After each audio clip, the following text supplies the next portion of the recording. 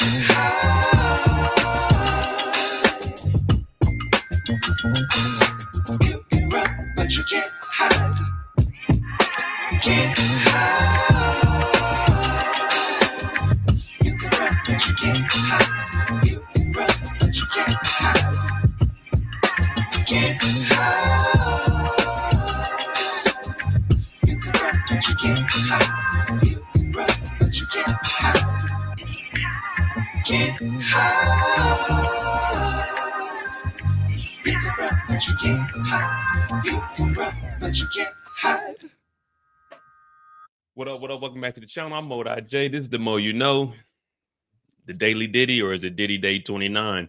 Well, it looks like this is going to be the last day of trial. And then from here, we'll rest and we'll do closing arguments on Thursday. What up, D? I said that day one guilty. On to the next person. What's up, Lee? All right, we're going to see. We're going to see. Again, I'm not here to say if Diddy's innocent or guilty. I'm just going over the crimes that they say he committed and aligning it to the crimes and the charges that are provided for him. But, hey, man, we shall see. We shall see. Do I think he's going down? Yeah, I think he's getting at least 30. But, again, it's not on me. I'm just saying from what I've seen. You know what I mean? But it is what it is. I really don't care. But yeah, so we're here. This is gonna be the last day. They said they will be done today. And then remember, closing arguments will be on Thursday. So closing arguments will be on Thursday, 4 hours apiece for the prosecution and for the defense. They'll go ahead after today, after this last witness goes, if there is a redirect. Then the defense, they will file the Rule 29, which is going to submit this whole case to the judge. And this is going to be a potential acquittal. If the judge goes over it and says there's not enough evidence, well, significant enough evidence, then he'll go ahead and dismiss it. But I don't think he will. So, yeah, that's where we're at today. And we'll just be going over more of the timelines. The prosecution, they did what they were supposed to do with the special agent. So now we do have the defense up here, and that's where we're at right now. So go ahead, hit that like button, hit that subscribe button. Again, I'm Mo J. We've been covering this trial for over 158 hours. Today we'll hit the 160-hour mark. Hopefully they'll do closing arguments on Thursday and they can get this trial done by Friday so it doesn't roll over into our 4th of July weekend.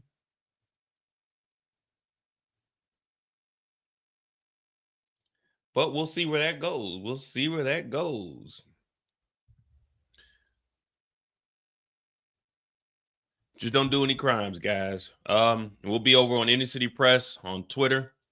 And then also CNN will be giving us the live updates. Well, they'll be giving us the more in-depth updates. Inner City Press will give us the quick updates. But remember, it's going to be slow today for the simple fact a lot of stuff is on the screens. So the screens are going to be turned off. So we'll just have to wait and hear. Like most of the stuff we won't be able to hear. We'll just have to wait and get him to give us a description of it. The defense is up here. So that's the lens we're going to be looking at it through, trying to figure out what's the defense's game plan, because the defense isn't calling up any witnesses. That means they either are very, very confident that, you know, they'll be able to make it through, or I think they might have that Trump in the back pocket. Like, oh, well, go through the trial. Trump he'll pardon us. So it's like it doesn't matter. We don't need to waste no time. We done already set that deal up behind the scenes. But we shall see. I mean, I've never heard anyone just say we're not gonna call any witnesses. What up, Torian? You know what I mean? We're just not gonna call any witnesses and we're just gonna call it a day. NL, what's going on?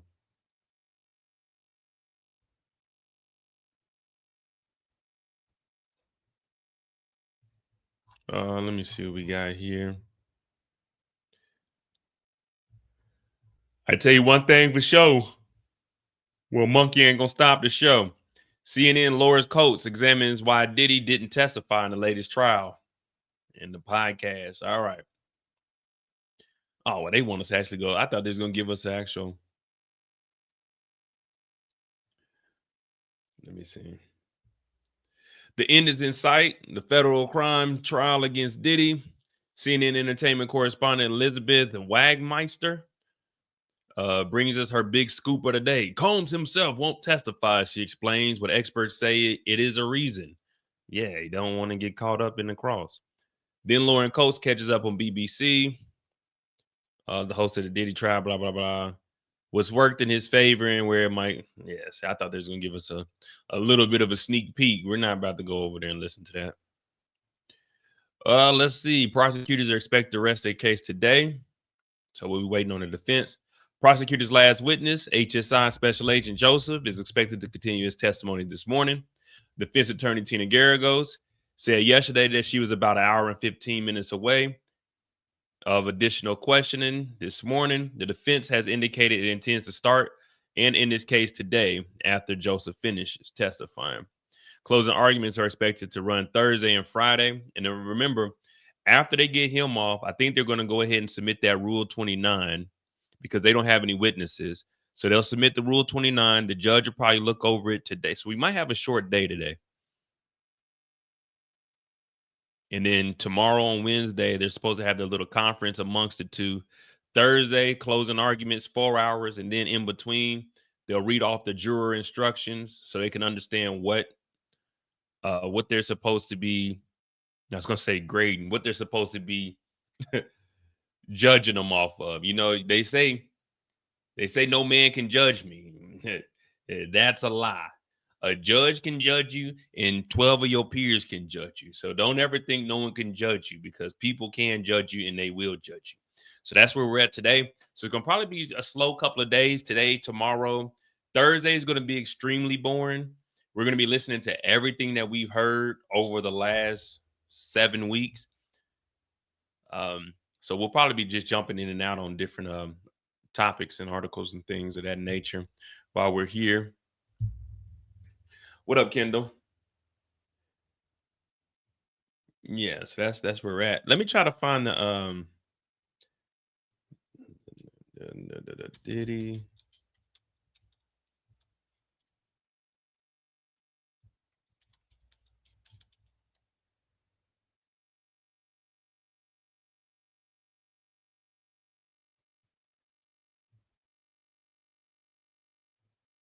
So we got the verdict sheets. I think they got a photo over here. It's on Hot New Hip Hop, hotnewhiphop.com.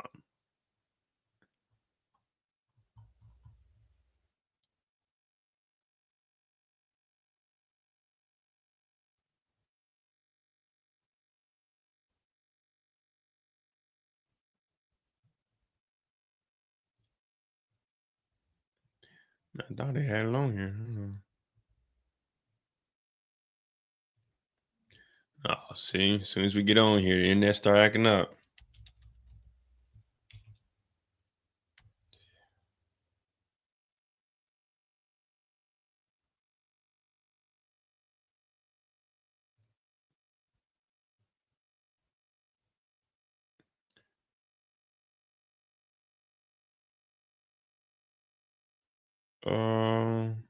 So it's on the Diddy docket. All right, we'll go to the Diddy docket. I think they got it. I think we're following the Diddy docket. Man, I ain't gonna lie, this is a fast ass 2 months we've been covering this damn trial.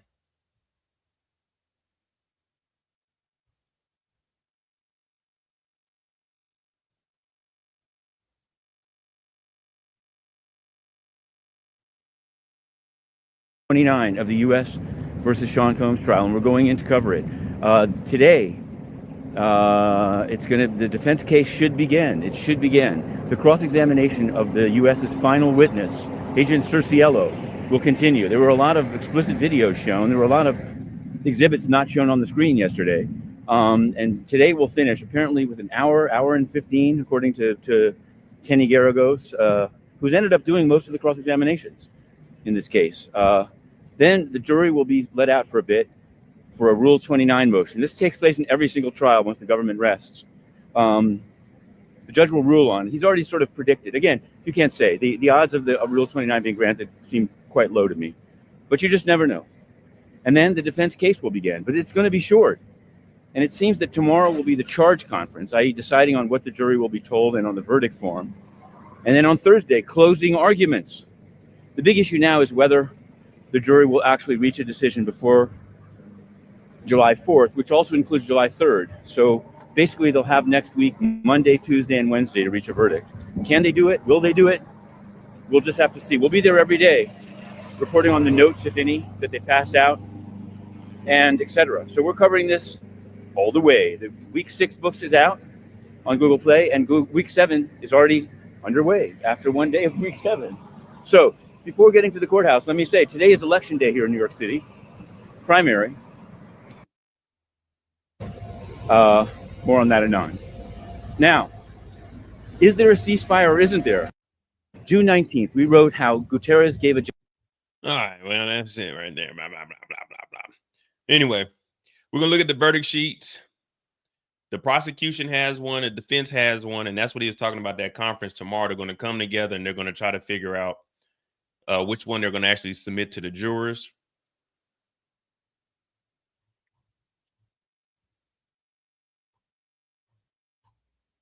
If I can find that down.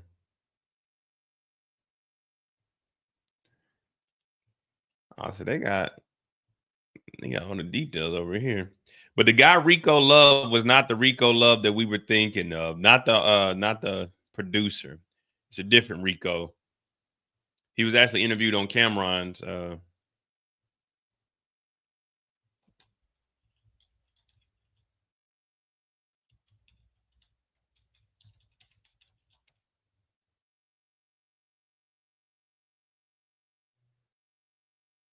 This is the guy Rico they were talking about here. I'll continue to look this up.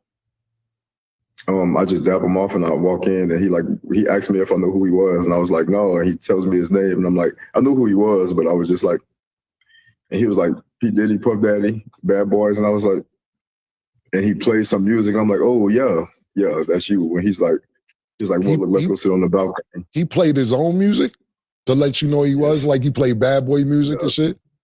Yeah. He started dancing and shit. He just played the music when he just played the music. And I was like, oh yeah. All right.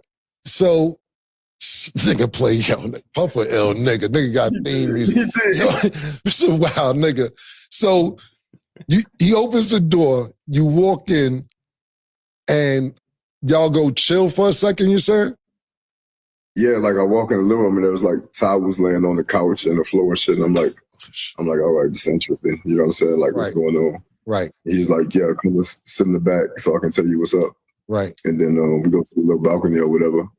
And he's just like asking me about my career and how long I've been with the agency and what I do. Right. And like we ran there for like 20 minutes. And he was like talking about he likes porn. And he's at a point in his career where he likes to curate and make his own porn. And then he started bragging. He was like, I got a girl in there, sexy, you gonna love her. And then he tells her to come out. And she comes out in like lingerie. And we just, I just dap him off and all right, so that's the Rico that they were talking about right there. That's the Rico that they were talking about that was over at Diddy's crib. Said he dapped that nigga Diddy up. Diddy turned on his theme music, and they got to it. Diddy was asking him about his career and where was he at this late into the career. It's really going Friday. What day is it? June 21st. All right, so here goes. I think this is the prosecution one. So these are the verdict sheets. This is the one that the government submitted. So Again, this isn't going to be the set in stone one that they use, because the government submits one, the defense submits one, and that's where they're going to have the conference tomorrow, and they're going to come together and figure out which one got the better wording for the actual jurors. Now, I don't think the judge is going to want the jurors to have to do too much work, so I think whoever's going to have it laid out in the most simplest form will be the one that they're going to submit. You know, you don't want the jurors to have to overthink, because they're already about to be back here thinking about this whole case and freak offs. You know what I mean? So this is what the prosecution submitted. It says, can we zoom in here? I guess not. All right. So for the racketeering conspiracy, it says, in the matter of U.S. versus Combs, the government has submitted its proposed verdict form, which includes more details for the juror about each of the 11 RICO predicate acts which he's charged with, including X trafficking. All right. So we're going to take this a step at a time. We're going to go through it we're going to do the prosecution one, and then we're going to go to the defense one, and we're going to see which one is easier to read, and we're going to go ahead and calculate it. All right. So for number one, racketeering conspiracy, count one. How do you find the defendant Sean Combs with respect to count one? Guilty or not guilty? It says A.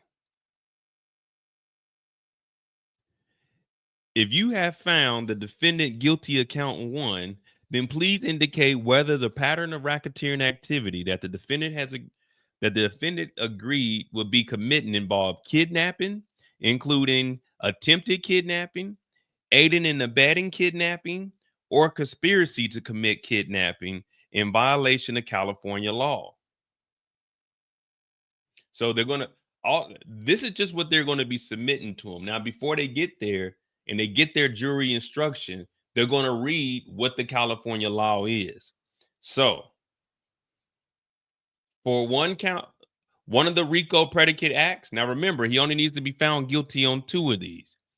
So kidnapping, including attempted kidnapping, aiding and abetting kidnapping, or conspiracy to commit kidnapping in violation of California law.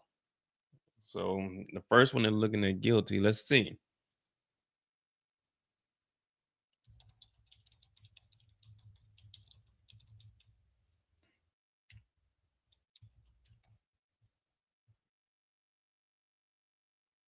In California, kidnapping under Penal Code 207 is defined as moving a person a substantial distance against their will, using force or fear. This crime is a felony.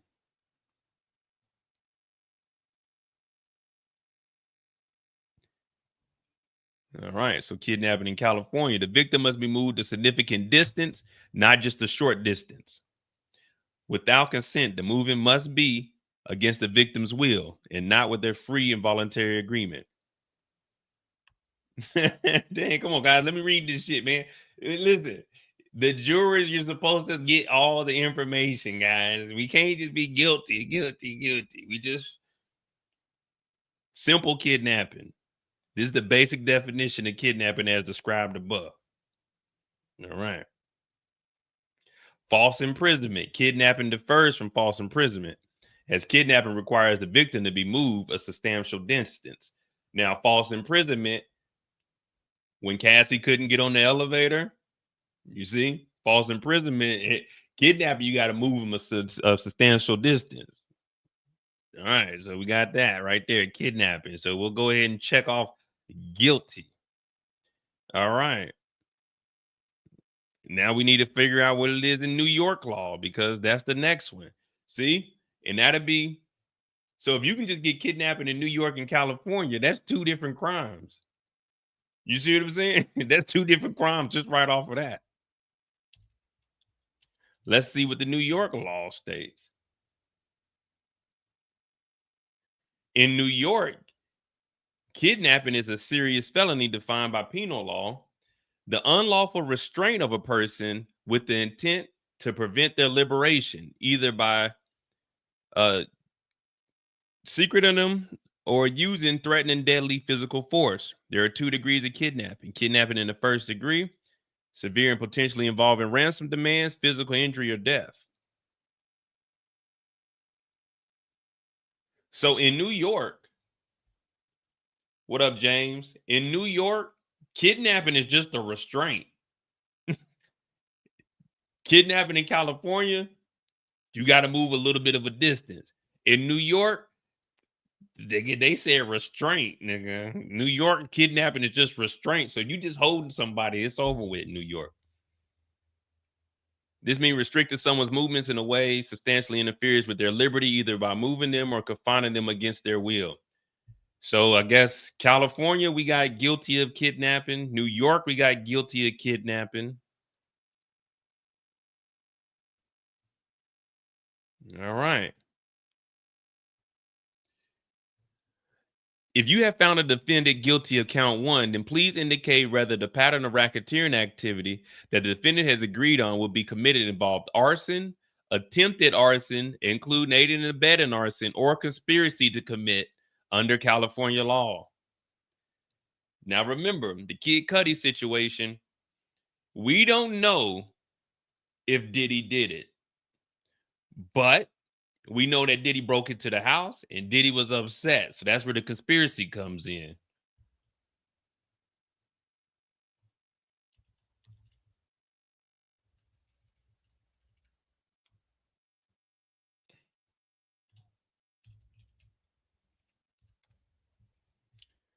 What's going on, Danny? Let's see what they got for a conspiracy.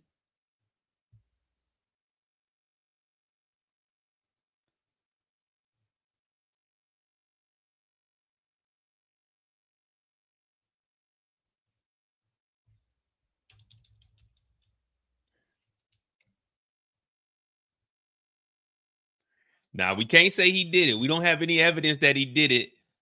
And remember, they got the fingerprints thrown out because it was a woman's fingerprint. So we can't say he did it, but it could be conspiracy. And that's what they have here listed in theirs: conspiracy to commit arson.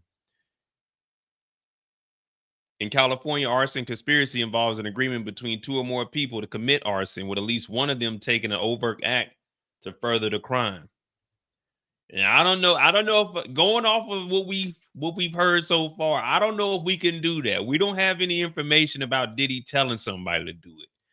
We do have him breaking into Kid Cudi's house, but I don't know if I can give him guilty for arson. What's going on, Kill? As far as the arson, I don't know. Arson, I can't put arson on there. Yeah, if we can't say that he did it, then that's reasonable doubt. So we got to put it's not proven on arson. Do I believe he had something to do with it? Yeah, but we don't have any proof that he called the woman and said, "Hey, go do that." So I think arson, we gotta leave that not proven. We already got 2 charges, so that RICO is already proved.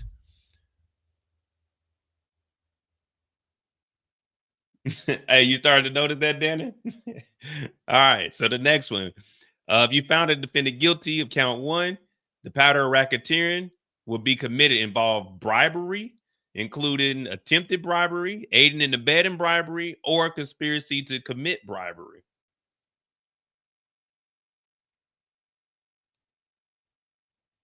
No, you can't speculate. Come on, guys.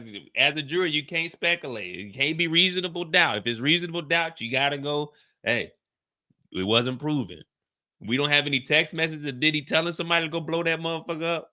We don't have any video of Diddy telling somebody. We don't even know who the woman was. Now, if it was one of the women, like an assistant or something. So the arson, I can't do that. But bribery, oh, man, let me see what bribery is in California.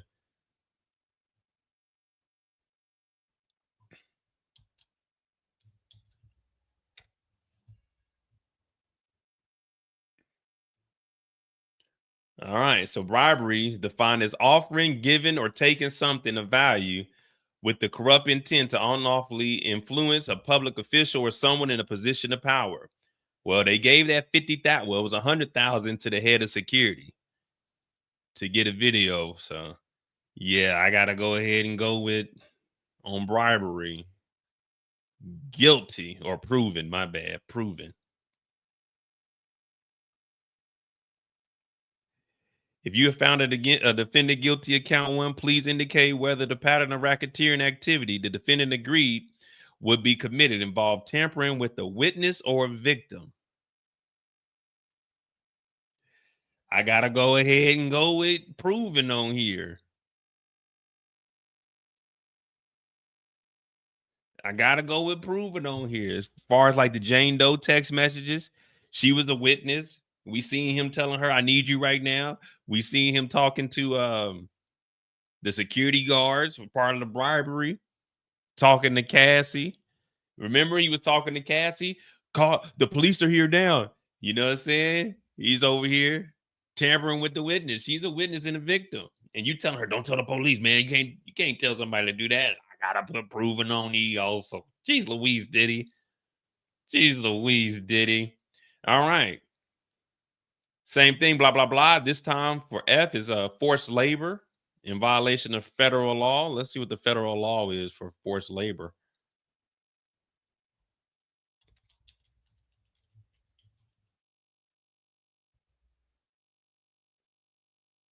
Oh, he said federal law. Oh, yeah, he did bribe Cassie's mom. Yeah. But I don't know. I think that'd be more extortion. We're going to see. Either way, we're going to throw it up under one of these.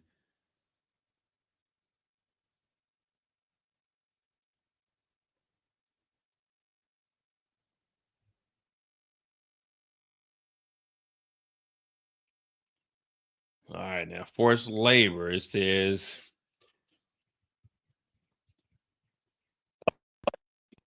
1589 makes a crime knowingly to provide or obtain labor or services of a person through force, threats of force, physical restraint, or fraud.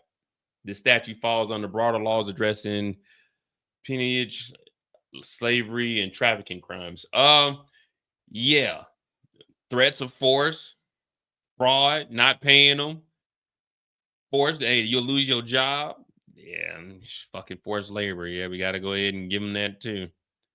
Jeez Louise, Diddy. We're trying to cut you some slacks.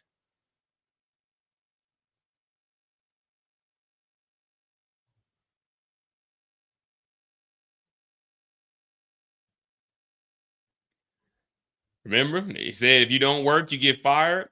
She didn't get her overtime for $80,000 coercion. That's going straight through DHS, Homeland Security. So yeah, we got to go ahead and give them that one too.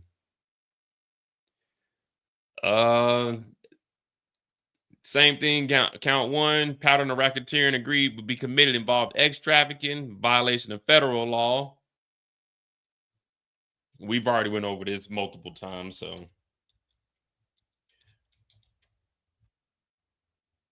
Harboring, transportation, provision, or obtaining a person for the purposes of commercial X acts by fraud or coercion. Yeah, we already know on G, X trafficking, guilty. So right now, I only got Diddy on one thing that he can get off of, and that's arson.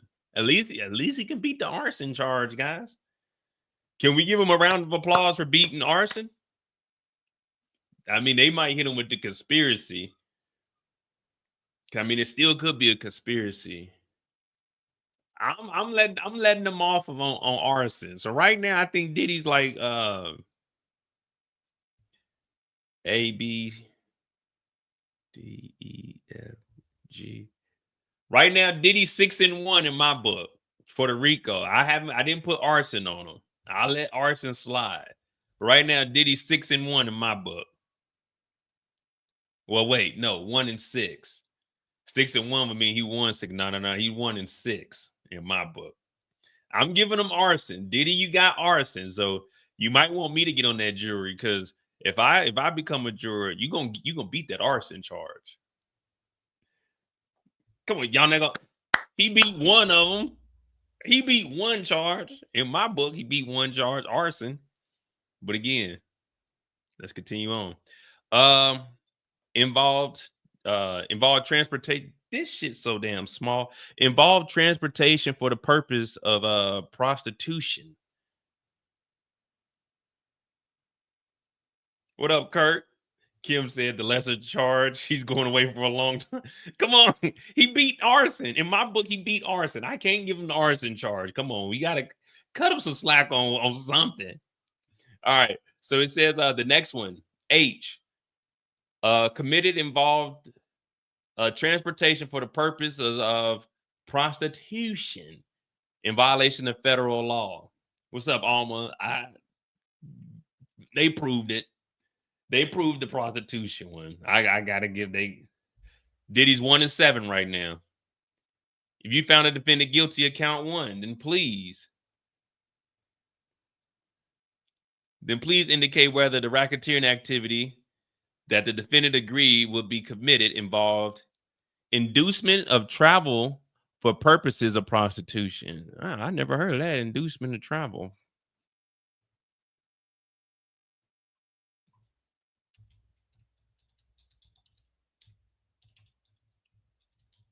Did it say inducement of travel or transportation? Travel for purposes.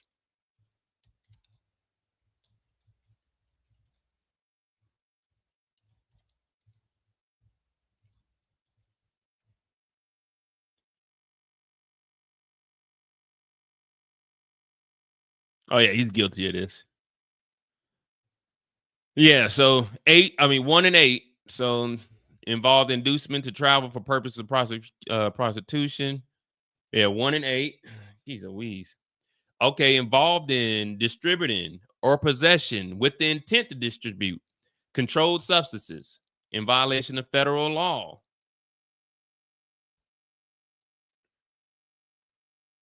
So remember,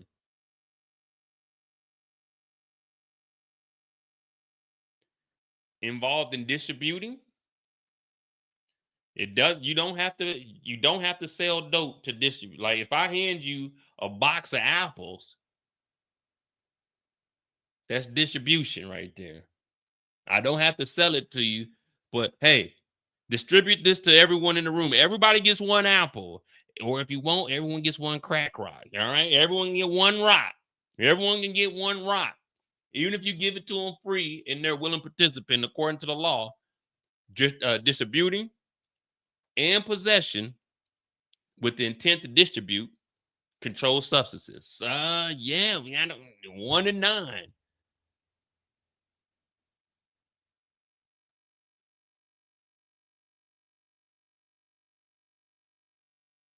And then for K, so this is just what the prosecution is putting together. The prosecution said for on K, for question G was if we found him guilty of X trafficking. So it says,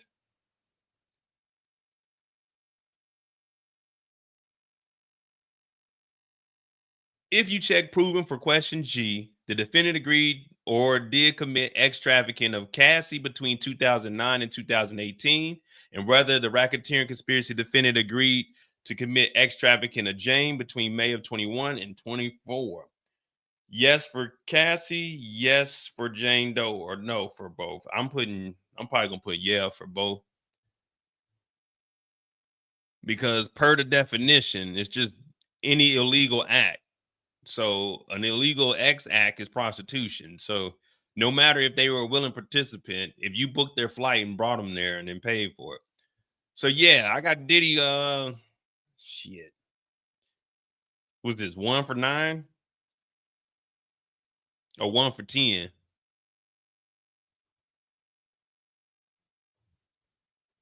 Per the law. That's not our personal opinion. That's just per the law. Now let's go find what the defense has. The defense, and here's the defenses. This is now watch. You can tell the difference between the prosecution and what the defense is trying to submit. Now these are just the rough drafts, but you see how the prosecution they went through.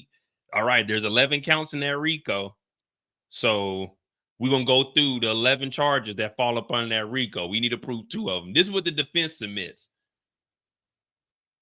All right, so the defense. United States versus Diddy. After the jury gets the charging instructions, they will be presented with the verdict form. The defense submitted their proposal. So the defense, it just says, how do you find a defendant? Not guilty or guilty? If you answer not guilty on count 1, proceed to count 2. If answered guilty, which racketeering acts Do you unanimously find the defendant agreed would be committed? They don't even know all of the acts. They're just like, do you think he's innocent or guilty for racketeering? They not even submitted. I like what the defense is doing. Like, nah, I don't think, because this is just saying, is he guilty of a RICO? And you know, people like, I don't see the RICO. So when they look at this, innocent or guilty? Guilty or not guilty? Nah, I don't think he's guilty of a RICO. Not guilty. They don't even know what like the charges, the predicate crime acts that are up under the RICO. So it's just like the defense is like, it's just giving that one. And then it says for X trafficking a cassie, how do you find the defendant? Not guilty, guilty. Man act transportation. Not guilty, guilty. They don't even know what the Mann Act is. We just read over all of it on the prosecution where they were saying is just transportation, you know what I'm saying, holding them against their will and everything. Here it's just Mann Act, guilty or not guilty. What the fuck is the Mann Act? For X trafficking a Jane and Mann Act for Jane. How do you find a defendant?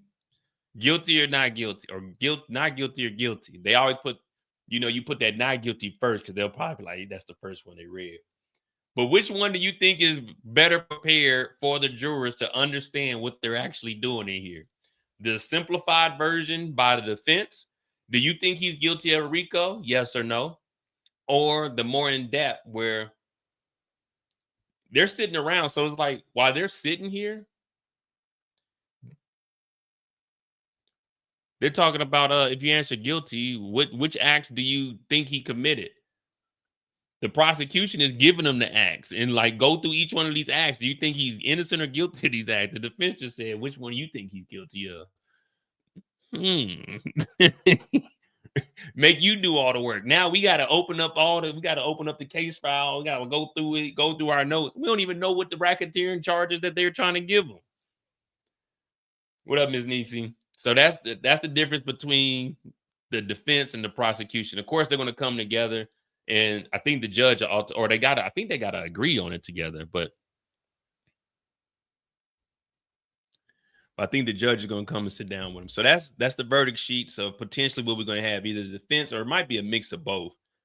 It might be simple for like Cassie, for the X and the Mann Act. For both of those, that might be simple. But then they might give the list out details for the racketeering. What's going on, Patrice? Exactly, Magnolia. They're depending on the defense. It's depending on the jury to not be smart enough to understand the charges and think being a freak isn't a crime. And America's so desensitized, that's how women are treated. It's no big deal. Yeah, so they're just trying to put it on here. You think he's guilty of a RICO? And the first thing we think of RICO, well, I ain't hear nobody get killed. So we'll see how it plays out. We're gonna get some of these updates. I was just trying to find something to pass time so we can, before we get back over here, because this is it today. So the judge is back on the bench. The defense resumes. We got 3 updates. So there wasn't a ceasefire, guys. They were shooting off again this morning. Donald Trump cursed on TV. He said, they don't know what the fuck they're doing. So he definitely ain't got time to be fooling with Diddy. Diddy, there's a war going on outside that Trump started. All right, defense attorney reviews text message between Jay and Sly.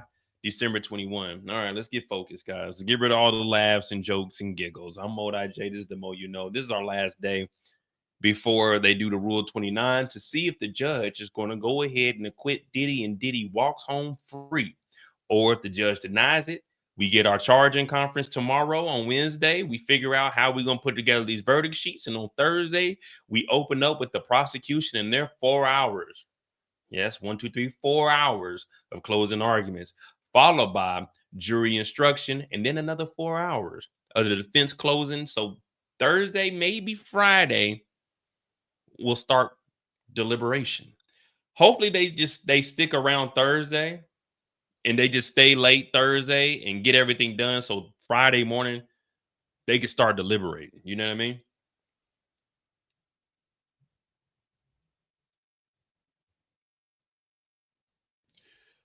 Young Thug wasn't convicted. All right. Let's get it. Hit that like button. Hit that subscribe button. I appreciate you guys. 7 weeks, and we only got 18 likes today.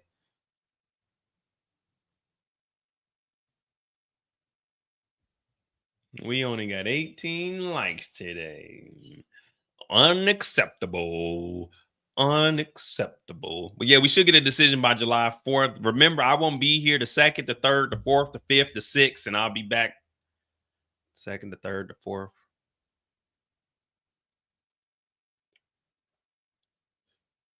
2nd, 3rd, 4th, 5th, 6th. I won't be back till the 6th, so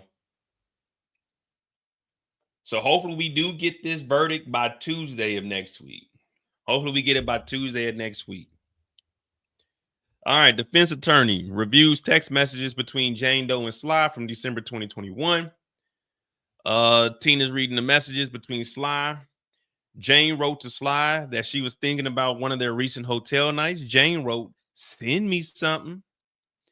Then asked if he could fly to meet her that night or the next day. When Sly said he was busy with Christmas preparations with his family, she suggested he make a day trip. Nigga, I just told you I'm getting ready for Christmas. You think I want to come hang with you and the diddler all goddamn Christmas? Hell no. Jane previously testified she only initiated explicit messages with Sly when she was with Combs and he told her to. Remember, Jane is one of Combs' accusers under the pseudonym. She was on the stand several days last month or this month. Damn. We already into July. That's crazy as hell. We started this back in May. All right. Diddy text Jane about crazy fantasies involving her and the entertainer Leo. Yeah, it's gonna be today's the last day. Today's the last day of any testimony. Then we got Rule 29. The judge will go over that. He'll probably dismiss it because there's enough evidence to convict Diddy. Tomorrow we got the charging conference where the prosecution and defense, they come together. They talk about how they're gonna put this verdict sheet together. I guess anything that they're gonna do moving forward. Finish up with this Rule 29. Talk about that tomorrow. Then Thursday, closing arguments, 4 hours apiece in between jury instruction. Hopefully Friday morning, deliberation starts. Maybe they get it done Friday. Maybe a whole 8 hours they get it done before the weekend, or it'll carry over to Monday. But Jane and Diddy in early April 2022, before allegedly meeting with the entertainer called Leo, Diddy texted Jane saying he had been having crazy fantasies about her and Leo. Baby, I want to make love to you. I haven't selfishly had you for myself for 5 months. I'm fine with the other stuff, but I really just need you right now. Jane responded. Diddy said, "Okay, whatever you want." Then asked a few messages later if Leo would be free after we spend some one-on-one time. After the alleged meeting with Leo, Jane texted Diddy saying she was still thinking about you loving all over me. Now, none of this is a crime, but who the hell?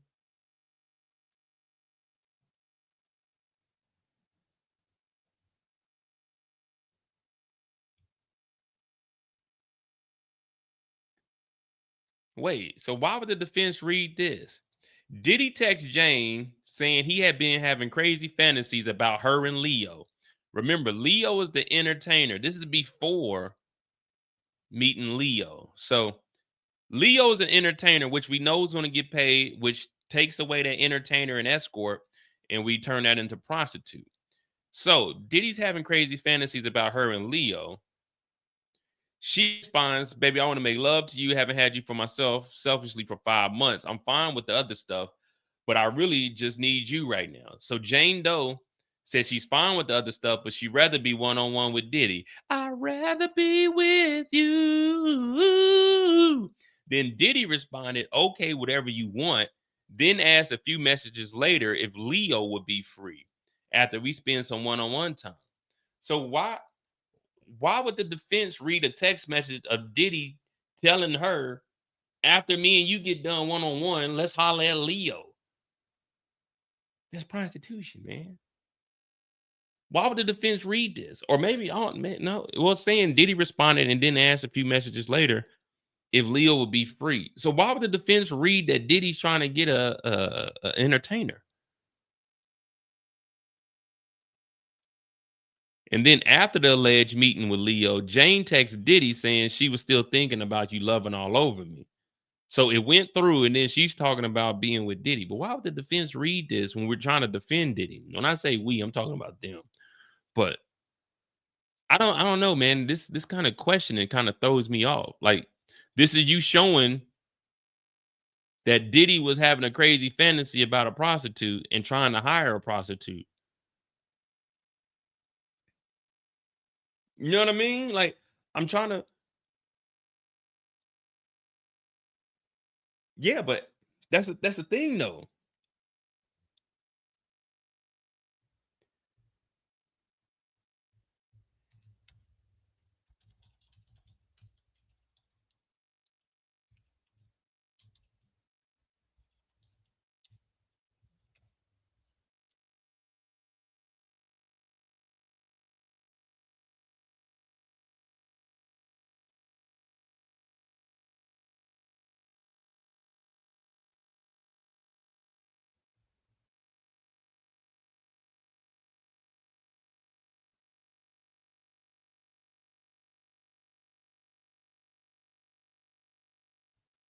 The Mann Act law, this prohibits interstate or foreign transportation of individuals for purposes of prostitution or other immoral activities. It's often used to prosecute individuals who facilitate prostitution across state lines. So it doesn't matter if it's consent. A prostitute can consent. Like, if you go down the street and pick up a hooker, she's consenting to get in your car. You're consenting to pay her. That doesn't mean it's legal. It's still an illegal act. You see what I'm saying? So why would you even read messages of Diddy even talking about hiring an entertainer that he's about to pay for sex?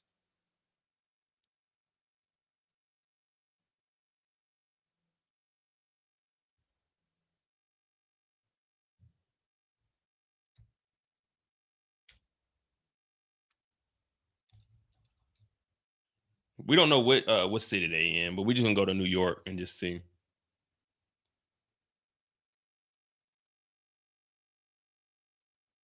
In New York, prostitution is defined as the act of engaging in agreeing. You see, you can have consent. You can have consent. That actually makes it prostitution. Prostitution is defined as the act of engaging in, agreeing to, or offering to engage in X conduct with another person in exchange for a fee. Both the person providing the X service, the seller, and the person paying for it, the buyer, can be charged under the law. That's what I've been telling everybody. Like, it's black and white. We talked about it yesterday. If you pull out into an intersection and the light is yellow, you ran a red light. Even if the light was turned, if the light is yellow and you're in the intersection and it turns red and you make that turn, you ran a red light. That's just the law. It sucks. That's just the law. But you see what I'm saying? It don't matter if it's consensual or not, because the seller is consenting to sell, the buyer is consenting to buy, but both of y'all get in trouble for it.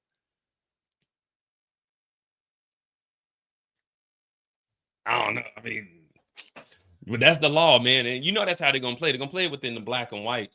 It's written out just like that for a reason. You know what I mean? They put the buyer and the seller. Jeez Louise.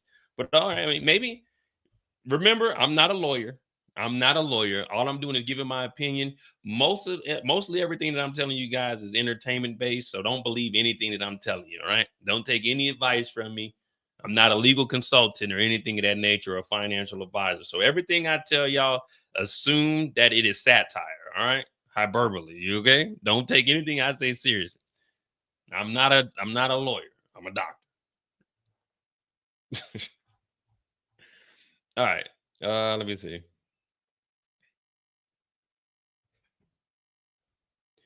Jury sees messages from Diddy and Jane sent to Paul in October 22. What's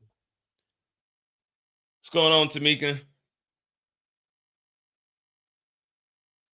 Oh, okay. I see what you're saying, Kirk. Sent to her shows that Diddy's not the bad guy. Yeah, you're right. We're gonna see what that verdict list look like, because it's just gonna be prostitution on there. One of the RICO counts is prostitution. So we're gonna see, man. It's gonna be interesting. I mean, I don't know. I don't know how people are gonna react. I know some people go, "Oh man, it's messed up." Me, I'm like, well, damn, all right. He's guilty. So what y'all gonna eat for dinner tonight? You know what I mean? I'm thinking about making me a steak. What y'all, you know what I mean? Damn, he's innocent. All right, well, cool. I gave him innocent on the arson charge, so I guess I was kind of right. But yeah, either way, it's not like, that's why hopefully they do this before I leave, so people won't be hitting me up while I'm on the road. Hey man, you see that? Man, I don't give a fuck. When I go on my vacation, nigga, I don't care about Diddy. All right, the jury saw messages from Diddy and Jane sent to Paul in October 22. Jane previously testified that Paul, which is his first name. So this is Paul Arthur. This is the Paul Arthur is the trainer, was one of the men who frequently joined the hotel nights. Jane, they put this in every sentence. Jane texts Paul asking if he was ready for some fun tonight. She then told him he should come over after the butlers were finished helping, and he could wait in the lobby if he got there early. Diddy also text Paul around that time saying, hold up. The staff is outside. They leaving now. Hang on tight, Playboy. What up, BBW Slayer? That's what I'm talking about. Beaming electricity. All right. So Diddy told him, hold up, Playboy. The staff is still here. Remember, we heard these messages yesterday. He didn't want the staff to know. That's what they were talking about, Paul Arthur. And remember, the hotel said Paul was coming up because they called up there and said Paul was coming up. So these are the text messages here. But what the defense is showing is that Jane Doe set this one up. But he frequently went to the hotel night. So again, what the defense is doing, you got to nitpick. Of course, you're gonna show all the messages that she set up. You know what I mean? You're not gonna be like, okay, these are one that Diddy set up. That's why I was kind of iffy on. I would never bring up anything that Diddy said anything wild or did anything wild. It'll always be what she did. But you can also see that what the defense is trying to do, they might think Diddy's already cooked on the Cassie stuff. They not even going back to try to defend the Cassie shit. They just trying to get all the Jane Doe stuff. If they can knock that off and maybe deal with the 2 charges with Diddy and try to dodge the RICO, maybe we can get, you know what I'm saying? Maybe if we can knock off the 2 charges for Jane Doe, the transportation and the X trafficking, try to hit the RICO and then maybe just the Cassie ones, then we got a little bit more wiggle room to negotiate. Okay, you talking about 20? How about we do this? We do 5 years, time served, 80%, which would be 3.5. So we got to serve, we just serve another year and we get out on good behavior. We'll just do another year locked up. Y'all let us go and we don't have to register.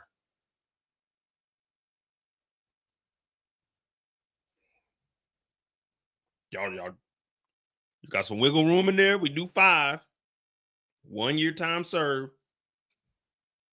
We do 1 year in there, and then we maybe early release. So there'll be a 3 years, maybe early release, halfway home, ankle monitor zone. So we'll be looking at 3-ish years. You see what I'm saying? Maybe the defense is trying to do some wiggle room there. You gotta try. You gotta try. Remember, guys. Remember, we're looking at this from the defense lens. We're not protecting Diddy, or you know what I'm saying, we're not advocating for Diddy. We're just trying to figure out, if we were defense lawyers, how could we try to make something shake? Because put a 1 in the chat if you're defending Diddy for $1 million. Put a 2 in the chat if you're turning down defending Diddy for $2 million. I mean, for $1 million. A 1 to defend Diddy for $1 million. A 2 to turn down $1 million to defend Diddy. Let me see who's a real lawyer and who ain't. Because I'm not turning down $1 million. Even if I know this nigga guilty, I'm taking that meal, and I need my meal up front. I'm not turning it down. I'm in there. Dum, dum, dum, dum, dum, dum, dum. Your Honor, my client is innocent. Jane Doe, she's a junkie. Cassie, she's a junkie. For all I know, they were bad influence. We never heard any of this until Cassie came around. And we know that Cassie used to party. Your Honor, if you don't mind, I got a song for you. My girl wants to party all the time, party all the time, party all the time. My girl wants to party all the time, party all the time. She likes to party. Yeah, Your Honor, my client's got to go. Good news is, Diddy, the check cleared. The bad news is, nigga, they gave you that Rico. Nigga, you're getting 40. I'm not turning all money. Listen, I agree with Patrice. All money ain't good money. That is the truth. That's the truth. All money ain't good money. But all money spends like all money. All money spends the same way all money does, unless it's counterfeit. All money ain't good money, but all money spends. Your landlord don't care where that money came from. That car note don't care where that money came from. No. That phone bill don't care where that money came from. That child support, well, the child support do care where that money came from, but they don't get it. It spends. That money spends.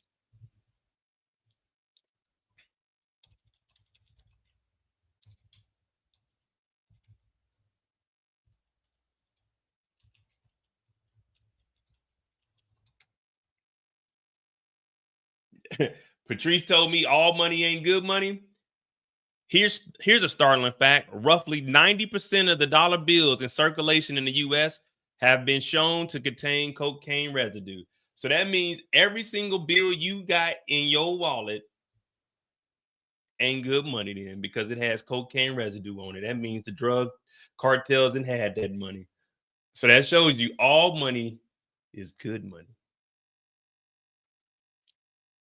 But remember what I told you guys. Don't take any advice from me. Don't take any advice from me. But your money does have a cocaine residue on it. So that good money that you got from when you went to work and then you go to the bank, to the ATM, and you withdraw it, that bank is giving you cocaine money. Oh, so which is it? Which is it? The all money good money, or is all money bad? I don't know. I don't know. Diddy money came with bad motor payment and crypto. Y'all gonna find a way. Y'all don't like agreeing with me. Y'all gonna find a way around it. Nah, I respect it though. But yeah, as a defense lawyer, I'm taking the Diddy case. There's nothing you can tell me that I'm taking the Diddy case. Diddy's offering how much? So you tell me I got to go to trial for 7-8 weeks plus a week. So just say 10 weeks. 10 weeks I can make 500,000. $10 million team, defense. If I can get my law firm $1 million in 10 weeks, I'm telling you, man, I ain't never had 100,000 in, you know what I'm saying? I ain't never had 100,000 in a week. It usually take like 52 weeks for me to even see that. So I'm with it. All right, let's get back to it. They reviewed text messages.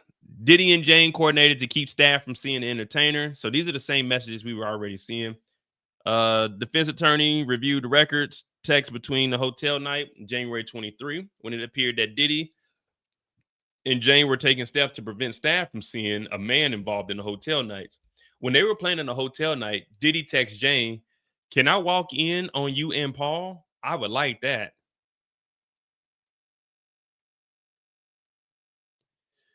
She said yes, and asked him what time should she tell the entertainer. Maybe 9:30, so he doesn't run into anyone. Jane later texts Paul, "Okay, let's make sure the coast is clear."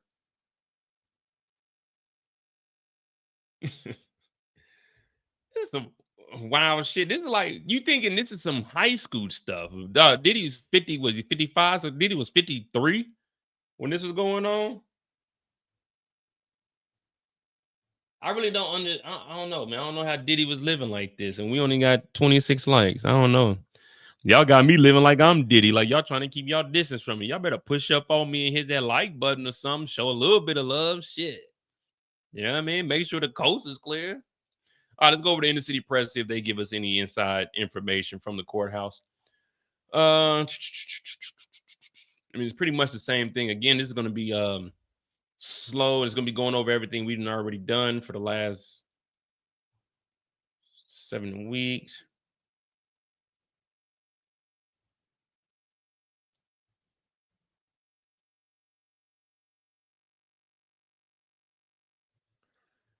I don't even know where we start. May include evidence, unfair prejudice, confusing issues, misleading the jury, and blah, blah, blah, blah. All right.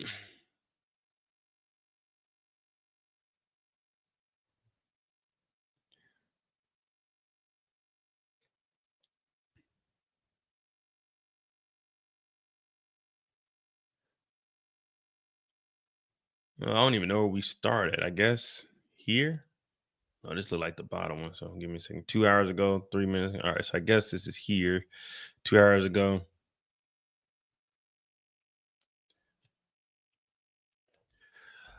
Turn off the screens. No one can hear or see. All right. So this is just taking us back to the beginning of the day. And we'll run through it. Because, I mean, like I said, we've already heard all of this in testimony. They may insert a couple of other things, but for the most part, we've heard, we came, we saw, we conquered everything. So I think they got like a soccer match or something going. Oh no, they might be over at the school.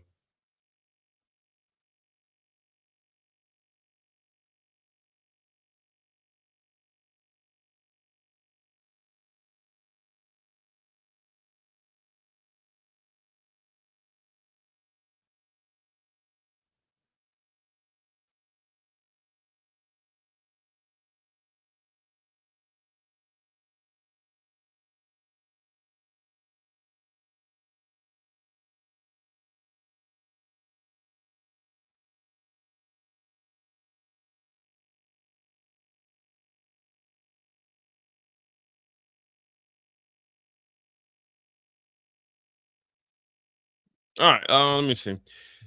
So what does it say here? She writes, "That was so freaking sexy." Then she writes, "I'm so wet. I'm dripping like water. Thinking about it." Heart emojis. Heart eye emojis. Now, Paul was in the chat, but your chart doesn't list Carble's message with Jane, C3328. Now, in December 2021, damn, that's my sister's birthday, man. That's the first, this is my sister's first birthday after she passed. And these niggas is getting nasty. Now it's December 21st, 2021. She reaches out to Carble to say happy New Year. Writes, "Let me know if you want to come tonight." What does Carble say? He says, "I'm cooking for my family, but tomorrow, faux show." Not in your chart. No. Under Italian, let's see, DX3050. I actually got to go back to my I got to go back to the names because we got Carble, but what we don't have is Paul Arthur Enrico. So we got to add Paul Arthur Enrico to our list of male names. Paul Arthur Enrico.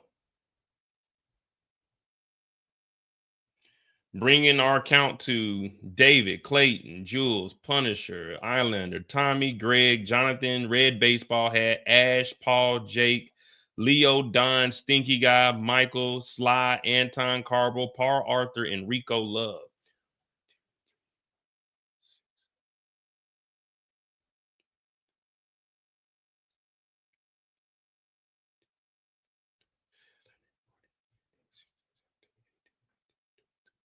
Bringing our total to 21 men mentioned between hotel parties and free calls. So 21 men so far, not including the days we don't know about. And this is from 2008 all the way to 2024. Yeah, remember there was a stinky guy. Remember they were in a hotel and there was a stinky guy. He was the first one. But she said he was too stinky, but Diddy told her she still had to try. So he was too stinky, and then she went into the living room, and that's where Sly was at. Remember, there was 3 guys that night. The stinky guy was the first one, and then Sly and Michael were there. Sly was number 2, and then Michael was number 3. Yeah, remember the stinky guy came over, and she said it was too goddamn foul. So she said, Diddy still made her at least attempt. Yeah. That was Jane Doe's. Under Italian, let's see DX3050. This is April 4th of 2022. Diddy with Jane. You read Mr. Combs. Combs writes, I have been having crazy fantasies about you and Leo. So this is the message here. Oh, hey, they done got Diddy. Hey, look at these messages. Why didn't look? Look at Diddy's initial message. I've been having crazy fantasies about Leo. Remember, Jane Doe told us she thought Diddy was bi-curious. But over here, there's no such thing as bi-curious. It's just straight he. And Diddy said he was having crazy fantasies about Leo.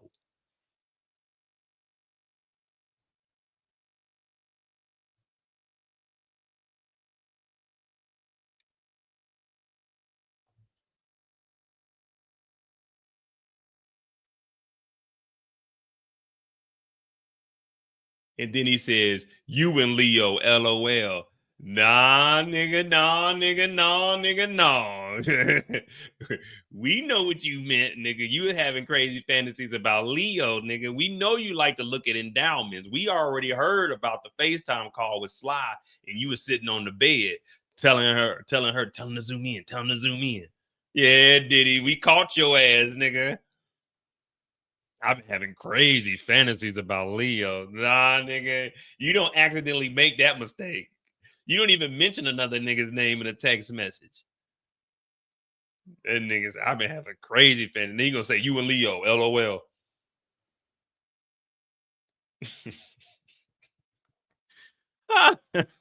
They caught Diddy's ass, man.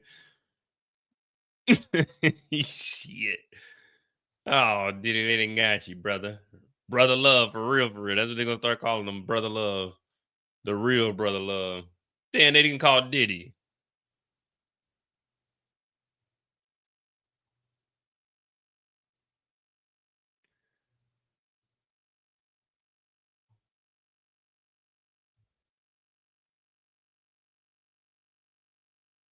Even this dude right here, Caladin Free, he's been on Diddy. This person right here, you see me out every now and then, I'll tweet him back. But this person right here been on Diddy's side the whole case. And today, when he's seen that having crazy fantasies about you and Leo, he said, bro, you just got to come out as bi at this point. It is what it is. There's no coming back from that. Men know you don't make no mistake like that. You don't make no mistake like that. That's not a mistake you make. You don't even send a message like that.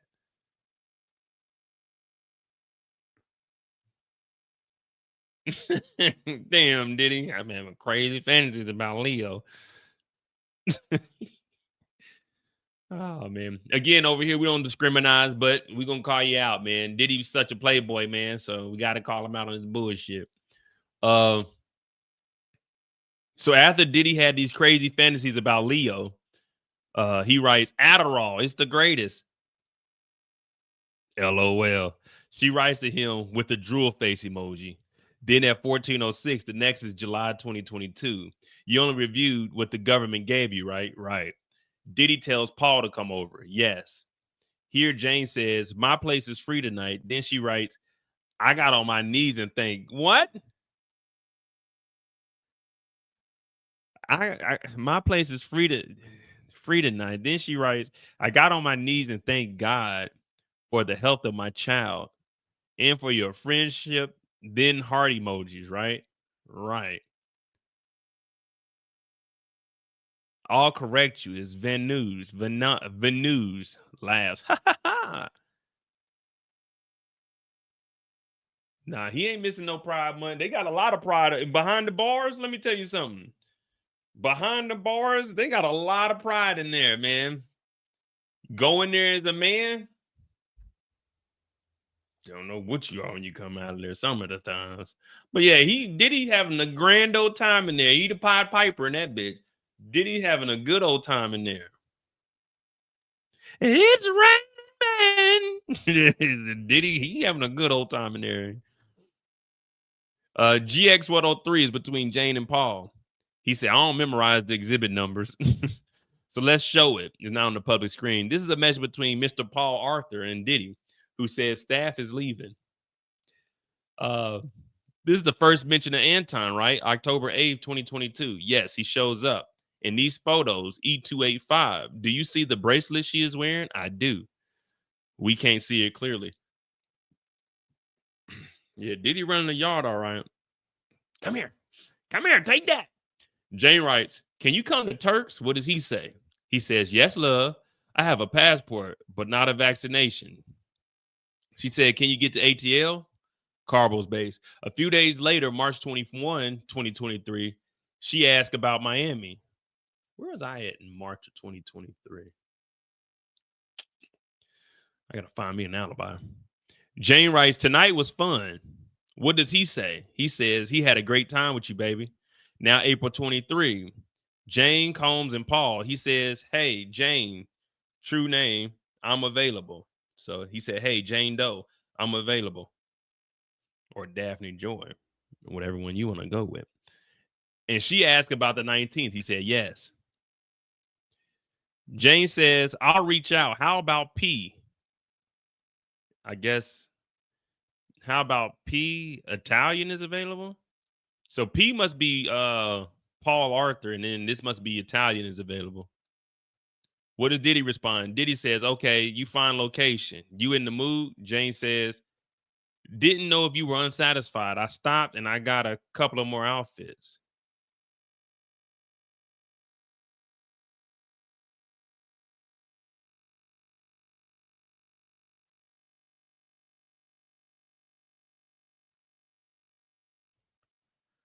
So this is getting us all the way caught up 8 minutes ago. So I don't know if they're on a break or not. Jane writes, I know what you like, Daddy. At the London, before you left NYC, you did a film. You forgot it. You promised you wouldn't forget. Then smirky face, devil face. I'm coming, Daddy. That video you sent me was hot. Sweat emoji.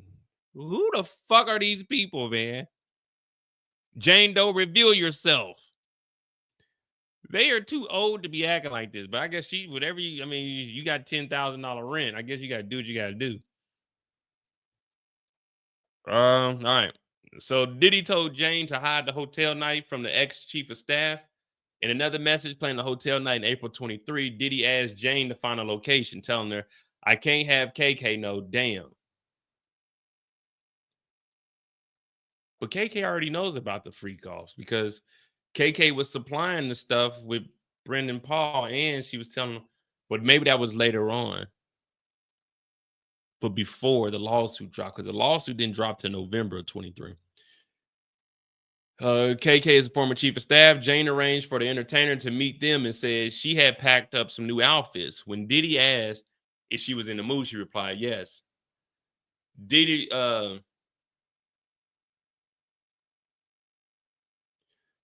later texted Jane, did you get Peel? I'm guessing that's like the Cialis or maybe a regular, like, I don't know. And hit me when the coast is clear. Jane responded, Joey is gone and Italian is pulling up. The next day, Jane texted Combs an explicit message and told him, I love you loving on me and me you. What? I love you loving on me and me you. Like, oh, shit, the fuck if I know. I guess when you on, nah, this ain't the last train to Paris. I told you this is the last train to prison. I don't even know what's going on anymore, man. What is the defense proving? That she was setting up some of these freak offs? We know that, but we're talking about the freak offs that he set up. She ain't on the stand. Yes, I mean, we're just going through it all again, I guess. All right, so I guess we got an update after the sweat emoji. Let's go back to GX 1406, May 19th to the 20th, 2023. Jane, Combs, Paul, and Carbon. What does Diddy write? He writes, is Chef still here? She says no, LOL. Pull up text of his personal assistants. Joseph said, I don't know who.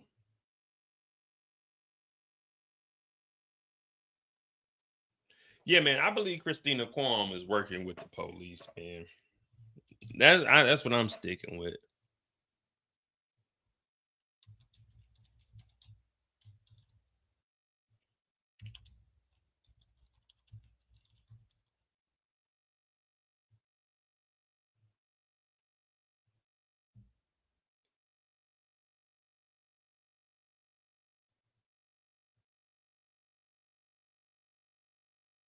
She's in 3 civil suits, but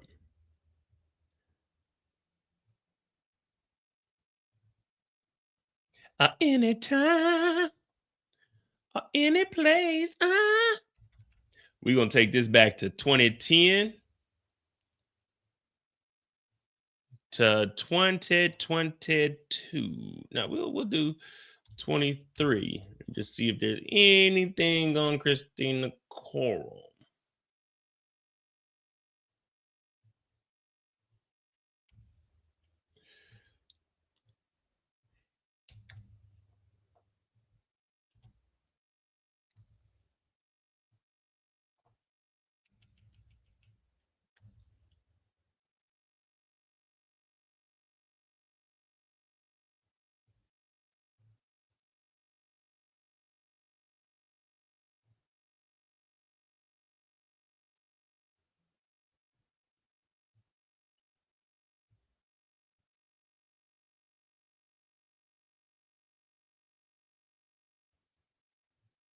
So I think we went over this one.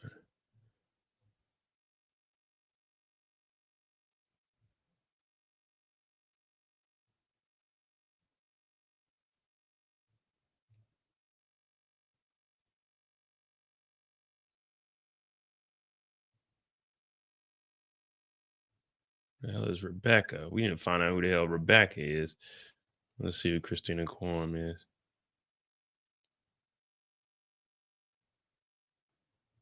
Oh, this ain't giving us nothing here. Oh, Christina. Wait. Oh, so she was in the lawsuit against the chef also? Do I think she riding hard for Diddy? Hell no. She ain't doing nothing with Diddy. She out of this.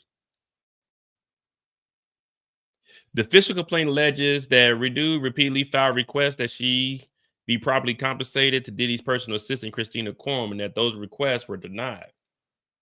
So yeah, she was in on all of this. But remember, this chef is the one that sued Diddy. The chef is actually the first person that actually legally mentioned the freak off. She didn't call it a freak off, but Diddy forced her to serve breakfast to him, to a guy and a woman while they were in the room doing a freak off. So this chef was the first person to sue Diddy over this, and they ended up settling it out of court. She specifies that once while working in the kitchen, a male guest of Diddy approached her in the nude, asking her to admire his genitalias.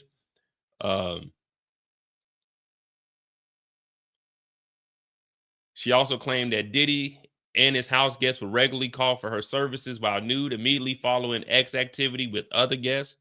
So remember, she sued Diddy in 2017. So everyone blaming this on Cassie. Cassie never filed a lawsuit or anything until 2023, but that was because she offered the rights to the books. But in 2017, the chef actually sued Diddy, and Diddy ended up selling out of court for it. But she was the first one to say that Diddy was having sex with guests, and Diddy was making her go into the room and serve them, and the people were walking around naked. She claims she was lured into situations that made her appear to be a thief. And remember, they ended up giving her a watch, and then she took the watch, and she was like, nah, they gave it to me, but they fired her. So she was the first person to ever end the damages for unpaid wages and overtime, plus punitive damages and the injunction to prevent future employees from being inaccurately classified exempt. So, yeah, everything we've been hearing, she wasn't getting paid. She was forced to serve them food during freak offs, accused of doing shit she didn't do. She sued Diddy over that in 2017.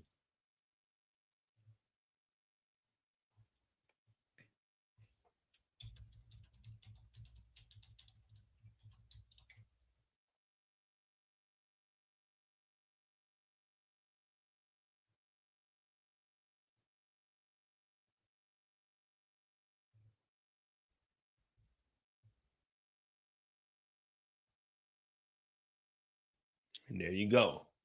There's the chef that sued Diddy for the same stuff we're going over now, but she was just an employee.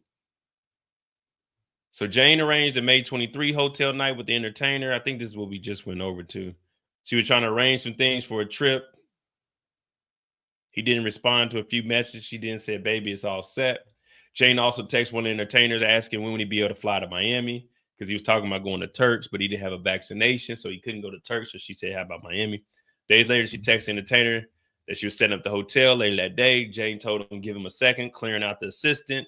They had to stop and go drop some stuff off and asked him to wait in the lobby. Hours later, the entertainer thanked him for coming and told him that he could be sending the payment through Zelle.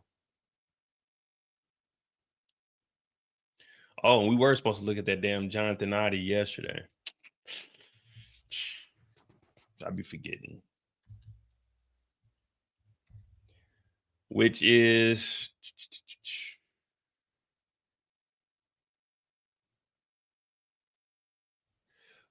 this one, and I think he said 23 minutes. I've been hearing about the HPV vaccine. Did you get it for Ellie? Yep, gotta keep her protected. Against cervical cancer, right? It protects boys too, from throat and penile cancer. Good to know. Very good to know. So if you don't know about Jonathan Oddie, he shot up the Trump Hotel. People thought he was crazy, but he was actually in an interrogation room telling them about Diddy and freak offs, him being with Cassie, catching the HPV. You know what I mean? All the above. So I think it's 18 minutes, he said. So he ended up shooting up the Trump Hotel down in Florida. They brought him in, and everyone thought he was crazy, but he was actually explaining about the freak offs in 2018, a year after, well, technically 3 years, but a year after the lawsuit was settled with the chef, because the chef filed in 15 and settled in 17. So the earliest to date that we know is 2000. That's in actual paperwork is 2015 when the chef sued. That's the first time we knew about anything of that nature. But just like everyone else, you know, oh man, why didn't they get Hugh Hefner? Well, people didn't start suing Hugh until he died.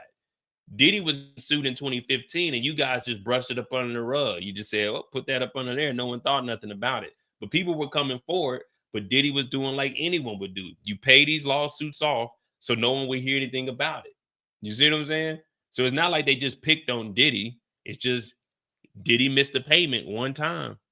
When Cassie, because remember, the whole time, Diddy knew for 9 months that Cassie was trying to get money.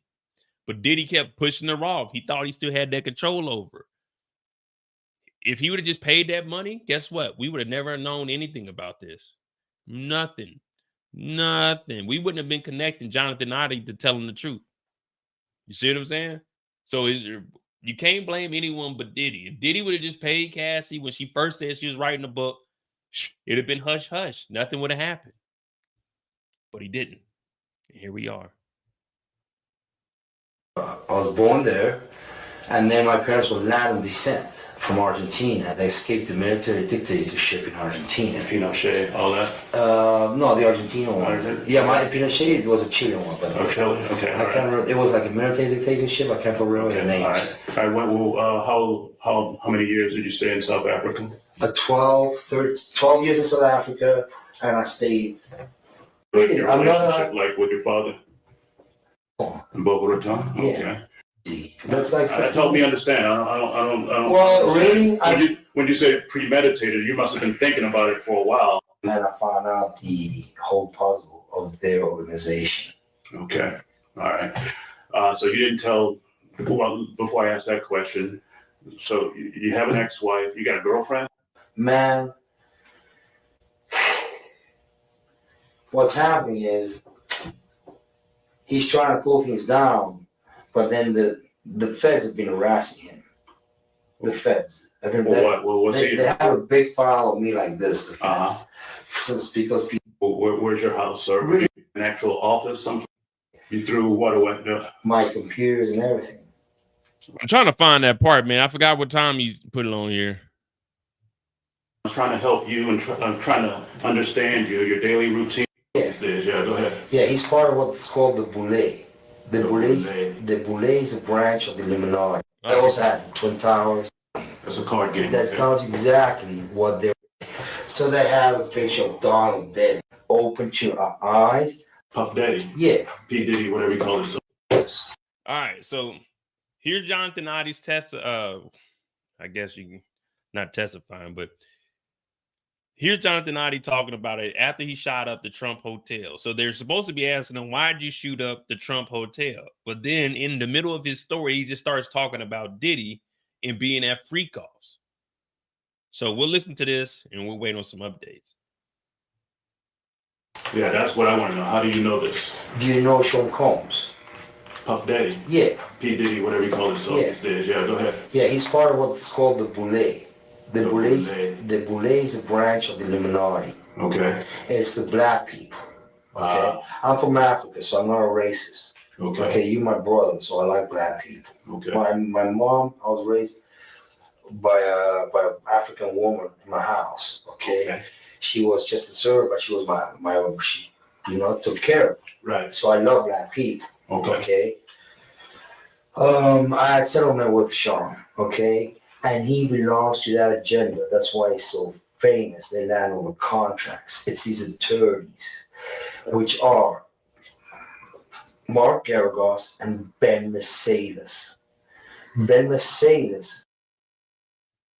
Mark Garagos, Tina Garagos, that's her dad. Remember the guy that was sitting behind him and they told him he can't be doing interviews about the actual trial because he's consulting them?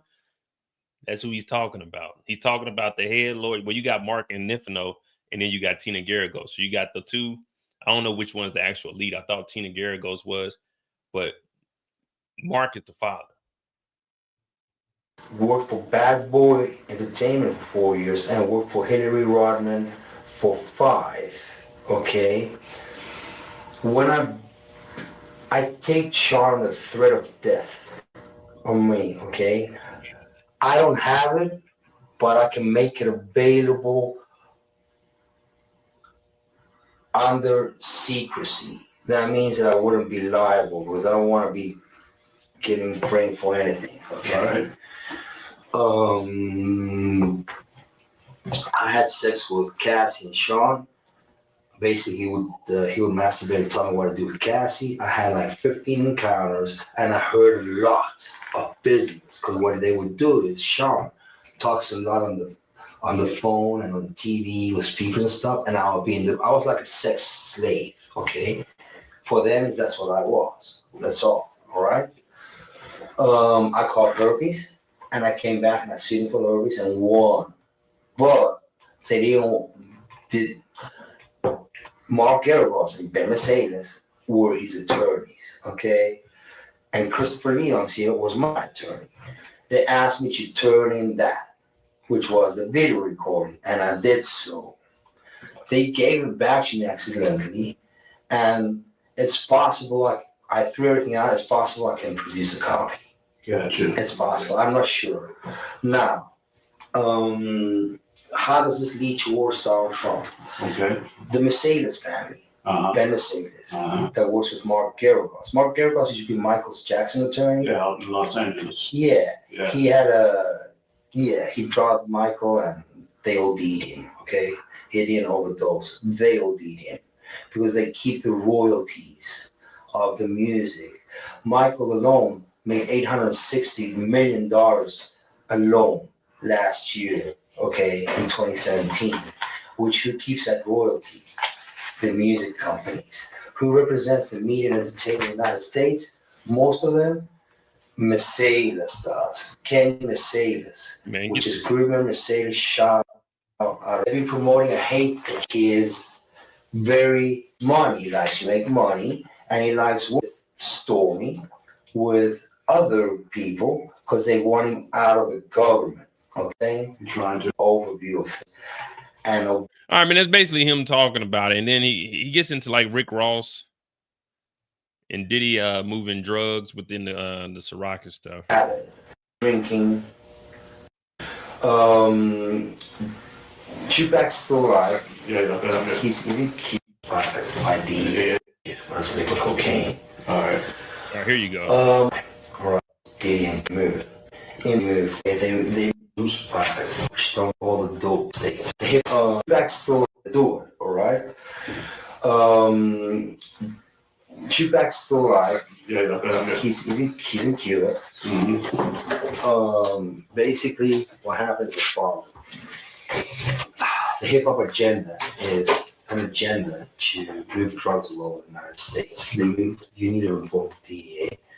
They move all the dope. Okay, all the dope on private jets, which don't get screened by customs, by the inside the United States. Okay, they move what's called high grade powder MDMA. They move cocaine and they move liquid cocaine in the bottles too. Okay, so they put the liquid cocaine in the bottles and they move it. I've seen the liquid cocaine. I've drank it myself, having sex with Diddy and Cassie. Okay, it's not good. He drinks it all the time. All right, he calls it Gigi. That's liquid cocaine. All right. Liquid cocaine. They put it in the Ciroc. Remember the MDMA? They had the liquid form at the crib. How do I know there's a conspiracy against Trump? Because it's in the Illuminati card deck. Thursday night, Friday morning. But what I want to know is how did that... It's your point, okay? On public TV and say, I thought so many. Gotcha. Okay, picture Mercedes. You're gonna need an internet so I can show you. If I show, all right, because it's a lot of BS that he's talking about, but then he did talk about the Diddy shit. And yeah, I mean, yeah, Mozzie, I seen this when this first came out when the Trump thing went down. I've seen this interview years ago, so that's why I already knew it. Actually, we have a video talking about this on the channel. Well, on the Mo You Know. But yeah, so he talked about Cassie and Diddy, and he was the first person to verbally talk about being in there, being hired to sleep with Cassie and Diddy. But everyone thought he was playing. Everyone thought he was just a weirdo. But no, he was telling the truth. Is that it?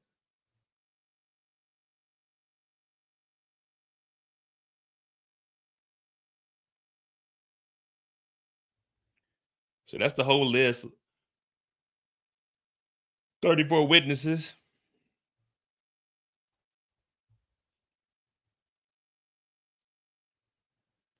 So they got a sidebar. Let me see. 19, that's what we read. Yeah, people thought he was crazy, but in reality, he was telling the whole truth and nothing but the truth. And just like this chef, she was telling the truth.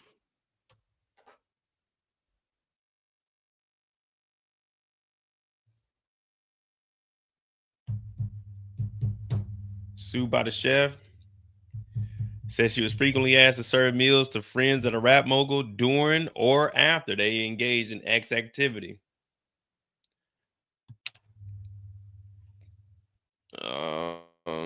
She would work from 9 a.m. to midnight without being paid overtime. Yeah, so Diddy's been doing this for years. You can't blame this on no one but Diddy. X harassment, quid pro quo, X harassment, hostile environment, failure to prevent harassment and retaliation, violation of whistleblower protection labor code, wrongful discharge, violation of public policy, retaliation, defamation, intentional infliction of emotional distress, negligent infliction of emotional distress, failure to pay overtime wages. What up, Moochie? So why they didn't get Hugh Hefner? So they got a break till 11:50. So that gives about 15 minutes. All right, we got some free time, man. Moochie, if you're free, I could bring you up here because we just kicking it right now. I'm just going all around. So if anyone got links or anything pertaining to the case,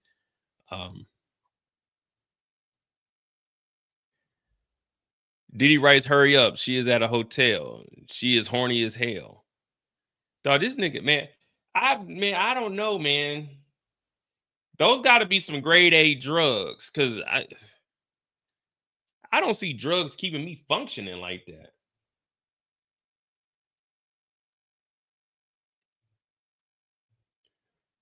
He's not charged. I don't know where everyone got the pedo stuff. That's not in this case. That's a civil case. That was an individual case. That doesn't have anything to do with the federal case. That's just a civil case. That's one of the many. I think Diddy has like 30 cases against him. But yeah, that doesn't have anything to do with this. I don't even know why people I don't even know who brought that up for this.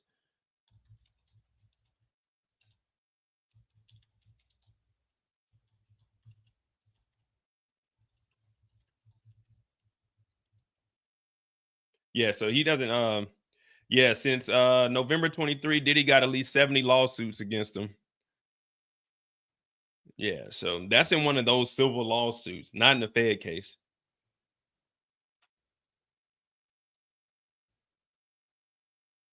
Nicole said he just needed to be on the stand. Diddy ain't taking that stand. You missed it earlier, Simone. We actually went over the jury verdict sheet, and we were going off according to the law. We went over the prosecutions and the defense. I'll bring those back up. But it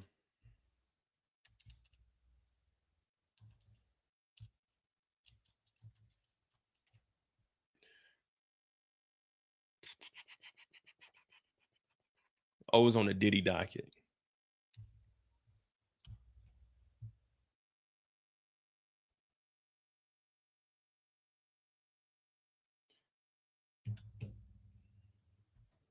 In order for the glove don't fit, ploy to work, defense has to convince the jury that if Diddy is less than 100% responsible for these crimes, they must acquit. Yeah. I mean, it's going to be hard to prove, though.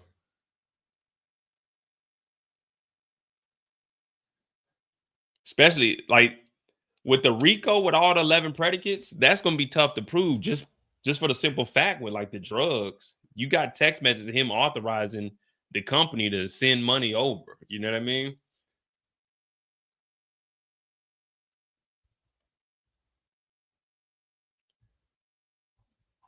I mean, pay me no mind, man. Pay me no mind. The Diddy docket. Let me see if he's up under one of these comments.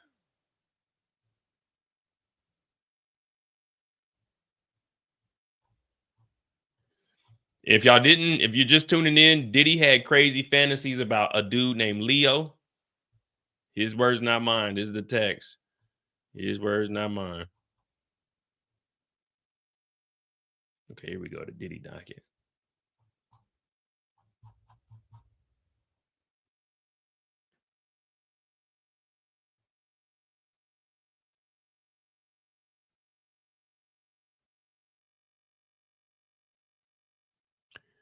In the matter of Doe versus Diddy, the one with the LA-based luxury car and jewelry rental family business, man at the 22 Ciroc promotional party painting motives, plaintiff's motion is being continuously anonymously is denied or to refile within 7 days.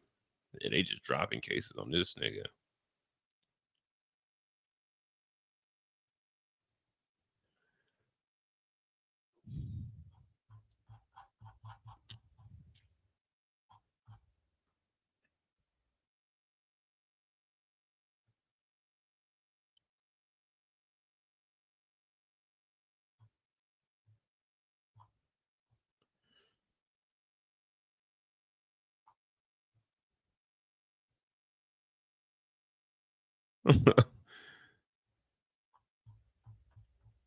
We almost coming to an end, guys. I know y'all gonna be missing Diddy. I know a lot of y'all huge fans of Diddy. Y'all are avid supporters of Diddy, and that's all right. You know, that's your life. You can do what you want to do.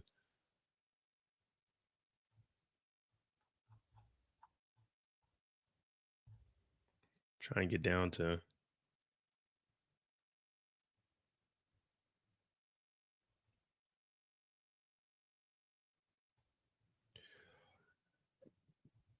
Excuse me. I think it's on the 22nd for the prosecutions.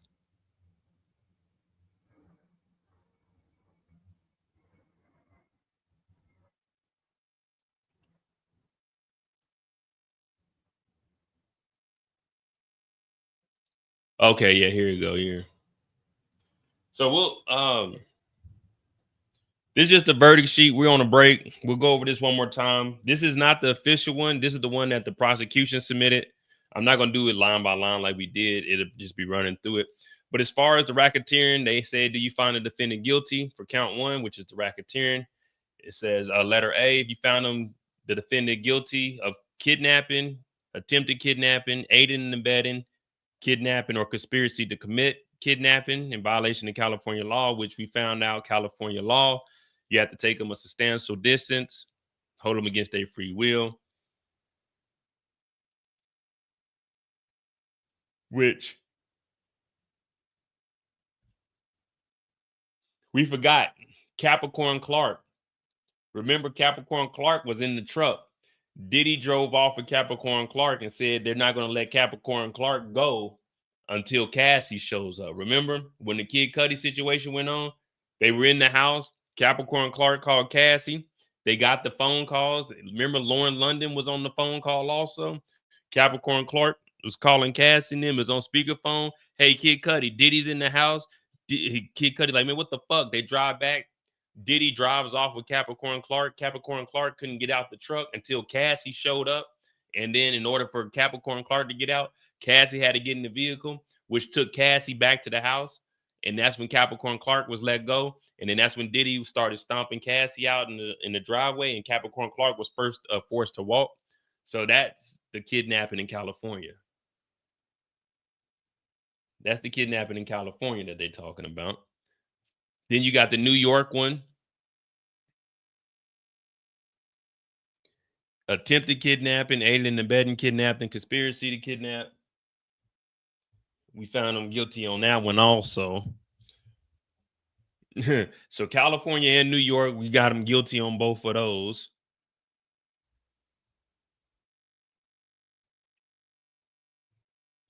The arson, committed arson, involved in it, attempted, or aiding and abetting arson, conspiracy to commit arson.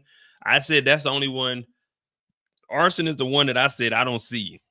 Now I could see them saying conspiracy, but I don't see any text messages or anything for Diddy telling them to go over there and do something. So I can't put arson on Diddy, and we didn't see him there.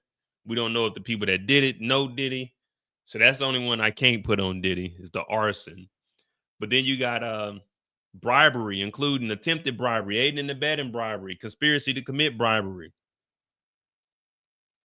For bribery, $100,000 to the hotel.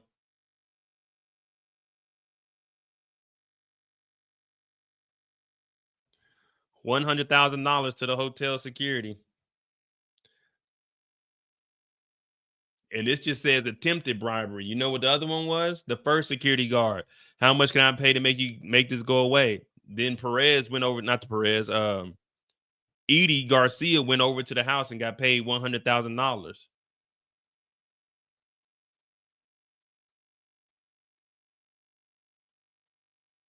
Now, arson, as a juror, you can't. The only conspiracy you can get is that he broke in the house. But breaking in the house and committing arson, I can't put those two together. Nah. Just going off the evidence. That's all I'm doing. I'm doing just like the judge said. You said just go off the evidence, and I don't got no conspiracy. Well, I mean, I do, but I don't. I can't prove it. So I don't think they proved the arson. And they said there was a woman fingerprint on there, but they disregarded that, but we got to hear that information, even though we can't use that information. But it wasn't a male fingerprint on there. So we got bribery, Then we got the defendant committed involved in tampering with a witness or a victim. Guilty.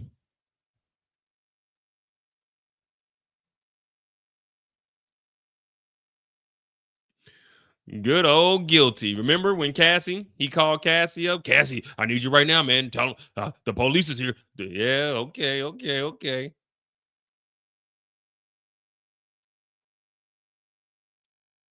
Oh, well, if we can't agree, well, that's just one charge. So as long as you get these other ones, you only need two.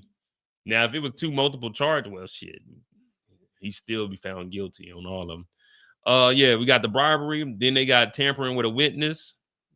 Yeah, it was Cassie that it was tampering with. Plus, remember, Don Richards, she took the stand and Diddy called her like 30 or 40 times. Remember, before trial started, Diddy was this is all the way up until you go to trial, right? This is still an active. Well, wait. Yeah, Diddy was calling then too. Yeah, so he's calling after he got arrested. He was, tampering with a witness. Yeah.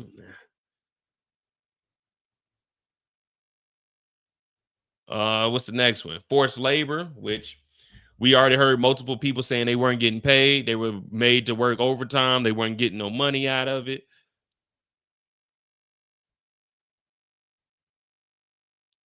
Forcing them to do X acts. Then we got involved in X trafficking. And then we found them guilty on that. Now remember,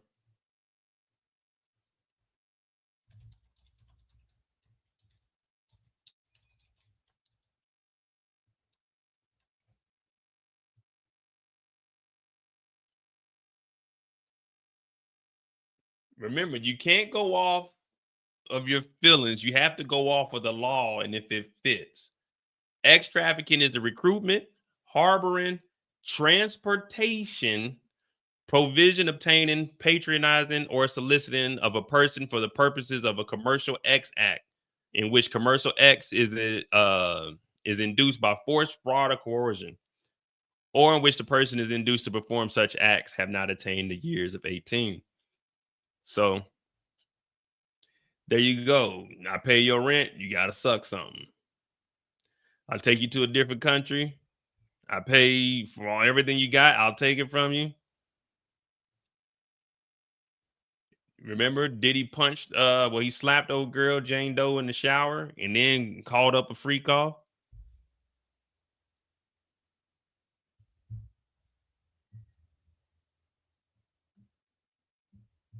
So there's your X trafficking. Then the last ones are this, the P-tuition. Yeah, involved in the transportation of P-tuition. Then,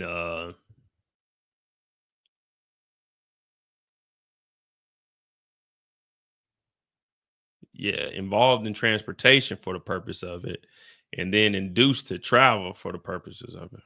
Yeah, so that's all that. And then distributing and possession with the intent to distribute and controlled substances in the law. So yeah, man. It looks like he got more than two of these predicate charges.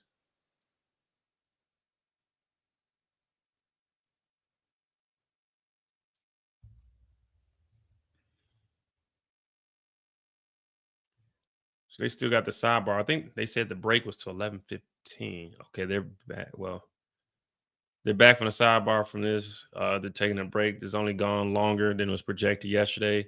We'll get the defense case today. The public exhibit screens are left off. So yeah, so I mean, they said it's gonna be like an hour. Well, we had 12. So that's about right.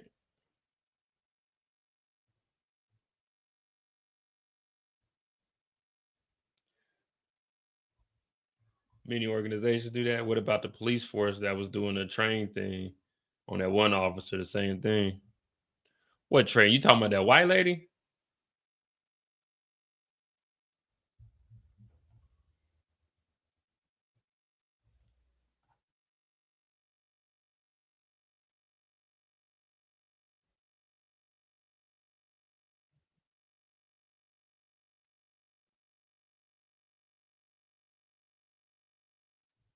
Oh yeah, I forgot about Carrie. Carrie's a friend.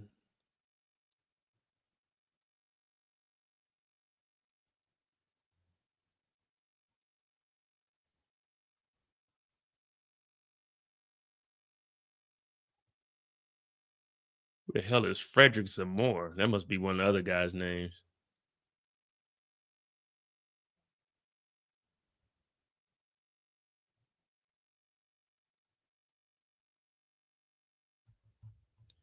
Everybody's talking about Shaq. Where the hell they seeing Shaq's name at? Oh, wait. Hold on. Mr. Combs, right? Hurry up. She's at the hotel. She's horny as hell. Need help. LOL. Paul responds, LOL, right? Right. And Mr. Combs sends Paul an image. Does it look like Shaq? Yes. So that's what they talk. Oh, so is Shaq gonna show up?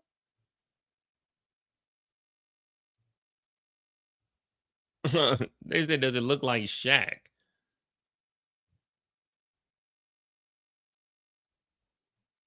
Well, I wouldn't put it against Shaq.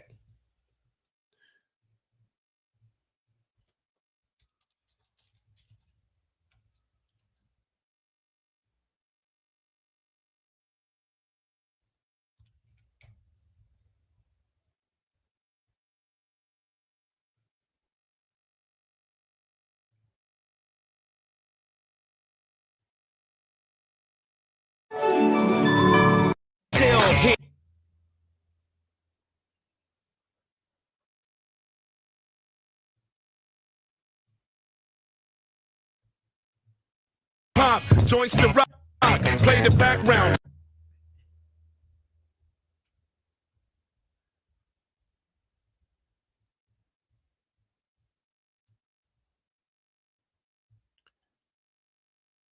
I think Diddy really thought he was living that life, didn't he?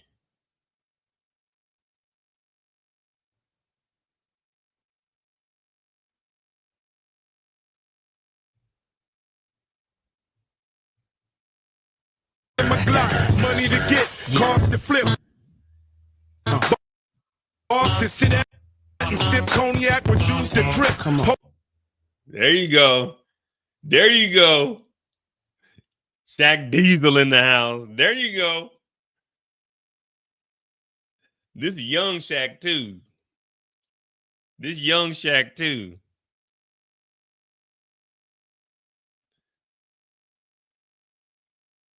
This is before the trade Shaq.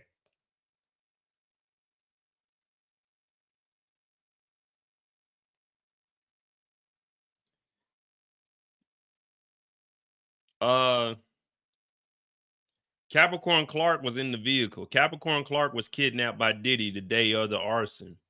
Capricorn Clark said that Diddy, they called Cassie and said Capricorn Clark couldn't leave until Cassie got there. Remember, she was the one that called Cassie, and Lauren London was on the phone too.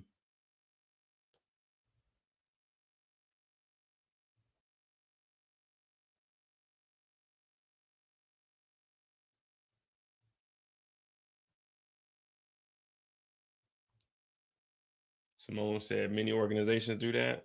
Yeah, I mean, don't mean it's legal. You got to file a complaint. If no one, see, that's the thing. If no one files a complaint, how would anyone know? If you're not getting paid your overtime and you don't go to HR and file a complaint or go above them and file a complaint, how would anyone get in trouble for it? You know what I mean? It'd be like that, man. Just like I said, if I run a stoplight or I run a stop sign and you run a stop sign, but the cops catch you, it don't mean what I did was legal. It's just I didn't get caught for it. You see what I'm saying? You can't say, well, if it happened here, it got to happen there. That person ain't get caught. That's just really all it is. If we both taking a test and you cheating off my paper and I'm allowing you to cheat, but they catch you cheating, that's on you. I'm not saying nothing. I'm not turning myself in because you got caught cheating because I was helping you.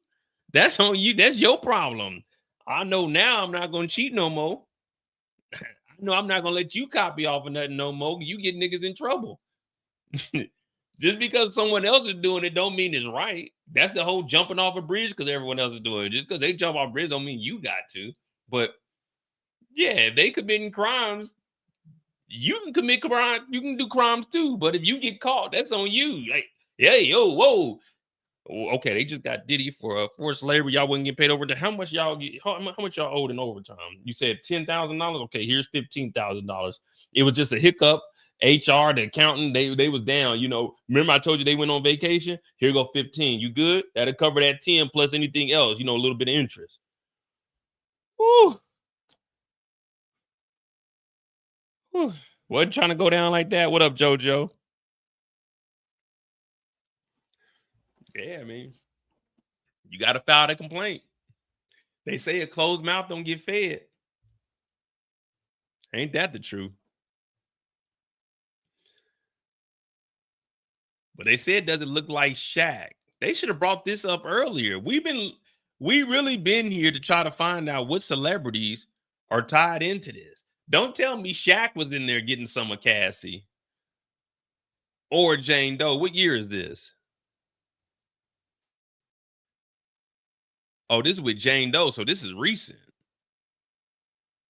Oh, this ain't this Shaq. It's the Shaq off of TNT.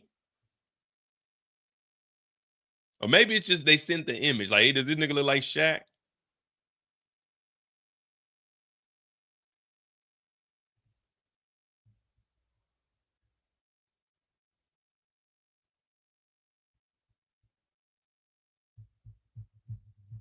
Nah, well, the only thing you missed today is Diddy like boys.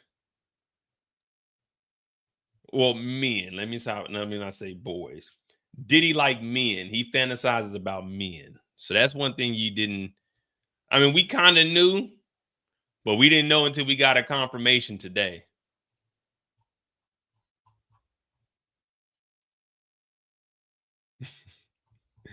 Today we got a confirmation that Diddy likes to think about niggas. I'll let you read this message right here. Diddy text Jane Doe, I've been having crazy fantasies about Leo. And then he gonna try to be slick and put you and Leo, LOL. No, nigga, no. You said you've been having crazy fantasies about Leo. We got the text message. We seen it. And it's in green. I thought these niggas, were they on iPhones? iPhone 13? Diddy say, I likes boys. I be having crazy fantasies about Leo. And then he gonna try to do the LOL. Like, nah, nigga. Hell no. Nigga, you done fucked up. And you can't edit messages back then in 2013. You can't unsend. He talking about you and Leo, LOL. Nah, nigga. He's back on the stand, the judge of the bench, blah, blah, blah. So we really aren't getting anything today. It's just them trying to downplay the Jane Doe incidents, but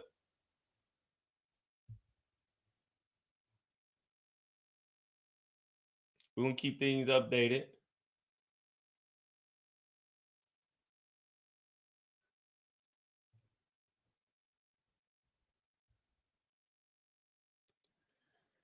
Yeah, so other than that, and then they mentioned Shaq's name. That's probably like the highlights. Nothing much.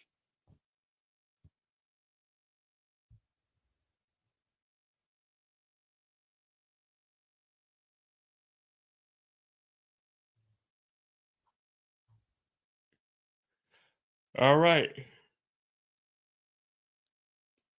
They're back. Diddy's in a brown sweater, is pouring over documents with his lawyers, Nicole Westmoreland. I like Nicole Westmoreland. I had a feeling she was going to be a good one. They should have let her do more. And then stands up to talk to Anfalo. All right, back to 1406. Diddy writes to Paul, security knows to let you in the back, right? Diddy says, just say P, not Paul. Jane writes, just to tell you I love you, listening to your music and making love with you. Party, rose, whatever you were saying. Back to 1406, August 12th, 2023. He writes, movie night was off the chain. Movie night was off the chain.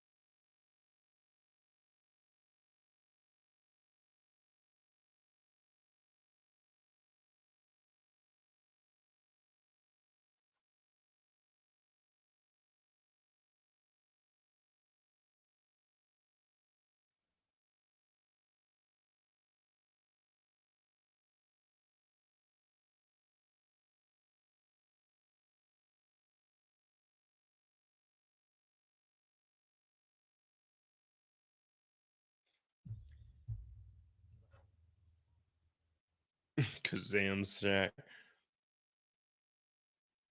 Yeah. Yeah. It just looked like they're just trying to, keep sticking it to the jurors. Jane Doe set them up, right? Jane Doe wanted those free calls, right? Jane Doe was with it. Jane Doe was setting. Jane Doe was. Jane Doe. Jane, she was doing that. That Jane. Jane. Jury, y'all heard of Jane Doe? Jane Doe was there. Jane Doe, you did a text message. Jane Doe sent a text message, y'all. Jane Doe said, she did this. Jane Doe, Jane Doe said that, right? Jane Doe set that up. Jane Doe said she loved Diddy. Jane Doe, she paid the rent. Jane Doe, she got a son. Jane Doe, yeah, Jane Doe liked to be around Diddy. Jane Doe did. Jane Doe said, that's all they're doing. That's all they're doing. Matter of fact, we need to go to Daphne Joy's page and see if she went off to them.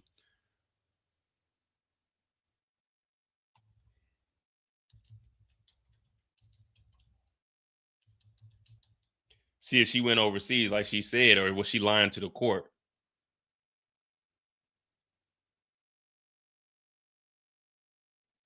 I know she got comments off. March 25th, 27th, April 7th. She lied to the court. We need to bring her back in. She lied to the court. She did not go overseas, guys. She's still here in America. Ain't no way she going overseas and ain't posting no photos. She lied to the court. It's over with. Bring her back in. Bring her back in. Diddy's not guilty.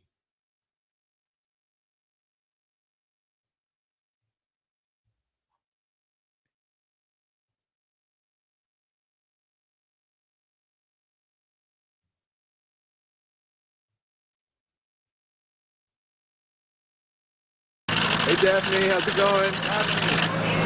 Daphne, you're in amazing shape, and my girlfriend is too. She kind of looks like you. I'm not in amazing shape. Do you think our relationship can last if I don't start hitting the gym? You're not choking up.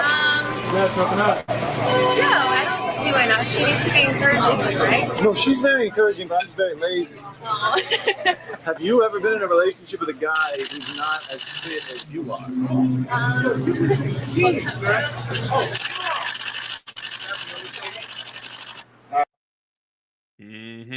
Daphne, we need answers.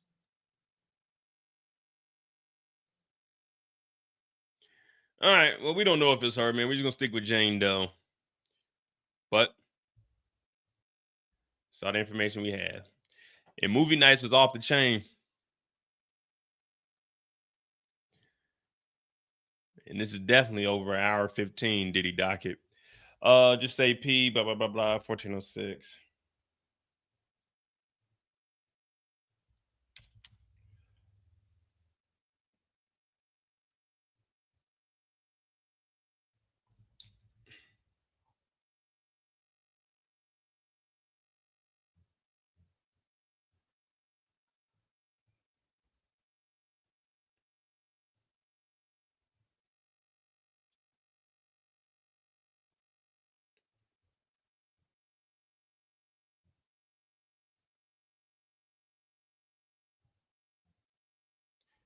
She says, so we tried something new tonight. He says, call Italian. She won hotel roof, good for drinks and light bites. Smiley faces, kiss face, right? He says, baby, I'm stressed. She says, I'm back to mommy mode.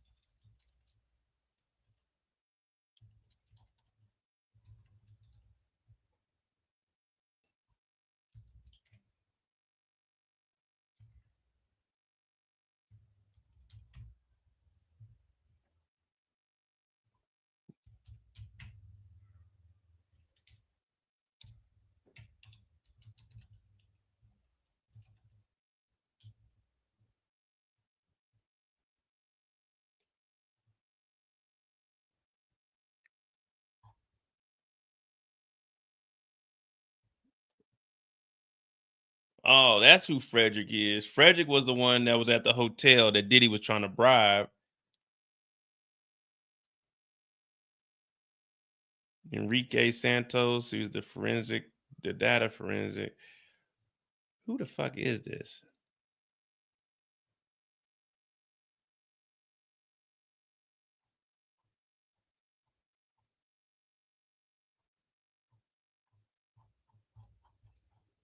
I think she had hold on, let me see. She had a list. I kind of liked how that was put together. Let me see. Replies. Might be from the media.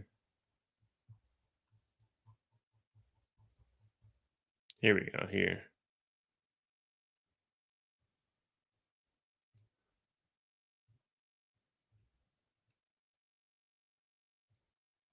I like how this is set up here. Let me see.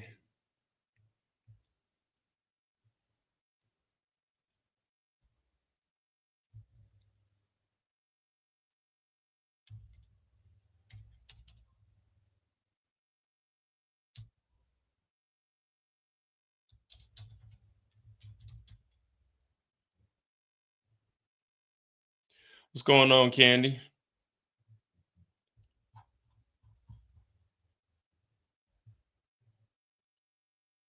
The hell?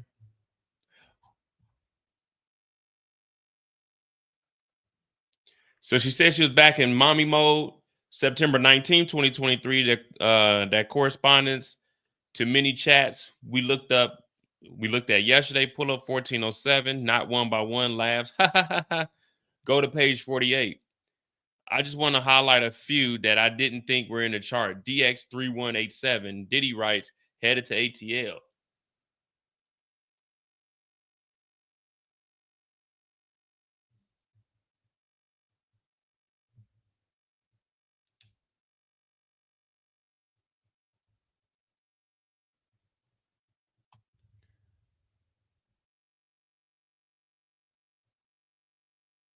Yeah, man. So she's just trying to get more things inserted in to it. Here goes a little layout. I probably have to still go back and confirm that these names all line up.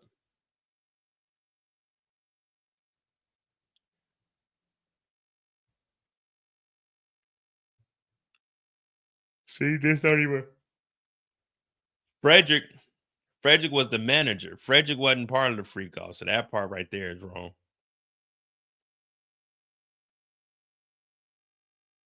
Deontay wasn't part of the X trafficking either, unless they was a witness. Oh, it's just witness. Okay, it's not saying it was a victim. So Deontay was a witness. So was Israel.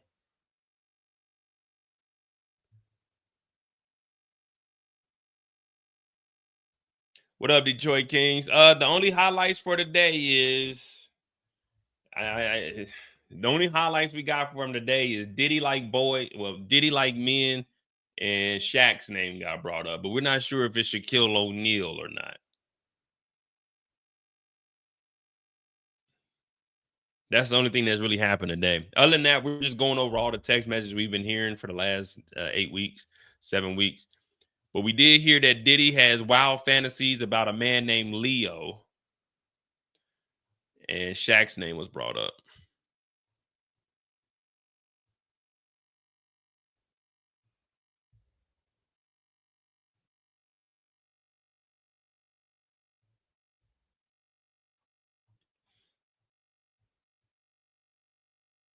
It's only supposed to be an hour and a half, but shit, we've been up here for 2 hours right now.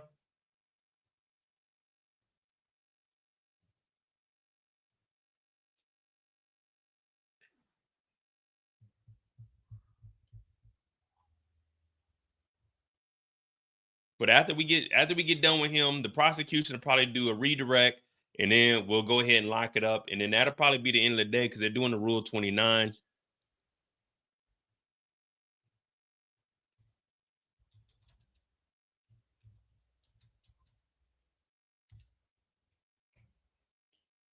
So of course we just found out about this, but Rule 29C is after. So you want to get all this documented. You can do it before it. You can do it after the prosecution arrest, and then after the verdict. Is it after the verdict, or it might be after the sentencing? The defendant to move for a judgment of acquittal within 7 days of the guilty verdict. Yeah, so you can do the Rule 29 now to get the judge to dismiss the case and let Diddy walk free after today. The judge is going to go over that. He could say, well, you know what? There ain't enough evidence, and Diddy could walk free. Or you got to wait until the judgment and wait until the verdict is. And that's 29C. So the Rule 29 is the motion for the judgment acquittal, which they're going to do today. And then if that's denied, then after the judgment, boom, they're going to try to hit it again with the 29C. So we found out about the Rule 29, I think last week. And then we just been learning a little bit of legal jargon here and there.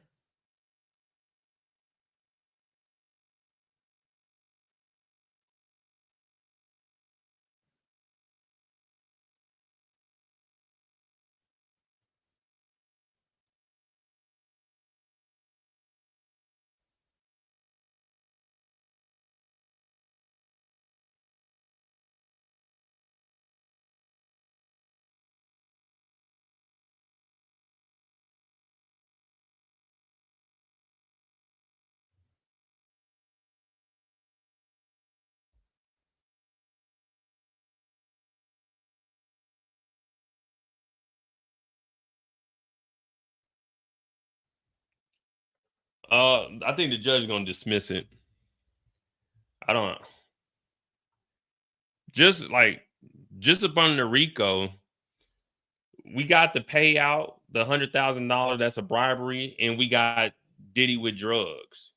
That right there proves the RICO. You only need 2 crimes upon the RICO. So even if you remove the other ones, as far as the RICO goes, there's 2 crimes already committed right there, just off the drugs and the bribery alone. So I doubt that he's going to dismiss it.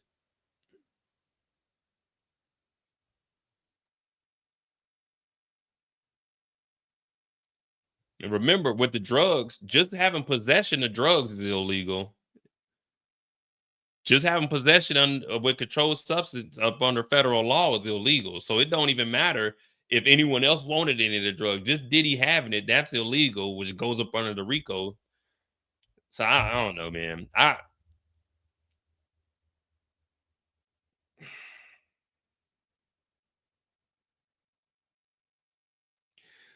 From the verdict that the verdict list that the prosecution gave us, I said Diddy was 1 for 10. There was 11 on there. I said Diddy was 1 for 10. I won't give him the arson, but everything else, he falls up under it. But arson, I'll take arson out. Maybe conspiracy, but I'll just go ahead and say it's not proven.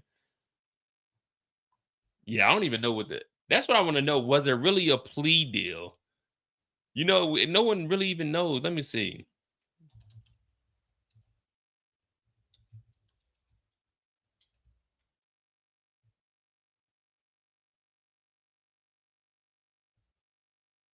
The details of the plea deal were not disclosed, but it was described as an offer for a lighter sentence in exchange for pleading guilty. But we don't know how long it was. Maybe it may have been like a 20 piece. 20 piece Diddy you still could have got out of 75. A 20 piece ain't that bad. Oh yeah, the guns too. Yeah, you got the guns in the house.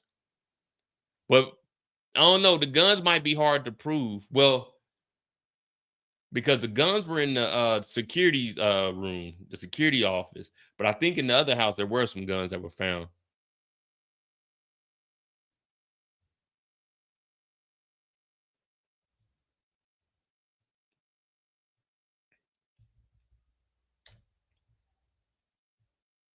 Let's say it was a 20 piece. So they offer him 20. He got to do 80%. That's 16 minus the year. 15 years. Get out at 70 years old. My pops is 74 and he's still bucking like 5 dudes for Trey. Diddy could get out at 70 years old and still have a cool little 10, 15, 20-year life. I don't know, man. If it was 20, I probably would have took 20. Yeah, I do. All right, look, we got 1 year time served. Some good behavior. Let's say minus 2 years, plus an early release. Early release. We can go ahead and get us like a little 2-piece early release. We down to about 11 years, and then we can get into a halfway home. A halfway home, maybe a year and a half, maybe a year and a half. We looking at maybe 10 years. I may have took that 20 and been just, I do an appeal. You know what I mean? I pled guilty to this, but maybe this, you can take that off and we might get out in 10. If it was 20. But remember, he's facing life. So a lighter sentence could be 50 years. You know what I mean? So a plea deal is up to the prosecution. The prosecution is going to be the one that issues out how many years it is. Now, if the judge doesn't see that it's a fair amount, like they try to do like something that's too ridiculous, then the judge will step in. But typically the plea deal comes from the prosecution. But remember, he's facing life.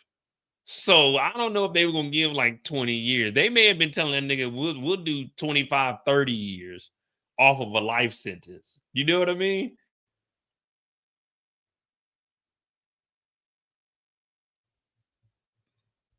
Yeah, I don't know. See, no one gave us we won't get the details till after they.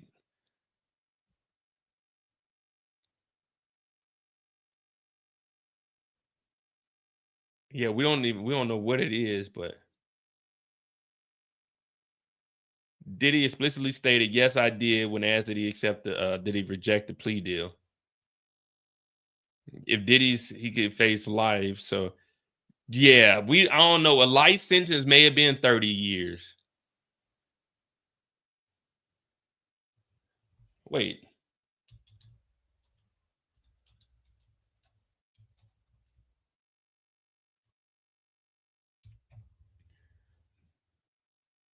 No. Diddy was, I mean, not Diddy. R. Kelly was found guilty. He went and did his. He did his like a real man.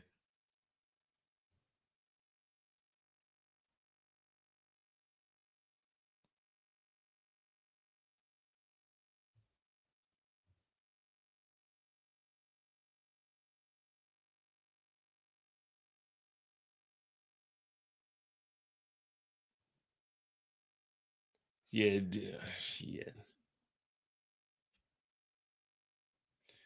Yeah, you better be praying, but like, I don't know, man. I probably would have took, man, I ain't gonna lie to you. I probably would have took the plea. You still got some money.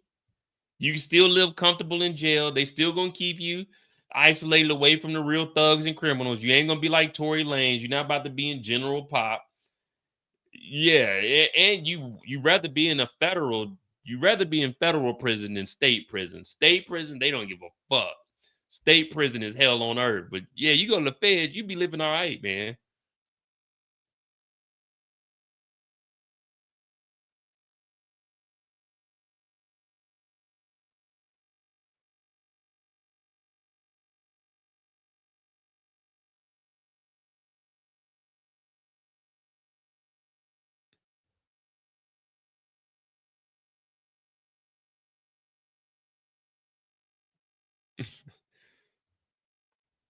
So right here, this is exactly what we're talking about. This guy's saying Puff would have been better with a public defender. These lawyers charged him $15 million just to read off texts in court. They did nothing. But this is federal court. So when you go to the feds, if you got the money, you got to get you a lawyer. The feds ain't issuing you no motherfucking public defender unless you ain't got the money. The feds is different, man. That's just how the feds play. They gonna get that money out of you one way or another. Yeah, it ain't.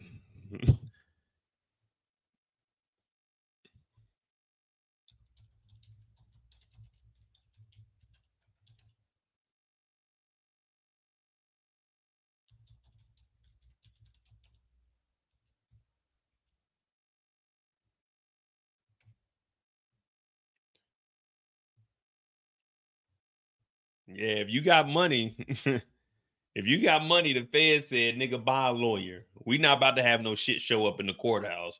If you got money, hire yourself a lawyer. If we go through your finances, you ain't got money, all right, we'll get you one off the Criminal Justice Act. But other than that, if you got money, the Fed said, nigga, you gonna buy a lawyer. And we gonna run that motherfucker up too. So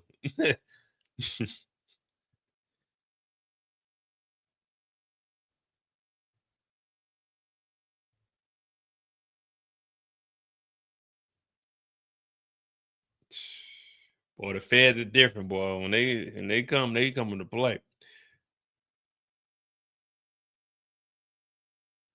All right, they starting to call for the impeachment of Donnie. All right. As long as they ain't firing off nothing. Hey, they did just remove you remember like last week they nominated Trump for the Nobel Peace Prize for the peace in the Middle East? Them niggas revoked that shit today. They took it back. They said, nah, we're not nominating you, man. Ain't nobody listening to your goofy ass. But we ain't on lockdown over here. Woo! Woo, we ain't on lockdown. You're now free to travel. All right. Diddy writes, I can't even look. It would drive me crazy. Jane writes, muy caliente with a sweating face. This shit was different. All of it. That was September 24th, 2023. This is around my brother's birthday. Yes, this message says, we had a great DAW. A great da? A great day?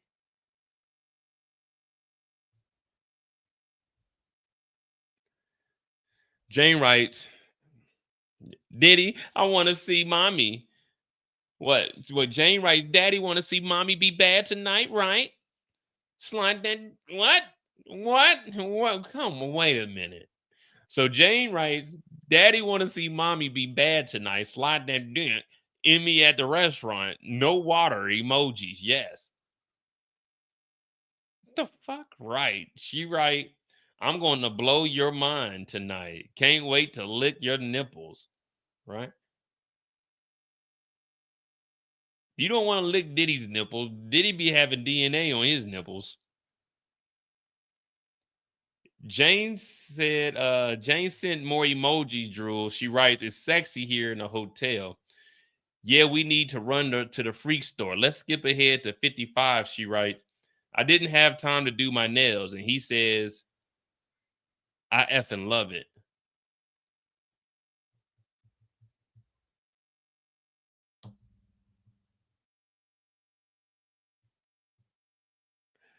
Nah, rock muy caliente.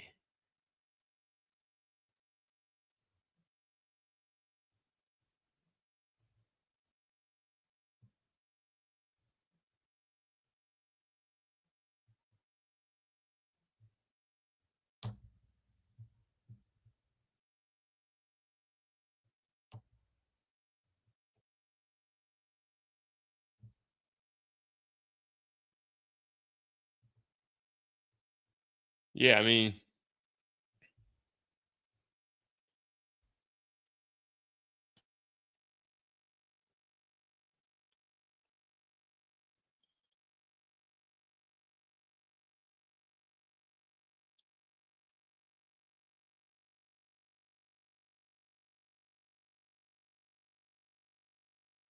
all of this is based off of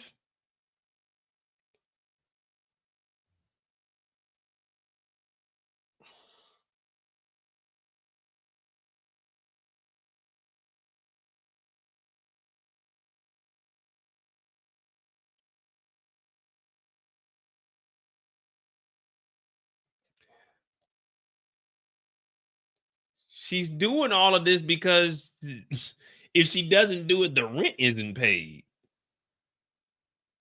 She's doing whatever it is to keep that $10,000 rent paid. Financial coercion. I mean, I don't know, man. You can look at it anyway.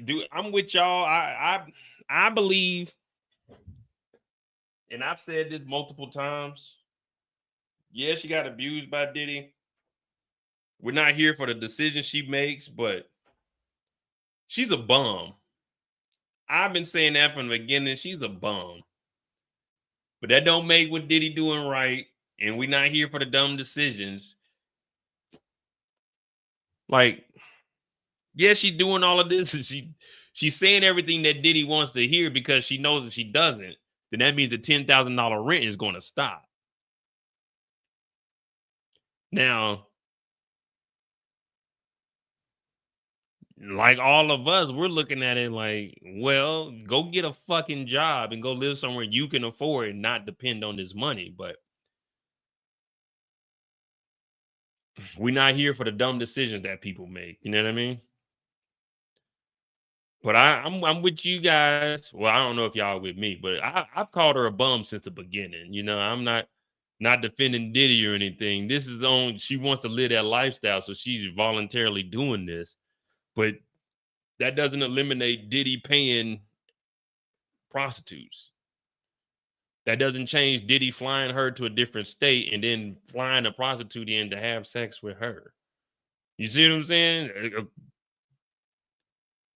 Now, if he just flew a guy in and they were all in there just having happy-go-lucky free calls, okay, cool. But once you fly a nigga in with company funds and then you paying him to have sex with her, that's where it's illegal. So it's like, again, yeah, you know, everyone does that in the entertainment business, Mo. So you saying all these rappers should be arrested? If all them niggas is caught, then arrest them niggas.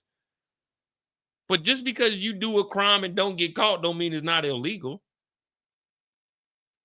Man, that means everybody. What about these rock stars? You think these rock stars ain't getting arrested for this shit too? They are. But you only subscribe to black entertainment. We don't give a fuck what drummer from Blink 182 gets in trouble for. Who the fuck cares about Blink 182? Now, if it's Limp Bizkit, that's different because I used to listen to Fred Durst. You know what I'm saying? Everybody knew Limp Bizkit. But yeah, like if Marilyn Manson gets arrested or something for this weird shit, we don't give a fuck about Marilyn Manson. We didn't listen to that motherfucker. We don't care. They are getting arrested the same way. We just don't pay attention to it. You go on social media, you're not following any white gossip pages. You're following black shit. It's going to be stuff that you know. You know what I mean?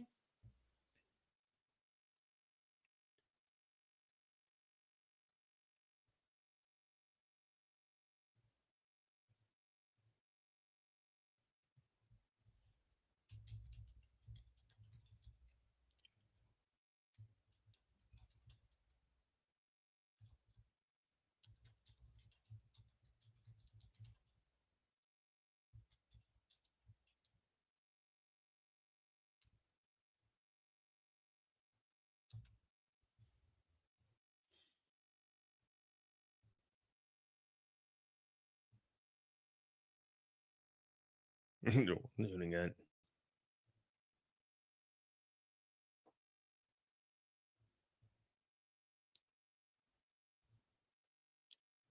Harvey Weinstein is down to, You see, Harvey Weinstein is down the hallway from Diddy and just got found guilty again.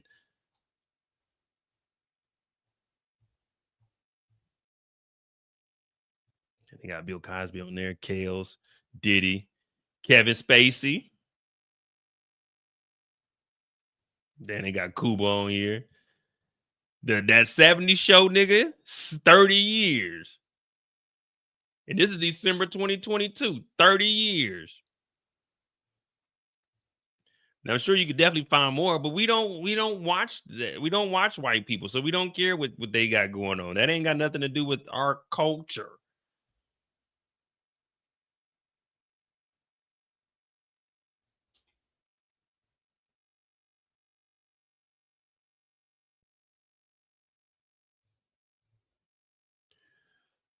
Oh, the same shit.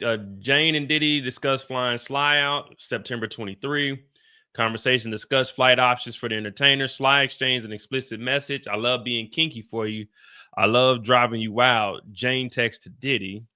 In a later message, Jane told Diddy that she needed to get some outfits for the freak store and that she was pale and hadn't had her nails done. Diddy said, I effing love it. The next day, Jane texted Sly in part, tonight was amazing per usual. So this is, oh, excuse me. Yeah, the same thing. Yeah, so where Diddy's at right now, what is it? The EDC or the CD? I don't know where Diddy's being held, but yeah, after he's found, if he's found guilty, then they're gonna transfer him to a different, like R. Kelly's down in North Carolina. So the feds, they can send you anywhere. Of course, when you go to state prison, it's gonna be at one of the state prisons, but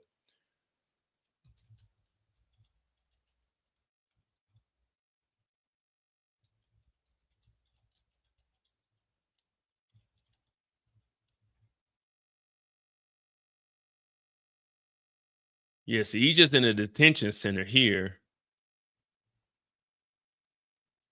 But we wouldn't know what federal building he was going to until after.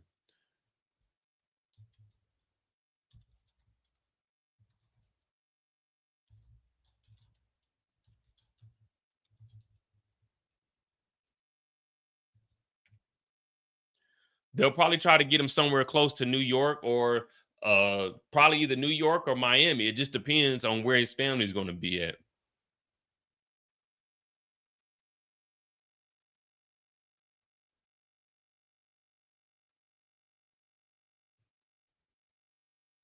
He wouldn't go to no high security, so he'd probably be in like the medium to low security. So they got a couple in Pennsylvania, West Virginia, South Carolina, Texas, California, Connecticut, Jersey, Illinois. Or hell, you never know. He might be in minimum security. You don't want to go to this ADX Florence. This is the max. This is where El Chapo is. El Chapo, the damn Boston bomber. Yeah, you don't want to go into this one. This shit different.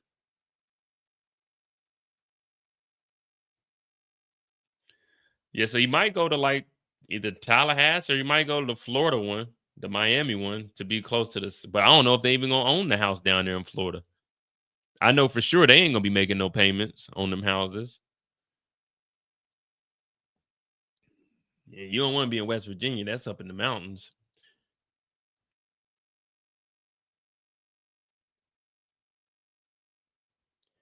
Bernie Madoff, I think he went to a low level, didn't he? I think he may have been in the Pennsylvania.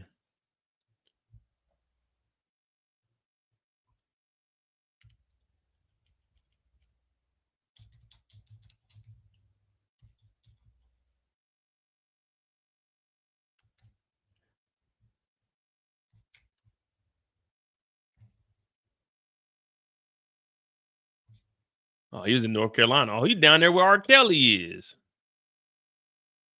I think that's where R. Kelly was. Butner.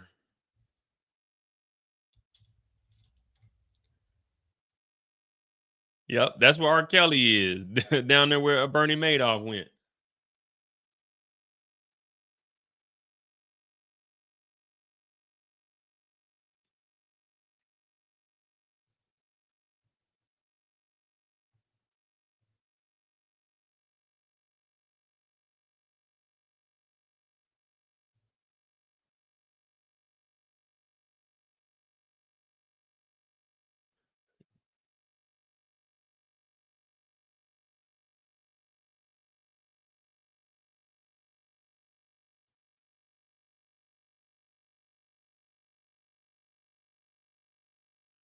Yeah, see, R. Kelly was in Chicago, but then they transferred him. And that's the thing about, and look, that's what they talking about here. Rapunzel scheme mastermind Bernie Madoff died. Yeah, so he was in Chicago at first, but then they transferred him. And that's the thing about the damn federal prisons. They'll ship you up out of there, but typically they try to keep you closer to where you were charged at and arrested. Well, he went to Chicago from New York, and then they sent his ass on down to North Carolina. So tell me, how did I get live? And that's crazy. R. Kelly wrote that too. All right, let's see. We got any updates? We're just going over the same text messages. We're not getting anything new. Yeah, R.I.P. to Bernie, man. The richest fraudster ever. But you don't hear everybody say, oh man, they don't go after white. Why y'all ain't say nothing about Bernie Madoff? They went after Bernie Madoff, locked his ass up. They went after Epstein, who's larger than everybody, locked his ass up. There's more white folk in prison now per capita than there's more blacks, but overall, there's more white people commit crimes in America than any other race, just because there's more of them. Most of the crimes are committed by white folk. It's just you don't care because you're not white, so you don't give a fuck about them. Not in the sense that we hate people over here, because we don't hate nobody. I'm just saying I don't really indulge into white culture. Or let me say American culture, white American culture. Because I'm over here in German culture. I'm going to Oktoberfest this year. I'm going to Oktoberfest. I'm getting towed up. Yeah, Russell Brand going down.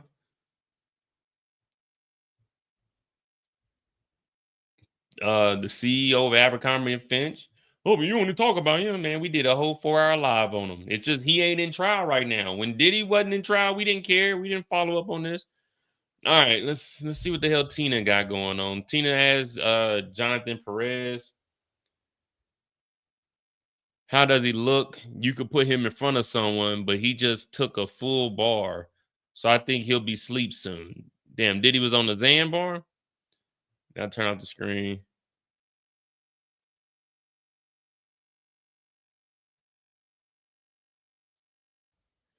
Yeah, it looks like everyone's just like us. No one, we're over here. We over here going down a list of federal prisons, who got locked up, who overlapped. The defense, I don't know what the hell they doing, but when they were trying to send me to Leavenworth, though, I tell you that.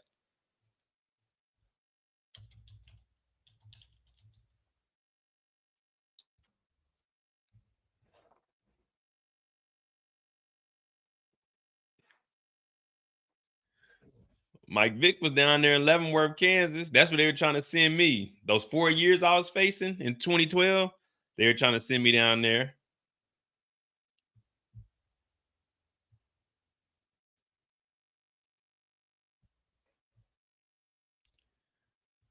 The allegations against Smokey Robinson, it's the same as Tyler Perry. It's just a civil suit. So we haven't really heard anything about that. It's probably not gonna go to court. They'll probably either end up settling out or debunk it or something. But yeah, like it's a whole bunch of cases, man.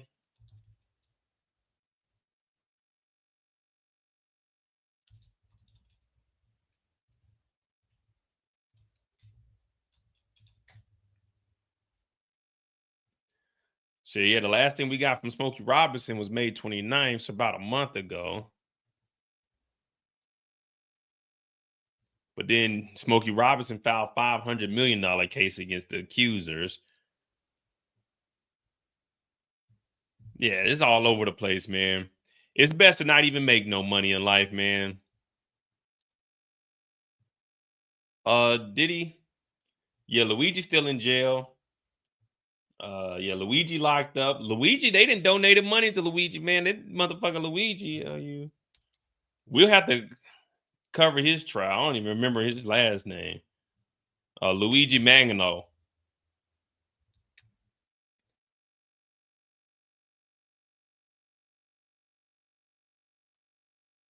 Medical student who opened up fire on doctor obsessed with dialysis grievance.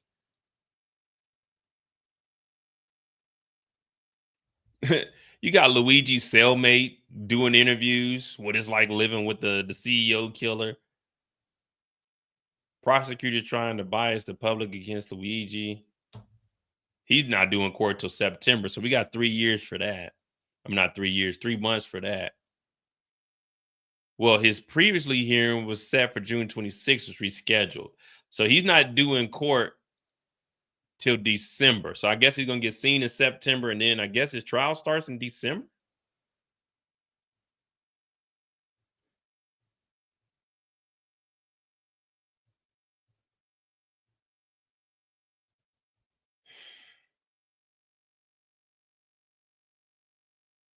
Oh, no. So he ain't going to go to, he's not going to trial till 26. So it'll probably be around this time next year that he goes to trial. They'll go to court in December at the time the judge will set a trial date. So we'll have the Louis. Shit, man. I ain't gonna lie to you, man.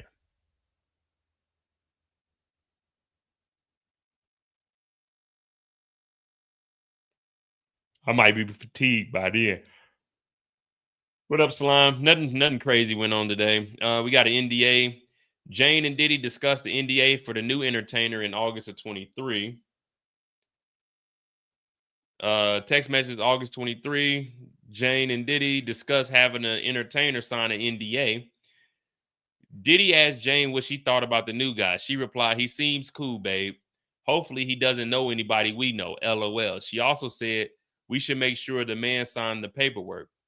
Based on the messages reviewed in court, the defense, Tina Geragos, is unclear whether Jane followed through on the NDA or if they hired the entertainer for a hotel night. The NDA wouldn't be hers. The NDA would be Diddy's. Who is she to sign an NDA? Who is she to have a nigga sign an NDA?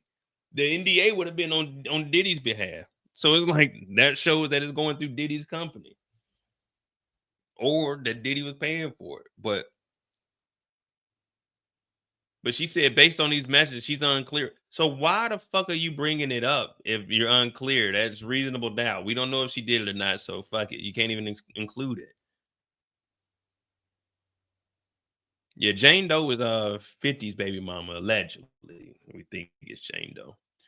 But yeah, so he ain't gonna be on trial till 2026, probably this time next year, if it doesn't get pushed back.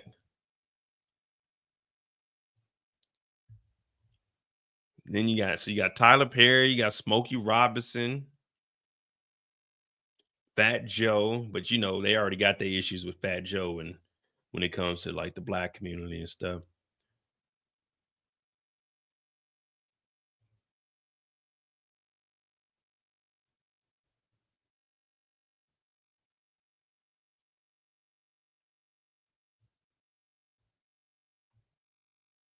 Christina Quorum asked Jonathan Perez look like they turned the cameras off. She's a wheeze.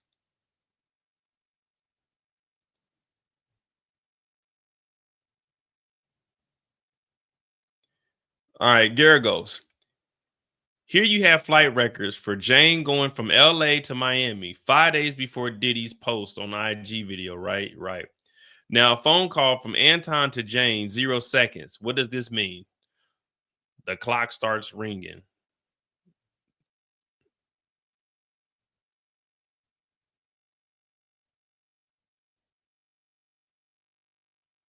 Yeah, man, this is rough, man. I don't know. To be honest with you, I don't even know if I really want to do the closing arguments. That's about to be 8 hours of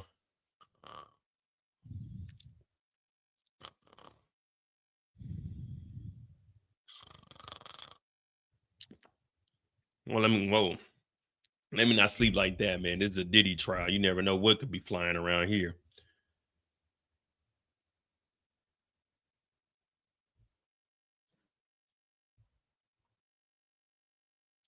Yeah, man, it's about to be 4 hours of the same shit that we done did today. Hit that like button, hit the subscribe button. We at 2.5 or 2:45 right now.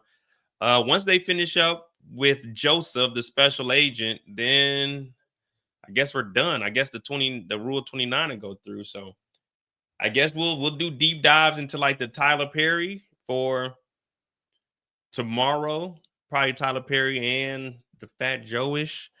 And we're gonna finish this up, man. But this is where we're at. Yeah, just more porn, and that's it, really.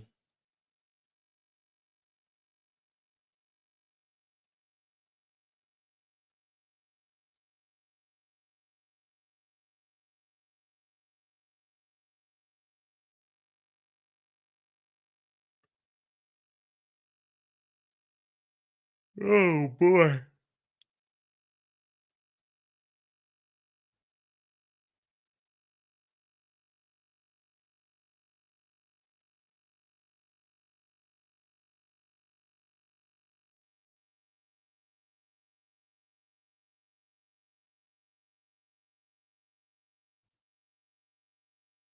Give me a second, guy. I was going through it today, man, because my damn, like I said, my SIM card ain't working. So when it logged me out of like all my YouTubes and stuff, so I had to resend my links and everything, man. Like reset my passwords because it wouldn't let me log in. It logged me out of YouTube. It logged me out of my damn Gmail because I'm using the damn German number. Boy, I got to call T-Mobile and tell them you need to expedite that. I need that shit right now. Wish I had a lie detector test right now.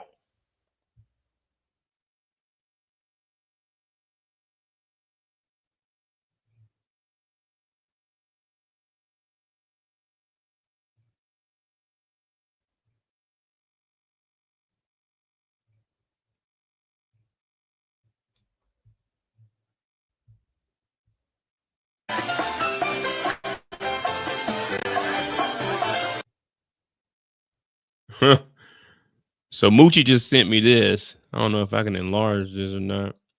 That's crazy. They said Diddy high.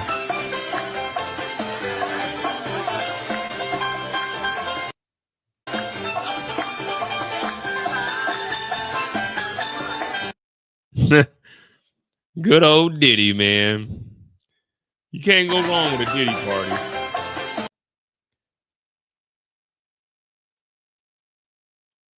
You can't go wrong with a Diddy party.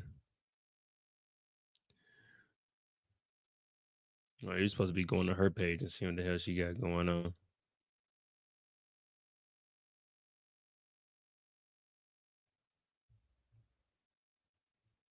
Over. The government has reached the end of its case. So let's break down how they're trying to prove one of the most serious charges. RICO. To prove RICO, the government has to show three things. One, that there was a criminal enterprise. Two, that Diddy was a part of it.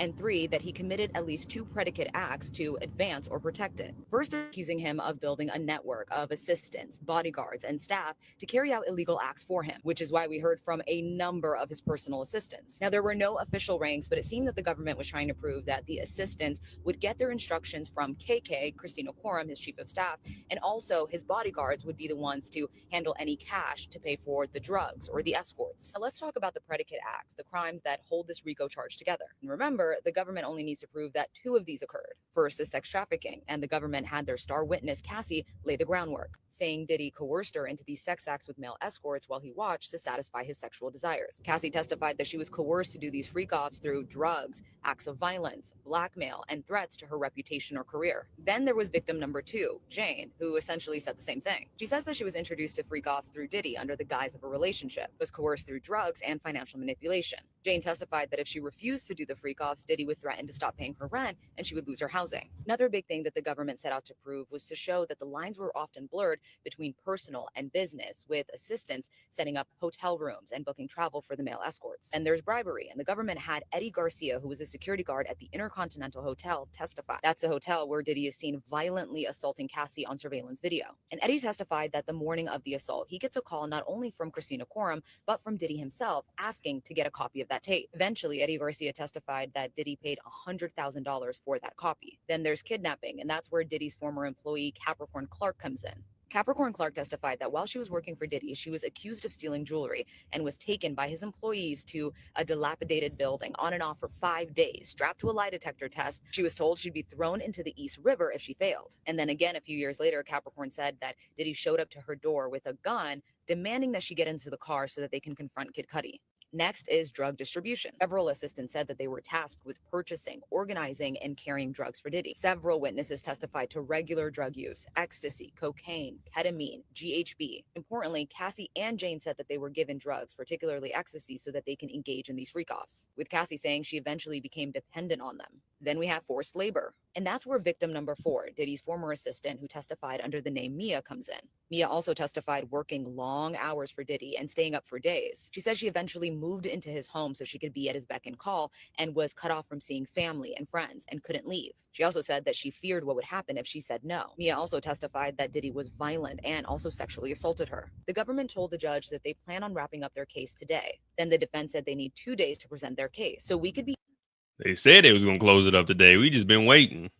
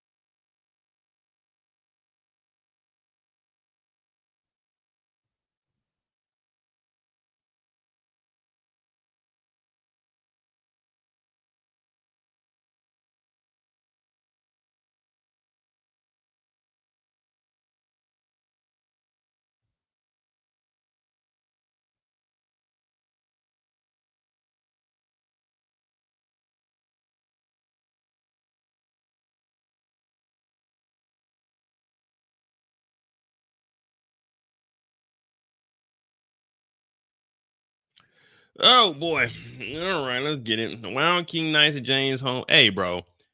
If Tina Garagos don't get her ass off the motherfucking floor and tell them, hey, judge, we're done, man. We don't give a fuck about no more of these free calls, man. We get it. Here you have flight records. Jane going to LA. IG video, right? We don't have the public screen zone. Play this video. We hear audio. Beautiful day like this. A bass playing. That was June 24, right?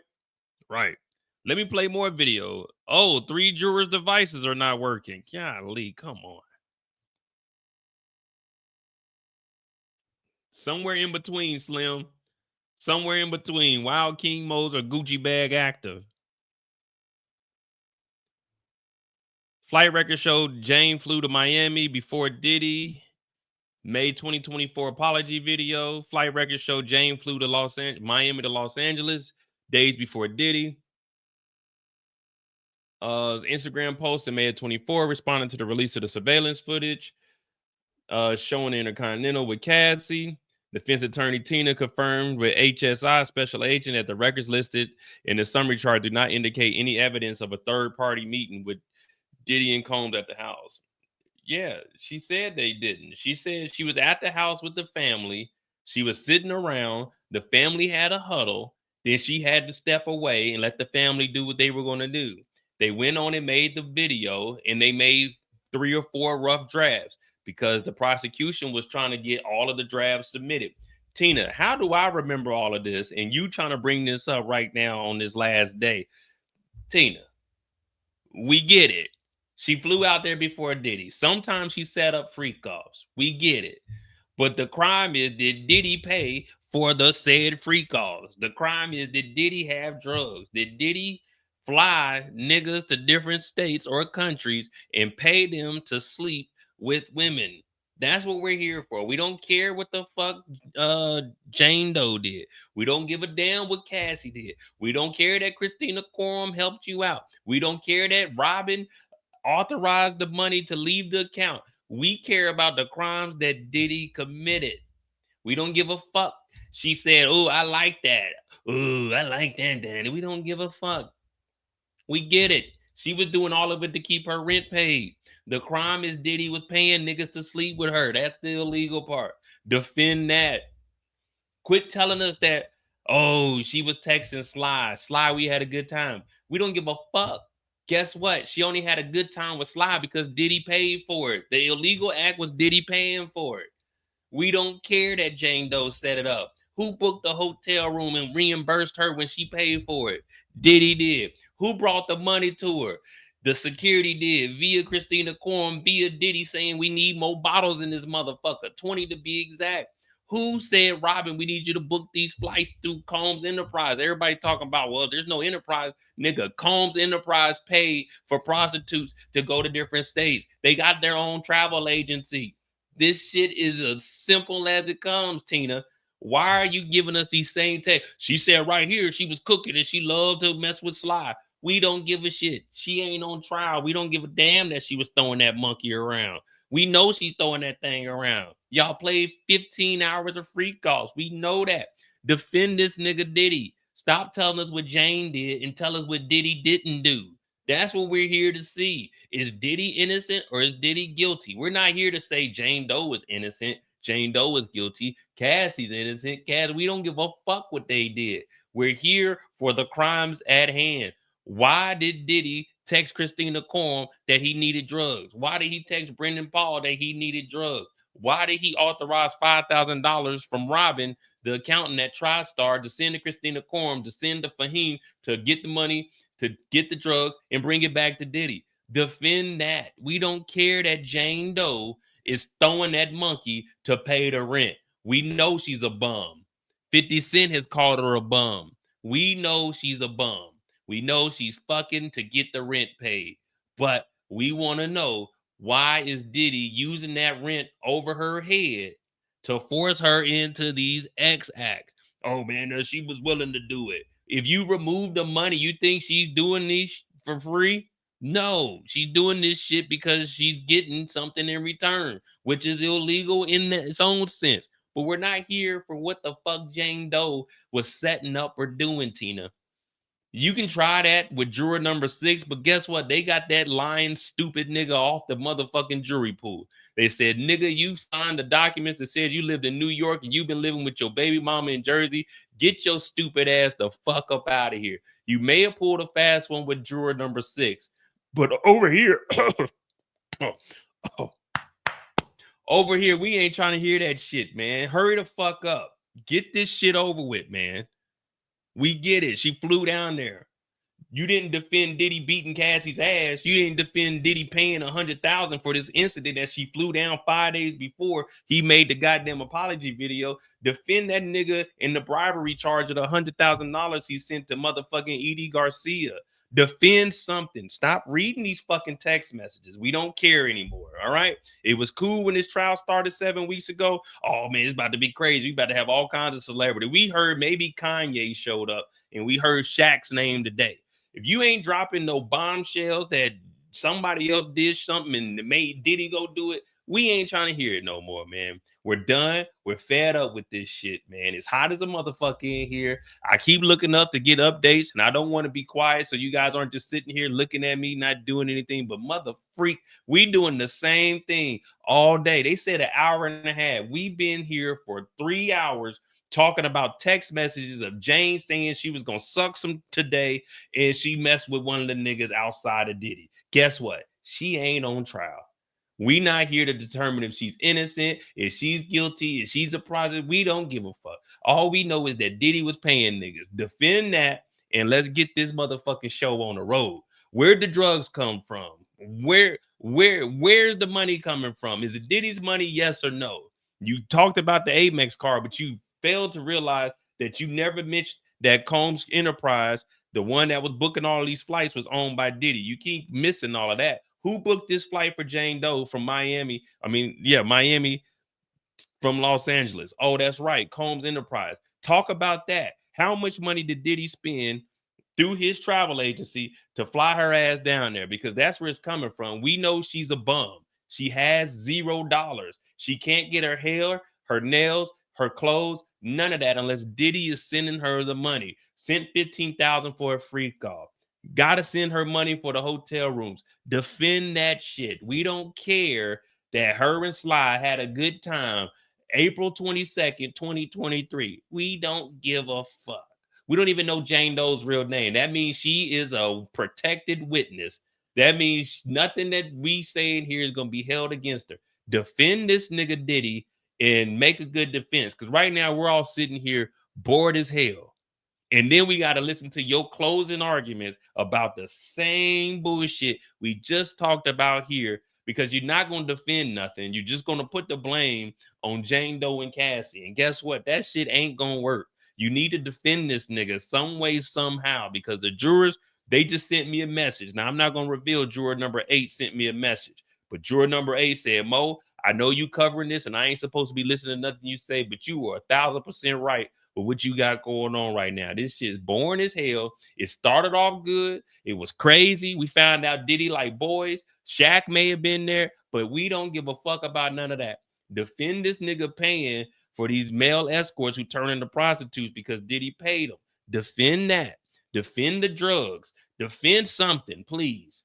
We got 11 predicate crimes that go up under RICO, and you ain't defending none of them. The only thing we can defend is that Jane Doe has unlimited text messages and data. That's the only thing we know about this case. Diddy, he has a Tootsie Roll. He likes male endowments. He puts, I forgot what the fuck he put on the guy, applesauce on hamburgers. Did I mention he liked looking at niggas' wee-wees? He likes DNA on his chest, but you ain't defended nothing. All we know is this nigga's nasty, and she got unlimited text messaging, and this nigga's behind on bills, can't pay it because we heard that multiple accounts pay off his Amex because he's over his head. He's in debt. We haven't defended anything, guys. When I say we, I'm talking about a defense, but let's defend something. You know what I mean? When we gonna talk about the crimes? There's no crime with her fucking Sly. There's no crime with her going to the freak off store. There's no crime with her getting her hair done. There's no crime with Diddy sending her money to buy clothes. Let's talk about the crimes.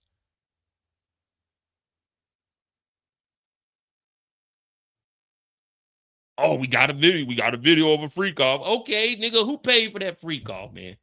Who? Who booked that flight for that nigga, man? Let's defend that. I'm doing all I can to entertain you guys, and I'm running out of shit, man. It's getting tough over here. Usually I'm on here, we good to go. But I'm looking at the timer. I'm like, damn, we just hit 3 hours. It's getting kind of rough because I ain't really got too much to talk about because it's the same old song.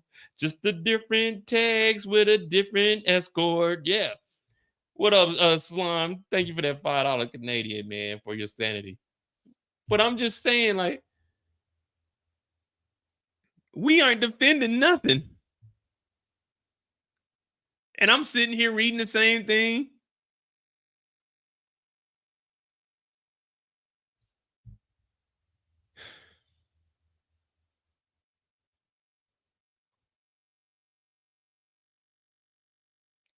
We have more devices charged up. We'll hear the music.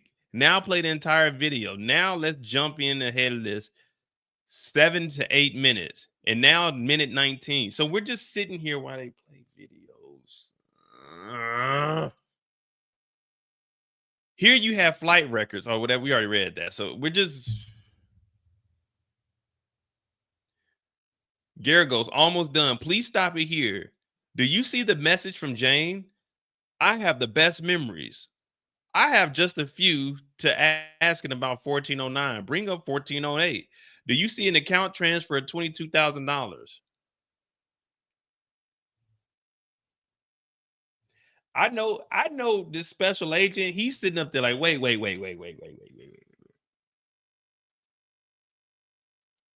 Hey, man, I'm only here to go over charts. All right. That's all I'm here to do is go over charts. I didn't come here to read text messages and do, stage plays up here. I'm going to play Jane Doe. You play Diddy. I ain't come up here for 3 days of testifying about this shit, man. I just wanted to tell y'all what I know. And this is what they presented to me.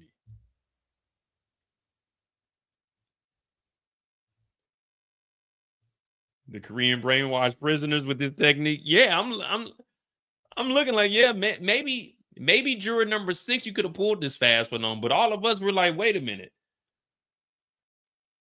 Are you going to defend any of the crimes?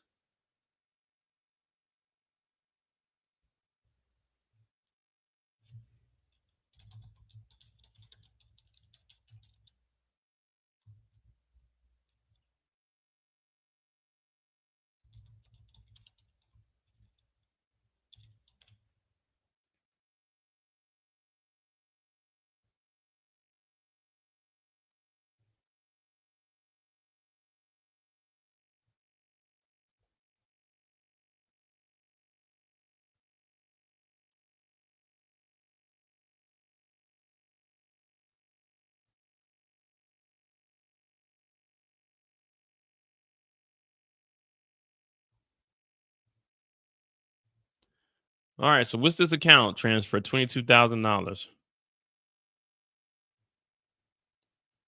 Binky, thank you for the $10 talking about woo size. Almost. No, I'm good. I'm just saying, y'all know when I'm on here, when I do my live after shows, I give y'all 6-7 hours of pure entertainment. But there's really nothing I can do when it's just the same thing over and over. Okay, what account transfers is $22,000? We know she ain't got no funky ass $22,000. So it's got to be from Diddy's account. What is this $22,000 going to? Look, everybody in the comments is like, how much more? It's over with, guys. Come on.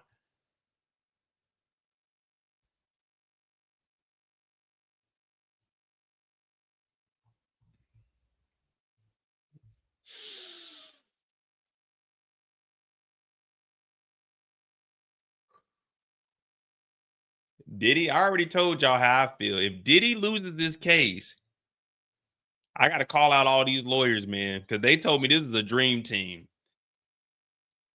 They told us that this was the dream team. Ain't that what they said? They said this is Diddy's dream team.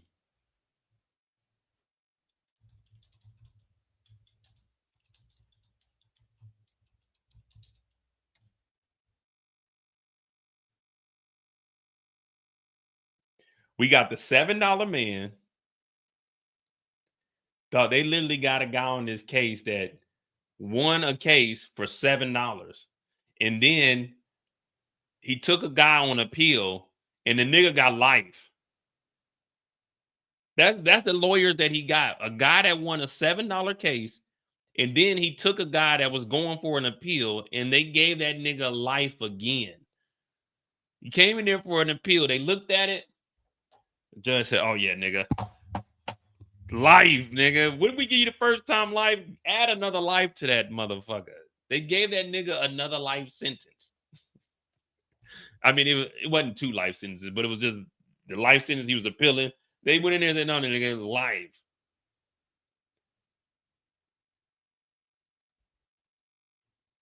Yeah, they had Brian Steele down there in that state case with Young Thug. I'll go to jail. Like, don't get me wrong. I'm just talking shit. All these lawyers are probably, I won't say probably, all these lawyers are good.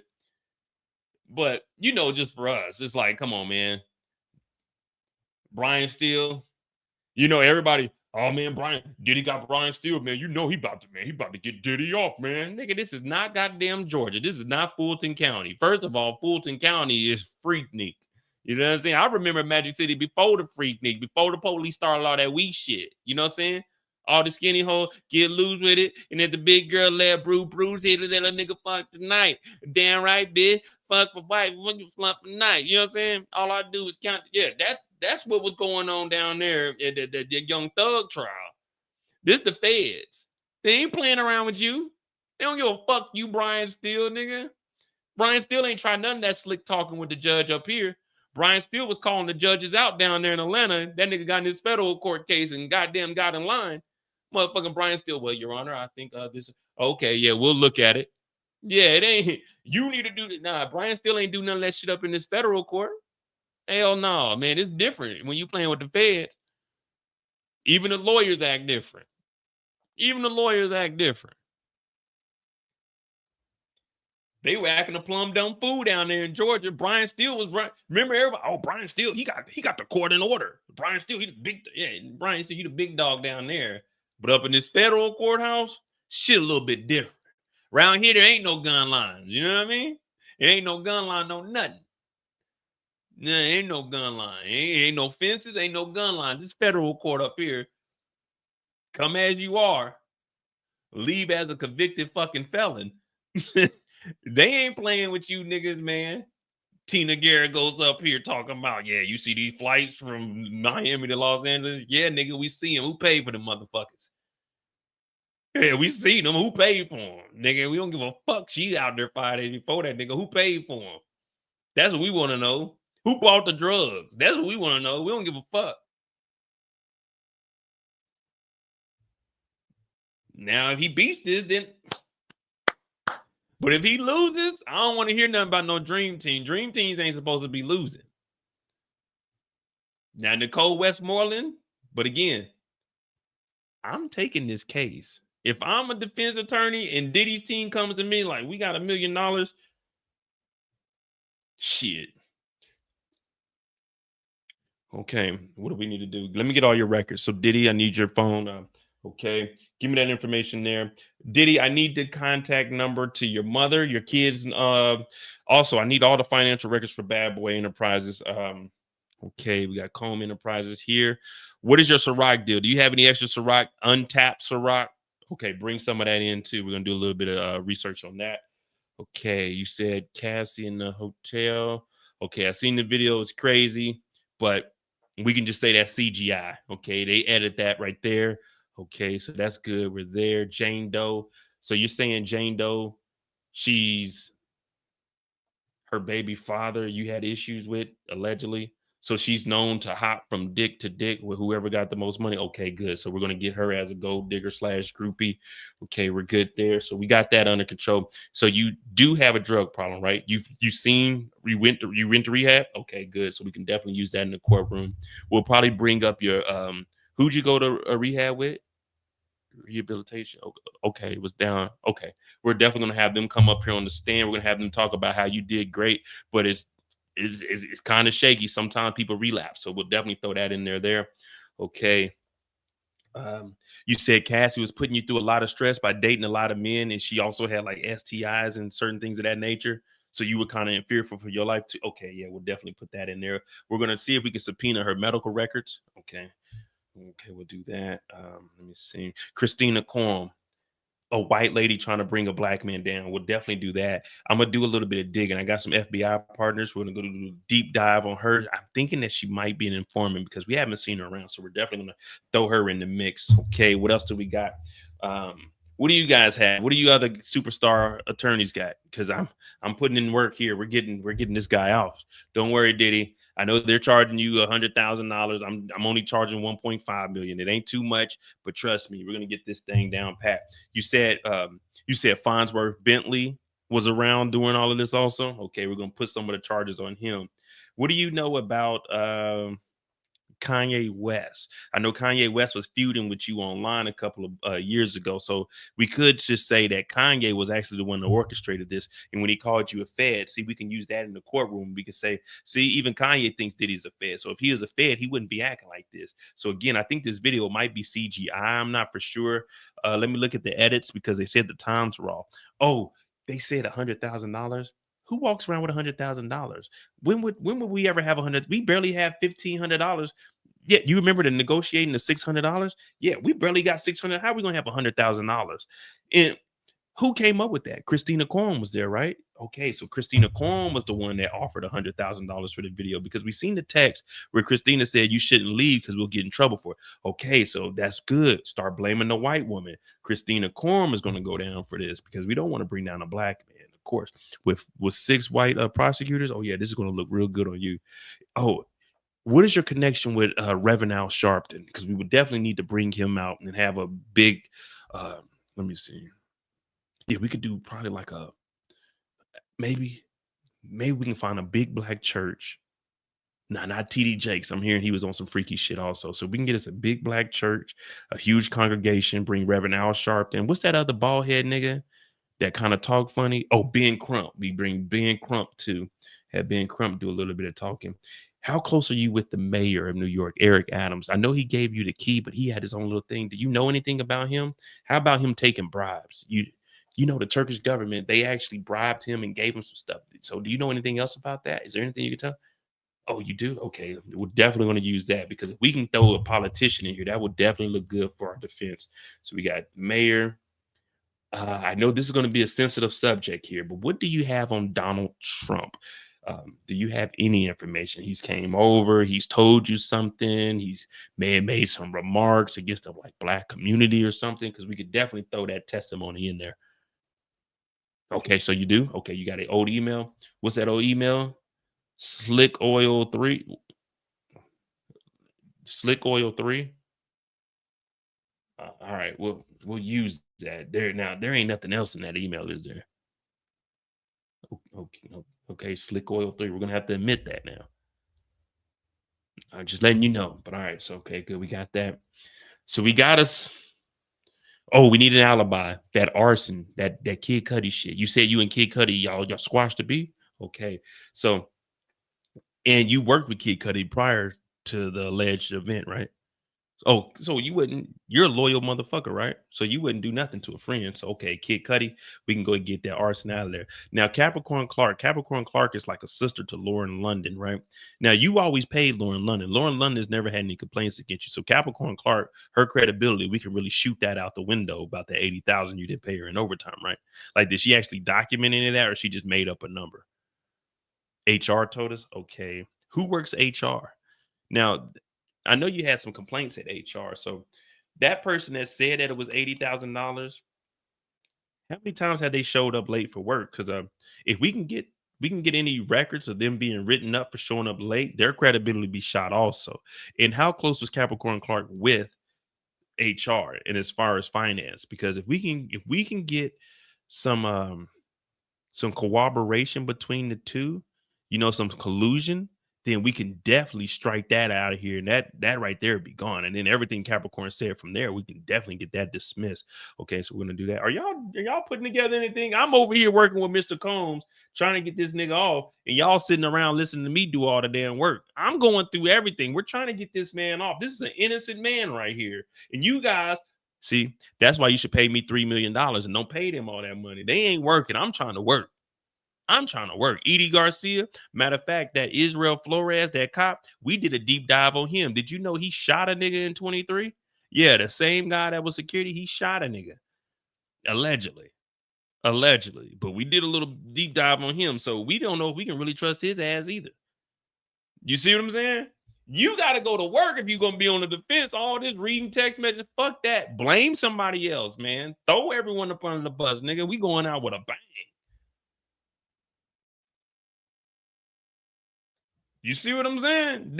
That's what I'm expecting from the defense. I'm thinking we about to call witnesses up here. We about to say that Jane Doe was the worst person we've ever encountered. Cassie was a deviant. Yeah, I'm throwing, man, as a defense attorney, man, you got to get paid to act a damn fool. Jury watches more explicit videos of Jane. We get it. She got down for 10 bands. She's a bum. She was effing for $1. But who paid these niggas? Why was Diddy recording this? Defend something. If I'm the defense, I'm not showing any more freak off videos. This ain't doing nothing but showing that Diddy paid niggas.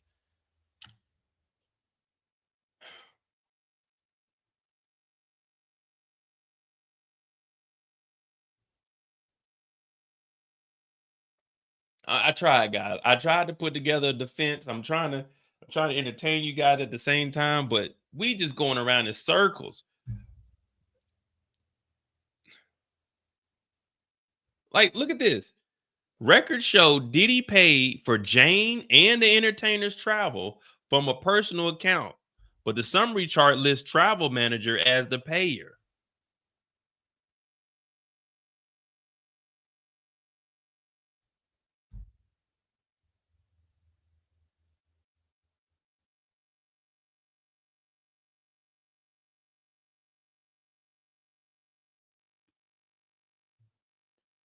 Do you not know, even though Diddy paid for the entertainers and Jane Doe with his personal account, who did Diddy pay?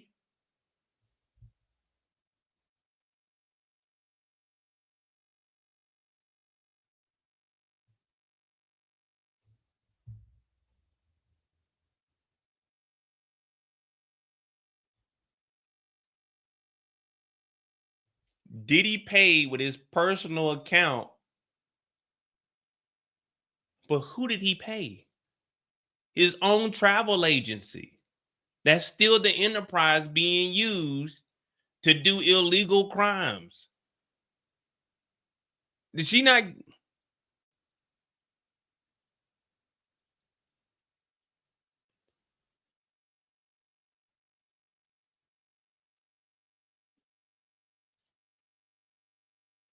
She's trying to say, well, the chart says the travel manager was paying for the expenses. Even if Diddy used his personal account, he paid his own company to book flights for a prostitute. What like, you're still not separating the enterprise from the illegal acts.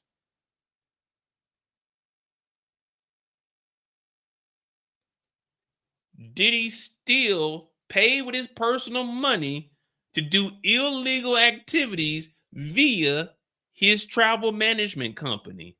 It don't matter who.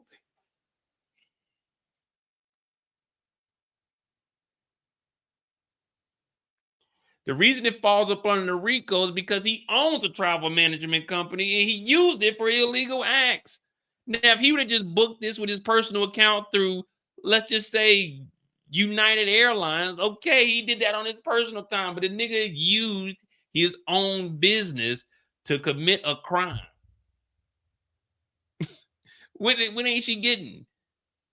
Well, the government summary chart lists the travel manager as paying for the expenses. Nigga, the company paid for this. The company booked the flights, nigga. The company booked the flights. What up, Nicola? Like, I don't. Maybe I don't understand the law.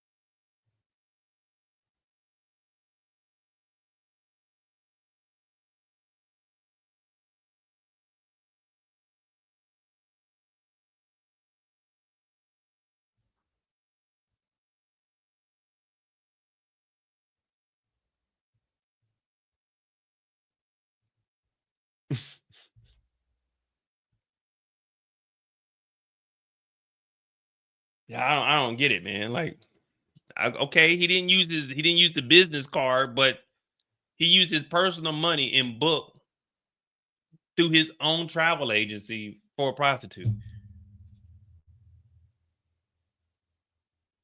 You're still using your business for illegal acts.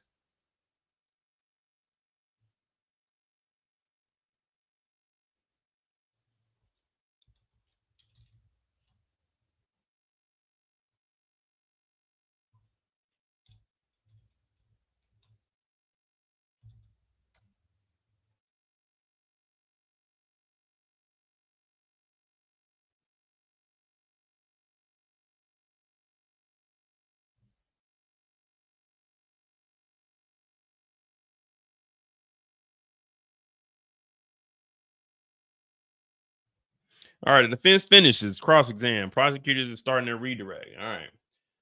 So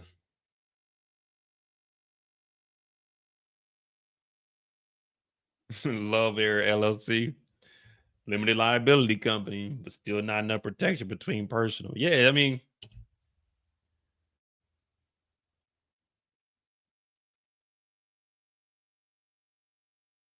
it's like Say I got company A. I buy drugs with my personal money, but I hide the drugs in my company A.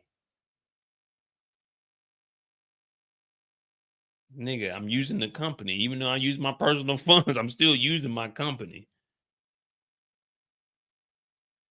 And if I use that and someone else comes pick the drugs up from there, then yeah, I'm using the building for my criminal acts. But if I use my personal money and book a prostitute a flight through my company, I know that prostitution's illegal, but I still use my legitimate company. It's kind of like laundering money. That's all that is. But only this is laundering dick, because that's what Diddy like, allegedly.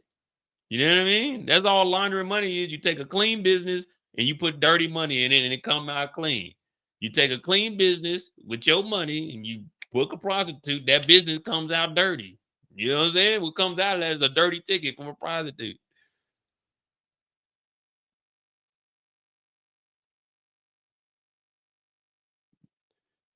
No, I mean, I know. That's why I say, man, that I understand the court process enough that it's really on the jurors. So we'll see what the prosecution got. Again, I don't care if he's innocent or guilty. I'm just just logically, I don't know why they would bring. So you saying he used his personal account? Maybe the jurors, some of the jurors, they're gonna be looking like, oh well, he used his personal account, but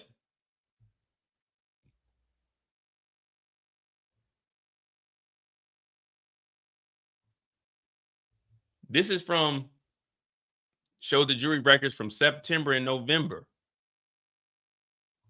That's 2 times. We didn't already heard over 300 flights. So they point out 2 times. What about the other times? You see what I'm saying? But that's what the defense got to do. So that's why I'm not mad at the defense, but we didn't heard multiple times, Diddy, I didn't booked up the flights. I got a surprise coming in from out of town.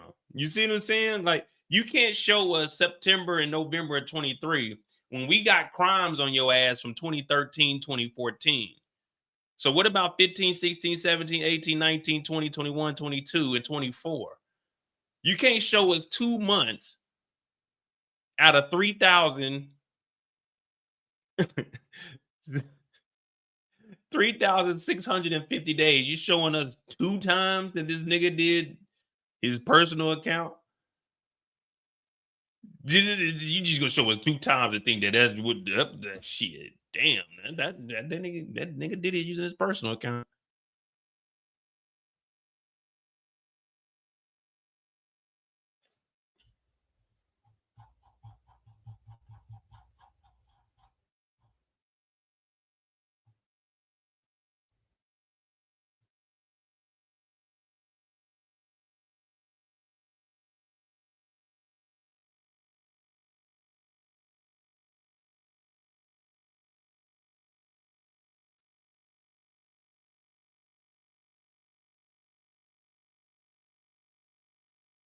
What about this hotel night in January 23? Where Diddy had the hotel night, where he told to make sure that don't nobody come up there because the staff is here. Who paid for that? You didn't tell us Diddy paid for that out of his personal account. Who paid for this hotel? Because we told security not to let Paul up there. So who paid for this? Was this out the personal account? This is business account. See, you can't just show us 2 months out of fucking 10 years and be like, well, you see, Diddy paid with his personal account. Okay, what about the other times?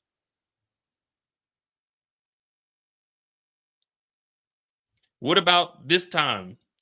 In another message, planning a hotel night in April 23, Diddy asked her to find a location, saying, I can't let KK know. Did you get the pill? Who paid for that?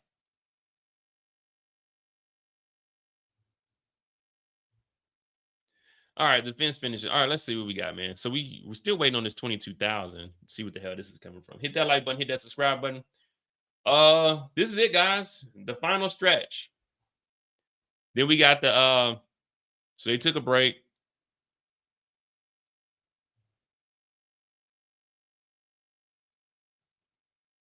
I'm trying to go back to the 22,000.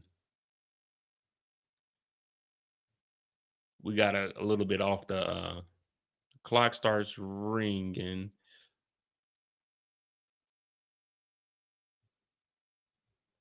Just a nipple. You're right. I fucking love it.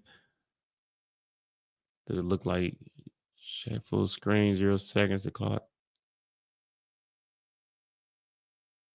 All right, here we go. All right, almost done. Please stop it here. Do you see the message from Jane? I have the best memories. I just have a few to ask about 1409, 1408. Do you see the account transfer of $22,000? Yes. In 1409, it was Jane Fuentes Transportation. Do you see it was 151.99 for Jane's true name in Carbo Williams? It's hard for me to see the lines. Can you move the cursor up? Public screen still off because they got Daphne Joy's name up here, or Jane Doe. Garrett goes 324 and 720.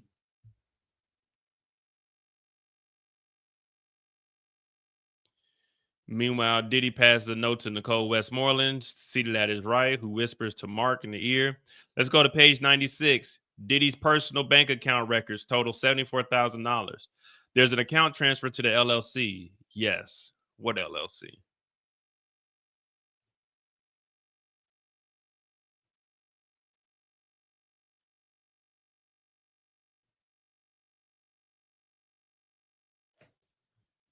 Yeah, well, all right. So we got the $22,000 in an account, a $74,000. Let's go to page 96. Sean Combs' personal bank account records, total due $74,000. There's an account transfer to the LCC. Yes. I don't know what the LCC is. Your Honor, can I have a moment? One more video, then we're done. The one that wasn't working this morning, turn off the attorney screens. You reviewed the metadata. Rich chart. That's a great question. Laughs, play it. Thank you, agent. Please go back to keeping New York safe. Redirect. State's attorney said briefly, did we just see Sean Combs paying for travel of Carbo Williams from Atlanta to Florida across state lines? Objection, Your Honor. Uh-oh. The state got up here and went straight to it. Did we just see Diddy paying for travel with Carbo Williams from Atlanta to Florida across state lines? They called objection. Do the charts represent every text message in this case? No. Let's pull up a message before this date. Objection, Your Honor, beyond the scope. Ms. Garagos did it. Sidebar, bring your asses up here. So the state, they doing exactly what we was talking about. This isn't showing every single text message. This isn't showing, man, they say it's like 10,000 pages or some shit like that, full like text messages and stuff. So the state just jumping back into this, like, did you see this? So they're back in this time frame. Did you see any messages between Jane and Diddy that were actual or affectionate in nature? No further questions. Do you rest? Subject to jurors take a break. Jurors leave. Comey. We essentially rested. We only may want to move for a few corrections. Judge said, Mark, are you ready to move? Shapiro said, we move under Rule 29. Interference is not enough. CUS versus Copeland. All right, so it's over with. They moved to Rule 29. It's over with. We're done. Now we'll wait and see. Is the case dropped? Is Diddy walking home a free man? Or is Diddy sitting down for the long one? Find out next in the Southern District of New York Federal Court.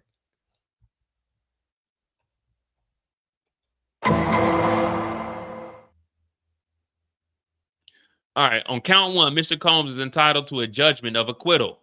The requirements of a RICO have not been met. They have not been shown the agreement to violate RICO, nor agreement to two racketeering acts.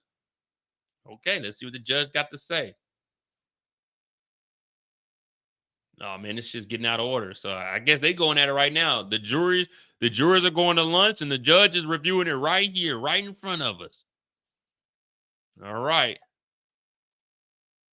Oh, this is getting good. Hit that like button, hit that subscribe button. This is what we've been waiting on. Ain't this what we've been waiting on? This is what we've been waiting on. Ain't this what we've been waiting on? This is what we've been waiting on. Ain't this what we've been waiting on? This is what we've been waiting on. Ain't this what we've been waiting on?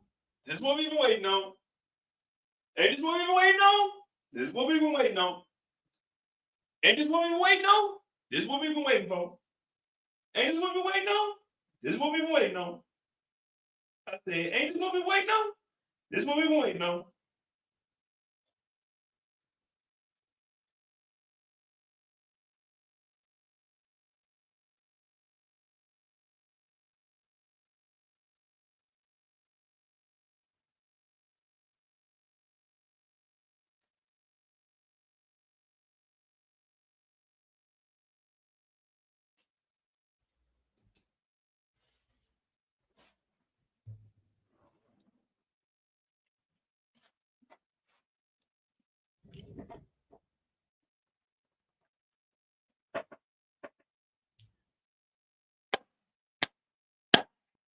Shapiro said on count one, Mr. Combs is entitled to the judgment of acquittal. The requirements of the RICO have not been met.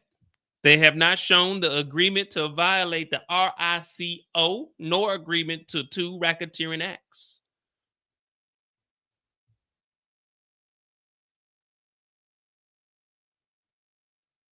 Shapiro said the enterprise is more than a group of people. The enterprise's purpose here map out onto the racketeering acts, X trafficking, etc. See the Boyle case. A structural feature of a RICO enterprise, a hub, and spoke the rim. Here is a rimless hub.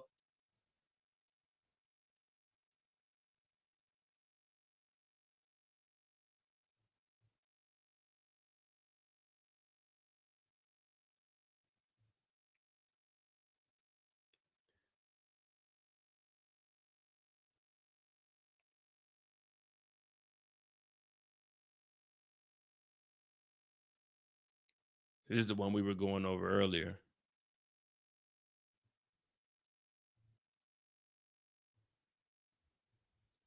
Let's see what the judge got to say.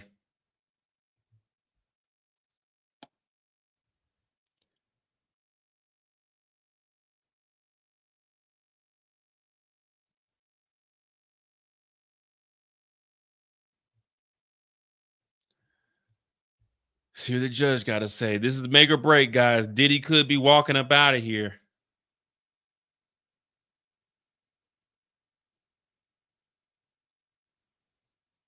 Diddy could be walking out of here. Prosecutors rest their case. Prosecutors in the Sean Diddy Combs trial rested their case. We got an update. Prosecution is rested. Catch up on what's happening and we don't care. We're trying to read what the hell's going on. The judge has dismissed the jury for a lunch break, but the legal teams are still in court. Defense attorney Alexandra Shapiro made a defense motion for a judgment of acquittal on all counts, arguing that the government failed to meet the burden to prove the counts against Combs. About this motion, this is a routine Rule 29 motion that is typically made by the defense in a criminal trial after, and only after, the government rests its case. A Rule 29 motion is a defendant's motion for an acquittal on the grounds that the government did not present enough evidence for the jury to reasonably convict the defendant. These motions are almost always denied. Now, my thing about this is a Rule 29 motion is a defendant's motion for an acquittal on the grounds that the government did not present enough evidence for the jury to reasonably convict the defendant. So, if that's the case, don't even ask for a Rule 29. Let it ride. Let it ride. You said it. You said the prosecution ain't got enough. Then let it ride. Take that motherfucker to trial. Let the jury do what the jury do. But that might actually work in Diddy's, you know what I'm saying? Might work in Diddy's case. It might work for him. Some of the jurors might be like, you know what? We don't see no RICOs. We don't see not a one RICO. But I'm the judge. I don't give a fuck. Let me tell you what my ruling is. Rule 29 is dismissed. We're gonna go ahead and get a verdict about this one. I heard enough, and I think it's only right that the jurors who witnessed all of those freak off tapes, they deliberate on this. We're gonna give this to them. I believe that there is enough evidence, and we'll let the jurors do what they're here to do. Deliberate. A deliberation. But I mean, you gotta do it, you know. Most of the times, first of all, when this comes through, the reason it most of the time is not, well, they say the majority of the time it doesn't go through, is because a grand jury already looked over this. So they already did a fake trial. Well, not a fake trial. It's actually, they already had people look over this evidence and stuff, and they figured that the grand jury was like, okay, cool, we could take this to trial. You know what I mean? So they got the jurors doing the grand jury. So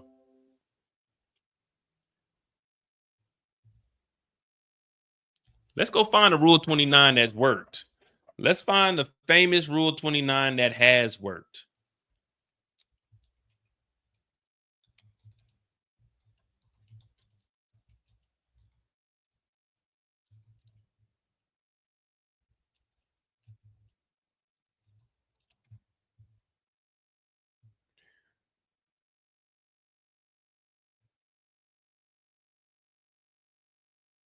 All right, let me see something. I got to see what my counterparts have done. San Francisco City Attorney David Chu, and I want to give you an update on our 6th lawsuit against the Trump administration and our 6th win at the district court that we just received. We filed a lawsuit along with others to challenge Donald Trump's attempt to illegally dismantle our federal government with a stroke of a pen on an executive order. The president has no right to. Oh man, we looking for a Rule 29, man. We looking for Rule 29.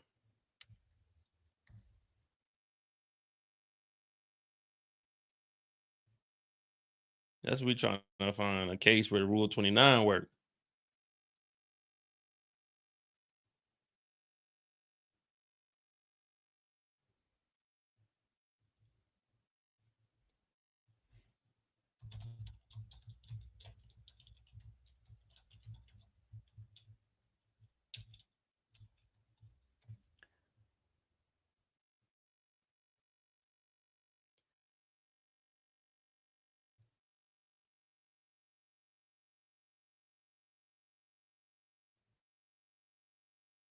All right, so the Barclays Forex trader, in the case involving the former Barclays foreign exchange currency trader, the DOJ suffered a rare Rule 29 acquittal after the defendant was found not guilty of charges related to the currency manipulation.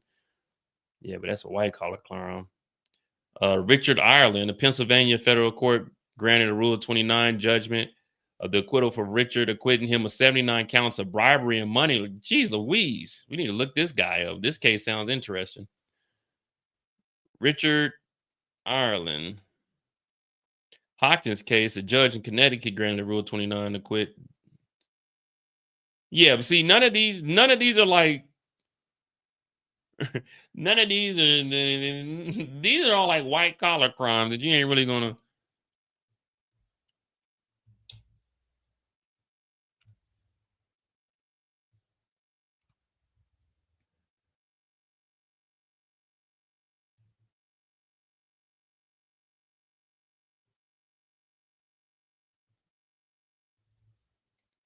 See, now I want to go look into this case.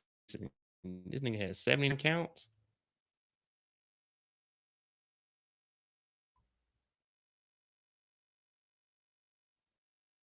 Honest servers,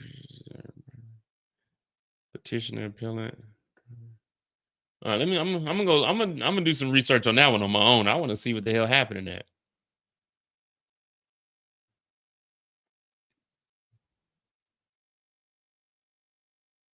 No, that wasn't for an impeachment. That was protecting the federal government. Well, right now they are one of the Democrats did call for an impeachment, but we'll see where that goes from here. You know that you probably have to wait to the 2-year mark. All right.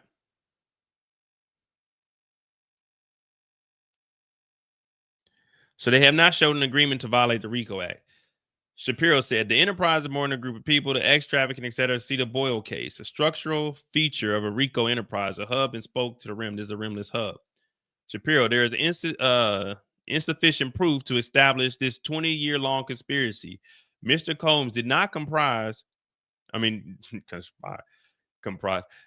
Combs did not conspire with any other person. They say an inner circle of bodyguards, but they failed to show it. There's only thin proof they engaged in crime. There's only thin proof, but that means there is proof. Shapiro said, at most, these were personal quantities of drugs. They used a lot of Astroguide and baby oil and drank. Maybe some drugs. Jonathan Perez said hotel nights were personal time with the female. Brendan Paul said hotel for the night.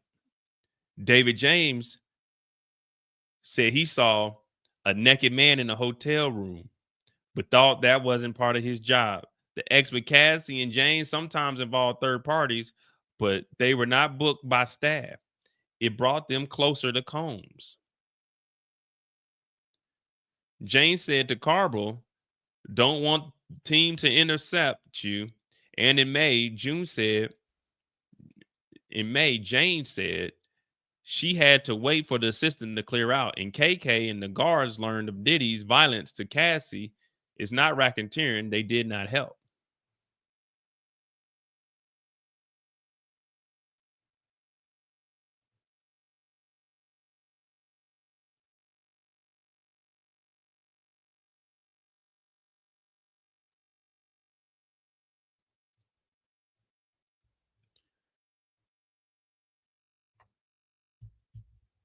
Yeah, we're gonna have to look up that Nicola. We're gonna have to look up this Richard Ireland. I gotta see what the hell went down with him.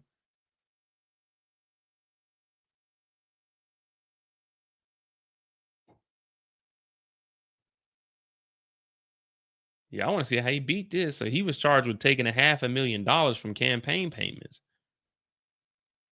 Damn, he beat this?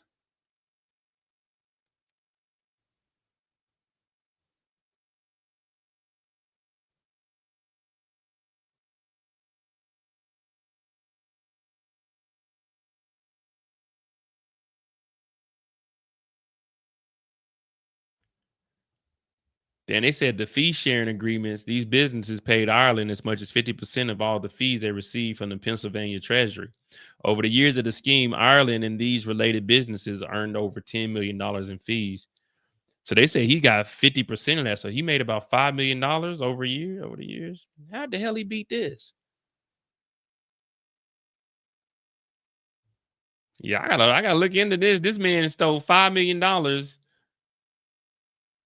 in between. No, well, at least $375,000 of campaign contributions were funneled through charities to conceal the public that Richard Ireland was a true source of the McCourt. Damn, so he funneled through employees who, as a straw campaign donors, hid Ireland as a true source of the campaign contribution between 2009 and 14. Over $500,000 in secret campaign contributions went to giving to McCourt. Damn. All right, he's making some money over there. The defense argues that the prosecution failed to prove the alleged crimes. The racketeering conspiracy said the prosecutors failed to show it. There at best is a thin proof that any other employees willingly participated in crimes with and for Mr. Combs, she said, adding that the exemption was procuring small quantities of drugs for Mr. Combs. Well, we know security was at the house when they broke in, so there's that. Shapiro said his assistants didn't know much, if anything, about what went on between Diddy and his girlfriends in the hotel rooms. Shapiro argued that Diddy actually took steps to conceal the nature of the X activity he was engaging in from his employees. How, when he was telling them to bring Astroglide and telling them to go to the store to buy lingerie and everything. They knew what was going on in there. The defense attorney said that it's evident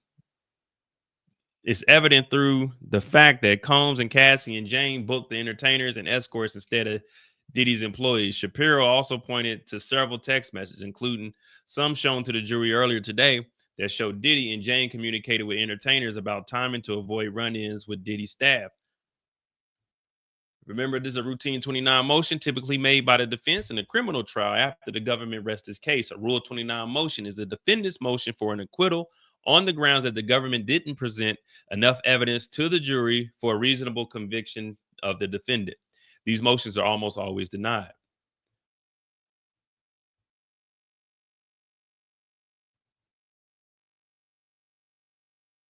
So it's not racketeering. They didn't help. There's no proof KK knew or thought these women were being coerced. She did damage control. There is evidence that Mr. Combs was lying to her. KK is supposed to be the main co-conspirator, but she only appears in March 2016, 12 years in.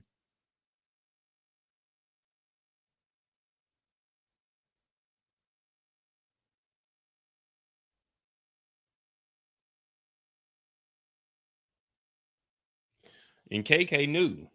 Yesterday, we heard KK telling Diddy, you can't just leave in the middle of that. You shouldn't lie. You don't have an emergency. Remember? We just yeah, they're swinging, but that's what you got to do. But remember, just yesterday, we heard them reading out the text messages of KK texting Diddy saying, hey, you can't just leave like that. You know, you can get in trouble. Things will get bad. So KK knew exactly what was going on. KK knew exactly what was going on because we got the text messages from Diddy authorizing Robin to release $5,000 to Christina Courtroom to give to Fahim to go buy the drugs. So the staff did know what was going on. You see what I'm saying? They trying, and that's good because you never know. The judge might be like, you know what? Fuck it. I am trying to go home today. I do. It is Taco Tuesday. Can't go wrong with Taco Tuesday. Taco Tuesday. It's Taco Tuesday. I'm trying to go home, nigga. Fuck it. If the baby oil isn't slick, you must have quit. If the baby oil isn't slick, you must have quit. Diddy. As the honorable judge of this trial here today, and it being Taco Tuesday, and the wife got some, we got fish tacos today too. Yeah, the oil is not slick. You must have quit. Diddy, go on home. Get on out of here. Go on, get on out of here. Bad boy for life. Hey, I'm just saying. The judge you never know. The judge might be like, you know what? Fuck it. Fuck it, we out this bed. The oil is not slick. You must have quit. Yeah, the wife got fish tacos, and she made them on the grill, too. She fired up the grill.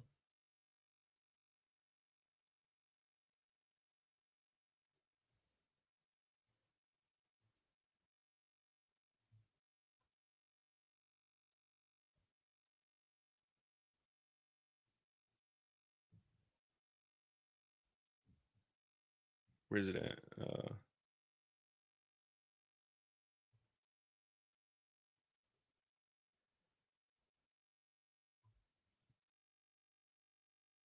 There is no evidence between the breakup with Cassie in 2018 and the beginning of Jane in 21. Even for a RICO conspiracy, they have to prove a single agreement. It hasn't been done here. U.S. Pinoza. Pizona, my bad. You know, I'm definitely not about to read all this shit. We're going to go see what this case law is. August 2009.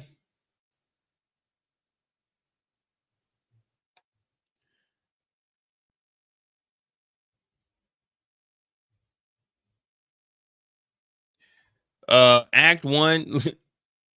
This nigga brought up a murder charge. So the indictment charge of the pattern of racketeering activity through the defendants agreed to the conduct of the affairs of enterprise consisted of several number of racketeering acts, some of which were divided into lettered subparts. From 87 through 88, Pinoza, an unnamed, others conspired to knock off Frank. In 88,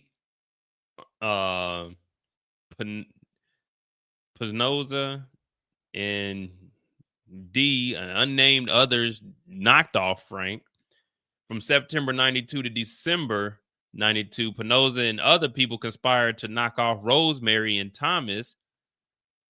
December 24th, they knocked off Rosemary and Thomas. Jeez Louise. Who the hell is this? Who are they? Who is this guy? This motherfucker was crazy. Dominique Pizanoa? Pizanoa? What the fuck? So this motherfucking 88 knocked off one. 92 knocked off two. In between 95 and 96, they conspired to extort and collect extensions from John Doe. In 99, they conspired to extort means and collect extensions from John Doe number 2. Damn, these motherfuckers was extorting everybody. The next year in 2001 and 2002, they extorted John Doe 3.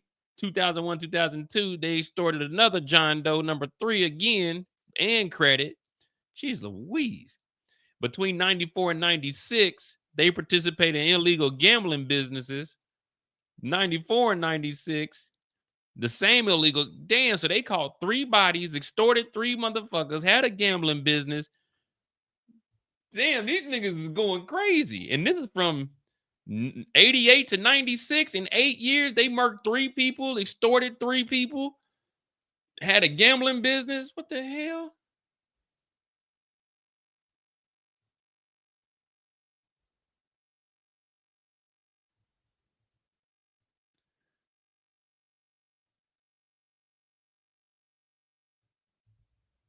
Oh, we need to look that case up. We need to look. Who the hell?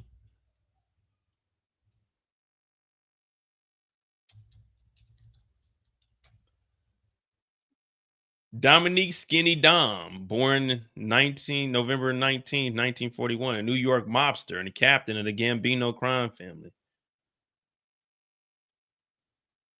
God damn, he was going crazy, wasn't he? And those are only the crimes they knew about.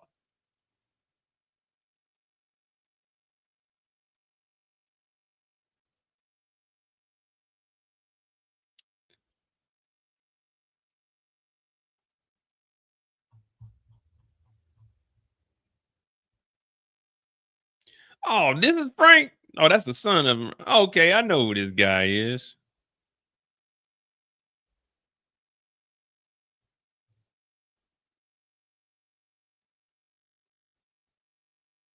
Forget about it. He was a wise guy. All right.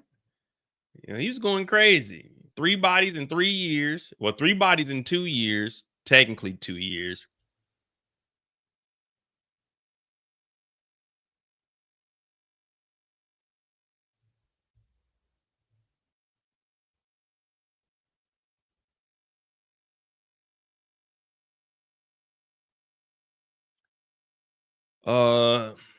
Diddy was seeking to avoid negative publicity for him and Cassie. There was no police involvement. The guard who testified said Cassie did not report it.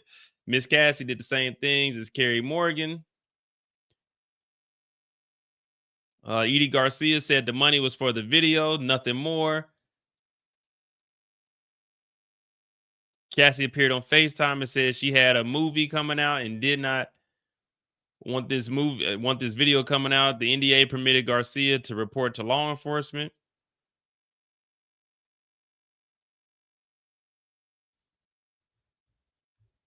Jeez Louise. Hey, for real, man. That baby, hey, if the oil ain't slick, if the baby oil, this is supposed to go like that. You see that? If the baby oil slick, if it is slick, you must give a verdict. But if it ain't slick, you must acquit. So that's what they aiming for right there. That's what they aiming for. So right now they're just going through everything, and they're saying that Christina Courtroom didn't know anything about this. Christina Courtroom was there when the video was released, which is a part of the RICO. The bribery charge is when they gave Edie Garcia the money the $100,000 that he gave $50,000 to the head security. So when he says, Edie Garcia said the money was for the video, nothing more, that's a bribery charge, part of the RICO. Christina Courtroom is the one that orchestrated, and Christina Courtroom was the one that continued to contact him and gave the phone to Diddy. So Christina Courtroom was a part of the RICO bribery charge. You see what I'm saying?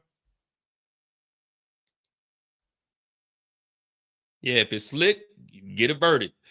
If it ain't slick, acquit. It's really that simple. But yeah, Christina Courtroom was there. He talking about it's just for the video.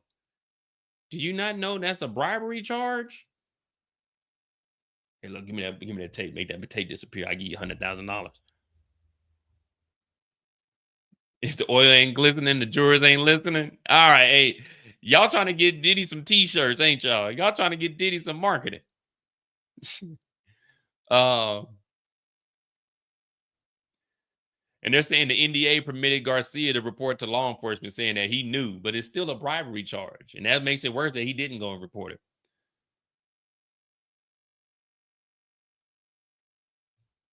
All right. On obstruction, they have to show intimidation or threats to hinder or delay, citing Arthur Anderson versus the U.S. There must be consciousness of wrongdoing. Here, the incidents involve Mia and Jane. On Mia, there's not actus reus.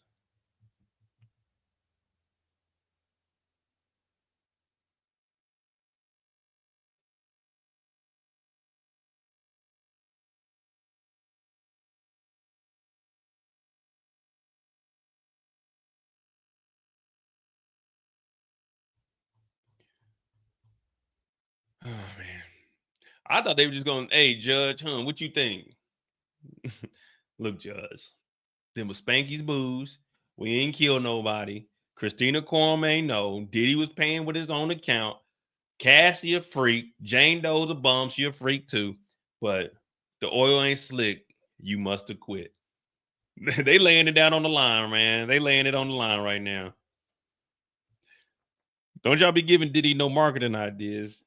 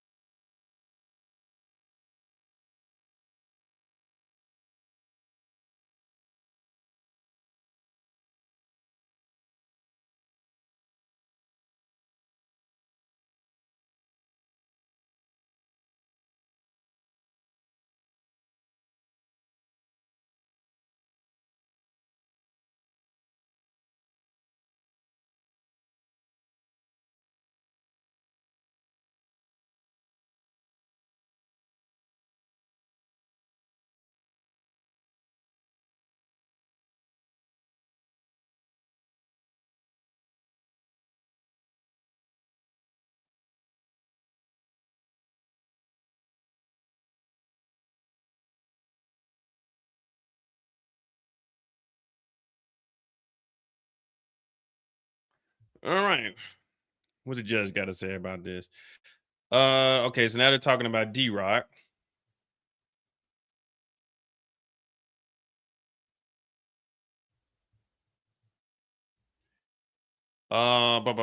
D-Rock. This is about D-Rock trying to get Mia to speak with Diddy, but it sounds like a normal conversation until her radar went off.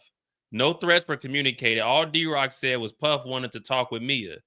They wanted her to say something. PR. Nah, this ain't no PR.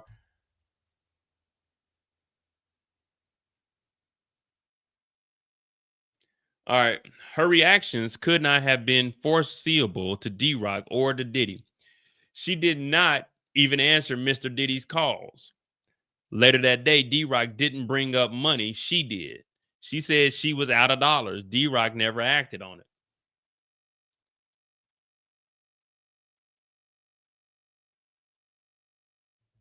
D-Rock said, if you don't want to, all good. The prosecutors characterized these as nice messages. There was no evidence D-Rock or Mr. Combs thought Mia felt threatened. So this is not witness tampering.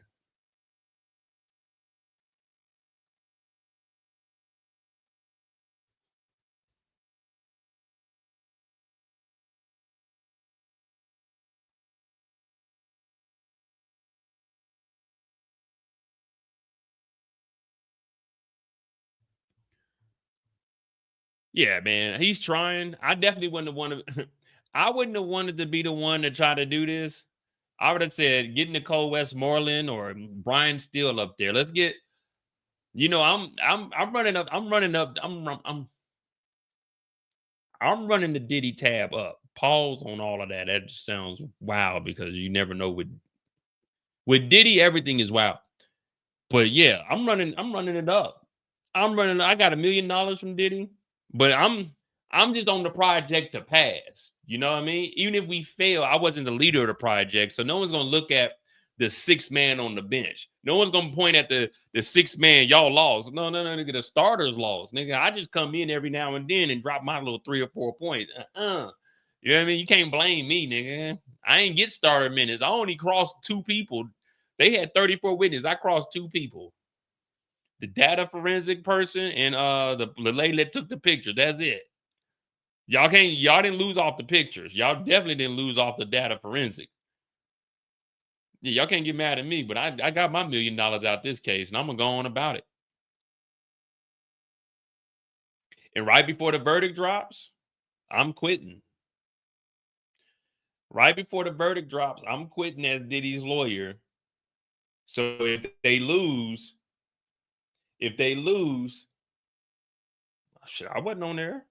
But if they win, no, I had to step away for a family emergency, but I was right there the whole time. If they lose, you know, they go, oh man, you was on Diddy case. You're like, whoa. Go check. I left. I removed myself from the case before the verdict dropped. So they lost. I wasn't part of the losing team. But if they win, I had to step away for family reasons. You know what I mean? I made sure I paid Diddy his money back because that's what a good, honest lawyer would do. So if they win, I'm with it. But if they lose, shit, that ain't going on my record. No, I can't have a losing record now. No.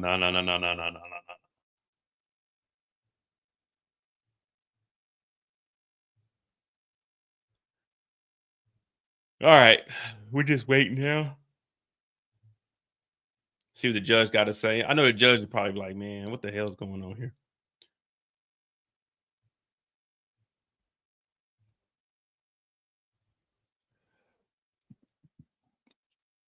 There would have to be proof Mr. Combs knew of a federal investigation at the time. There is none. With respect to Jane, they have November 19, 2023, no threats. Mr. Combs said, this is when I need you to be there for me.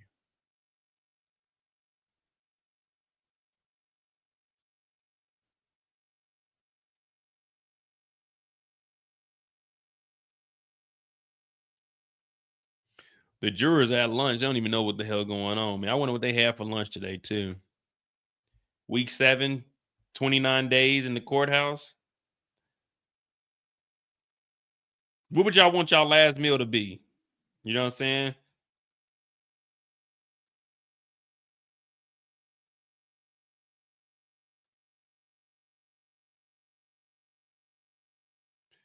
Shrimp steak, liquor, and lobster. That's what I'm trying to get.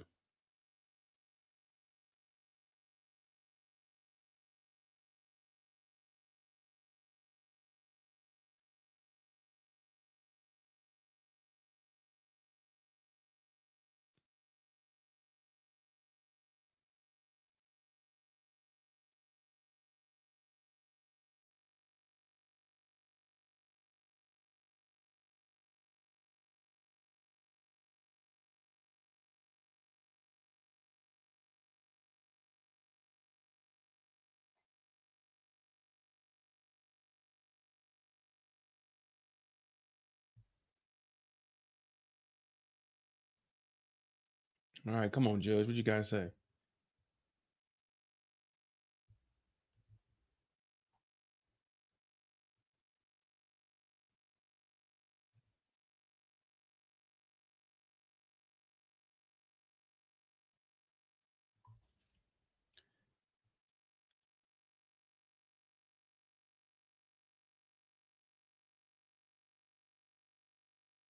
For anyone that cares, Brandy and Monica going on tour together, the Boys Mind tour, coming to a city near you, starting October 16th to December 6th.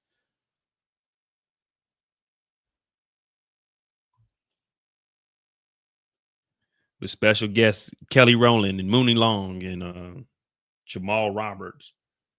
Where the fuck that is. Shout out to Jamal Roberts, though. He's on the tour, and that's all that matters.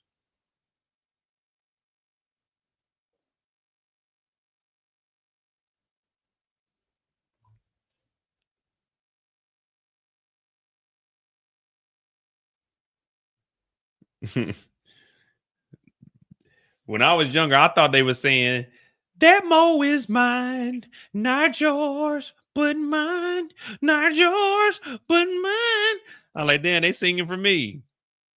I always thought they were saying mo. I didn't know it was called The Boy Is Mine until I was like 25 years old. I thought it was saying the mo is mine.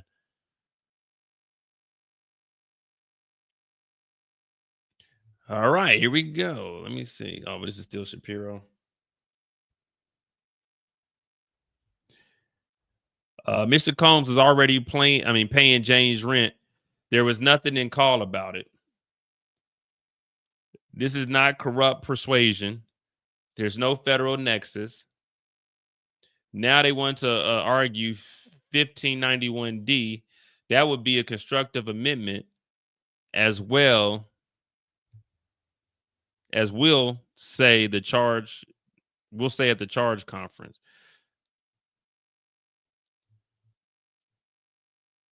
So 1591D, what the hell is that? So they're going to say that at the charge conference. So they're not confident that the judge is going to say,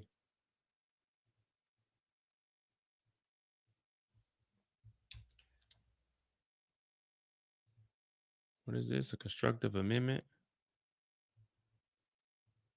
Or are they saying it's 1591D, which is a constructive amendment?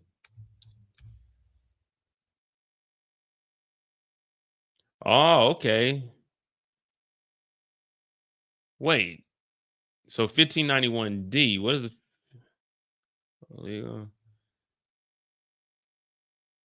Okay, so this is 1591. 1591D is whoever obstructs, attempts to obstruct, or in any way interferes with or prevents the enforcement of this section shall be fined under this title, imprisoned for a term not to exceed 25 years or both. So they're saying that there's no federal nexus. Now they want to argue 1591D. That would be a constructive amendment, as we'll say it was in the charge conference. So they're saying that the prosecution is going to try to argue 1591D,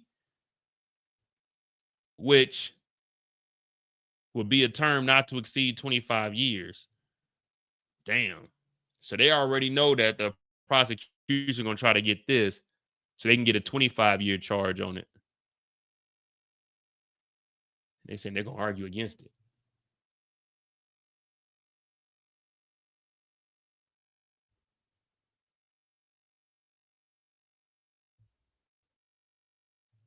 Interesting. Look at that. We finding out all this legal jargon.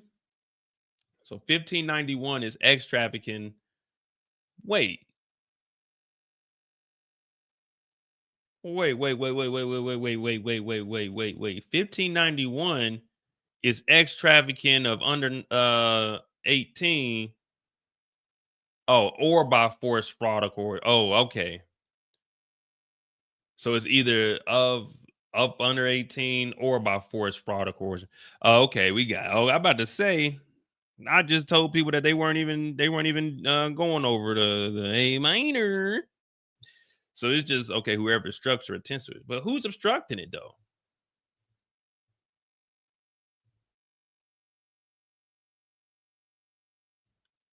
So they're saying this is November 23. It's not corruption, persuasion.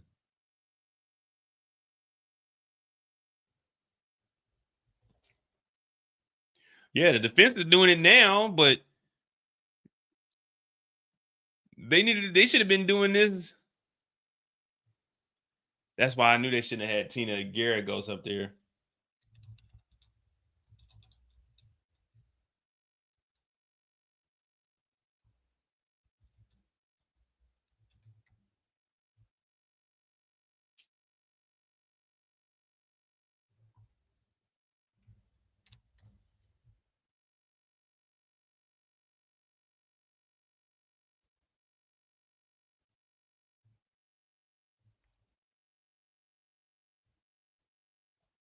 So saying there's no federal nexus.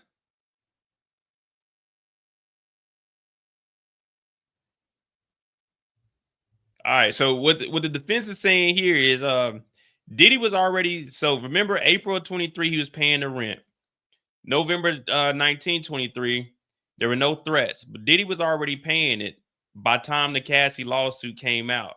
So they're saying that there's no federal nexus because there's no corruption here because he was already paying the rent before the Cassie lawsuit came out. So they're going to try to argue this, the 1591, which is the obstruction. But they're saying that there's no connection between Diddy paying the rent in April and her finding out about the lawsuit in November. Ah, okay. Okay, I see what you're doing, defense. I just had to do a little research. So they're trying to separate it and say, no. When he was paying this rent, that was before the lawsuit even came out. So there's no connection between paying the rent to keep her around to, you know what I'm saying? You know what I'm saying? Wait, Your Honor. Wait, we was already paying the rent. There's no connection between the rent and hearing about the lawsuit. We was already doing that. So they're gonna go ahead and try to argue that. But we like, no. That's a constructive amendment. You can't amend it because we already got it. It's too late for all of that. Y'all should have did that earlier on in the trial. Now y'all can't do no. They trying to change it up. They trying to say we obstructed. Now the obstruction was gonna be that they're trying to say that they were paying the rent in order to keep her quiet about all that. No. We was already paying the rent. We was already tricking off that money. I don't know. 1, 2, 3, 4 was April, May, June, July, August, September, October, November. We was tricking off for 7 months, Your Honor. There's no connection. There's no connection between us tricking off in April and her finding out about it. We're not obstructing nothing. They trying to hit us with that 25 years. No, Your Honor. It's bullshit. All right. So we're piecing it together. We're figuring it out. This is why I'm not a lawyer. This is too much. Okay. So it makes sense. Hey, whoa.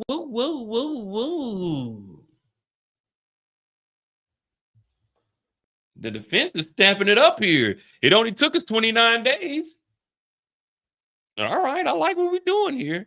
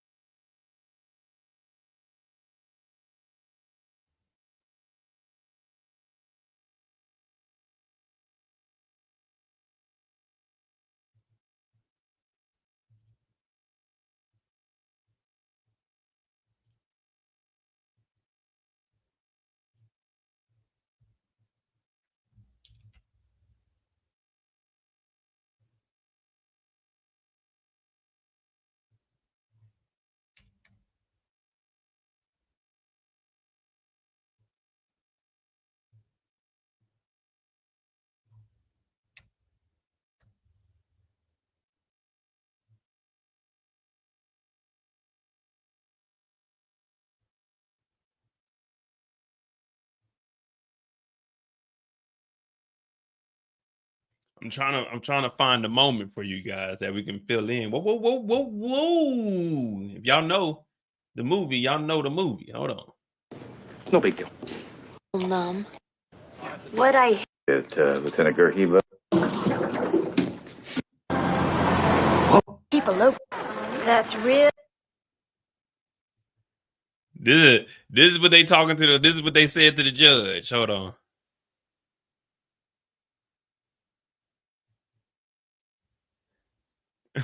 They trying to tell the judge, whoa. This is what they told the judge. This is exactly how they sounded. Whoa, judge. We were paying for that in April. Whoa. Hands off, Hank. Whoa. Oh, Hank, man. That was my movie right there, man. There's another one when he escaped the lieutenant. He's like, whoa.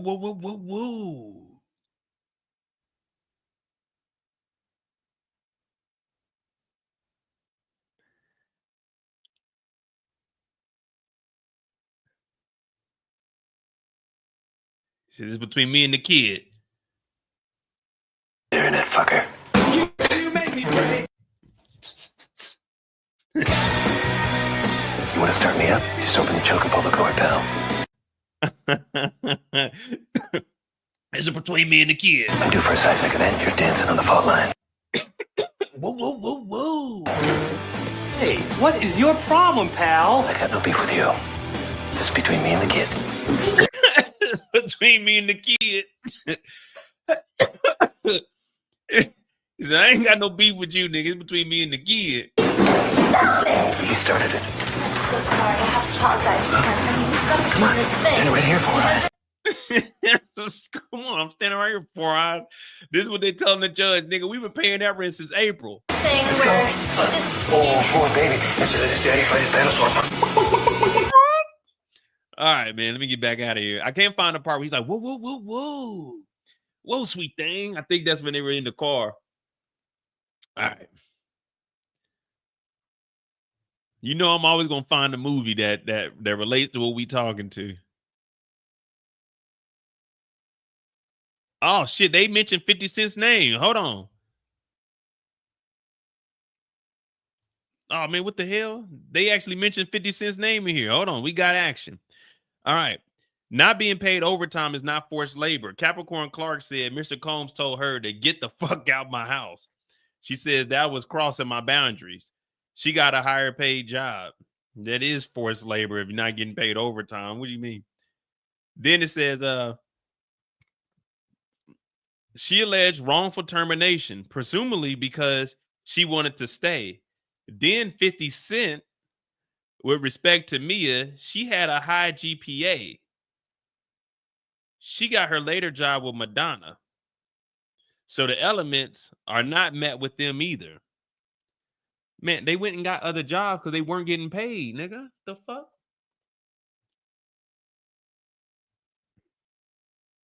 Yeah, I seen man, I don't know about no Street Fighter movie though, man. I'd rather them do a CGI Street Fighter movie than a live action Street Fighter movie.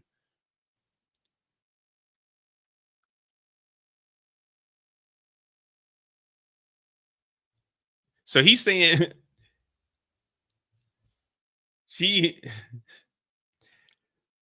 so this is what the defense is saying. Not being paid overtime is not forced labor.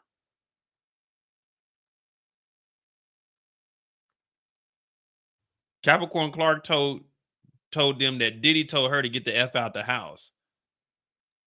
She said that was crossing the boundary. She got a higher paying job. So she was working for free, nigga. That was forced labor. You wasn't paying her the overtime. Then she alleged wrongful termination, presumably because she wanted to stay. Even if she didn't want to stay, nigga, you would still file wrongful termination if they fire you for illegal reasons. What is he talking about? Then she went to 50 Cent with respect to Mia. She had a high GPA. She later got a job with Madonna.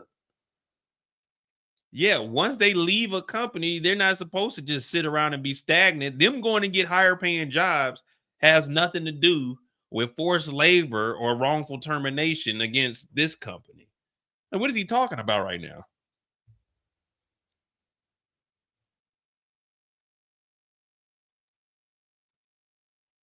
Like if I hate my job, but they fired me for a wrongful termination, I'm still suing, not because I wanted to stay there, because they fired me for an illegal reason.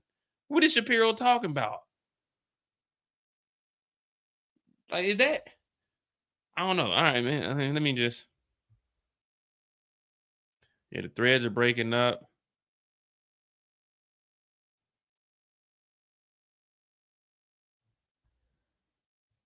I don't know, man. We here. Fuck it. We'll figure it out, man. We trying to find out if this 29 gonna work. On kidnapping, there is insufficient evidence as to the 2 of the 3 allegations. Listen to this. On the kidnapping, there is insufficient, my bad. There is insufficient evidence as to 2 of the 3 allegations. Even if you credit the U.S. witness, Capricorn Clark, and the lie detector test Uncle Paulie took at the building, this does not satisfy NY law Mr. Combs didn't know. So what about the third one? There's insufficient evidence as to 2 of the 3 allegations. So what about the third one? So you're saying there is significant evidence.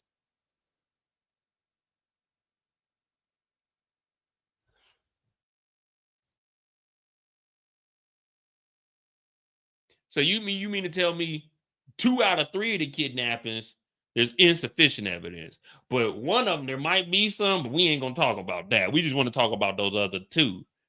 So what about that third one? You're telling us right now there's enough evidence for the third allegation. It's just not enough for the other 2. So you're up here telling me that there's 3 charges of kidnapping, and 2 of them there's not enough evidence, but one of them there is. Nigga, why would I dismiss this case if you're telling me that there is enough evidence for one of them? She wanted to leave. She was held in the room for 5 days. She wanted to leave. She was held in the back of the Escalade till Cassie showed up when she left Kid Cudi. Because remember, Diddy said, she told Cassie, I can only leave when you get here. Diddy won't let me leave until you get here. But Shapiro said on the kidnapping, there's insufficient evidence as to 2 of the 3 allegations.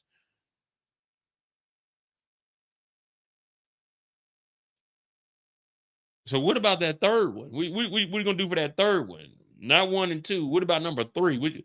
So what y'all saying? Y'all just want us to bypass number 3, or what you want us to do? Say you can go home because 1 and 2 it ain't enough, but 3 there probably is, but you didn't tell us.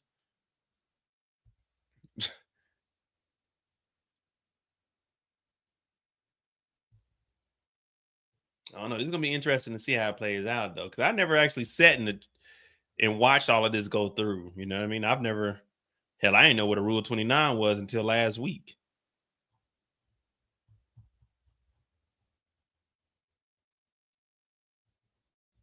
Let me see where we at, though. Hit that like button, hit that subscribe button if you're new to the channel. I'm ODIJ. This is week 7, day 29. This is the last day of testimony. Tomorrow we have the charging conference followed by closing arguments. On Thursday, 4 hours apiece. Probably takes us until Friday morning. Deliberation shall start. We're trying to get this thing knocked out by July 4th, which is Friday of next week, and the 3rd, because federal courthouse will be closed on the 3rd and 4th. So they got Monday, Tuesday, and Wednesday of next week, or they had to come back the week after, which would take us to week 9, which initially we started off, they said 8 to 10 weeks.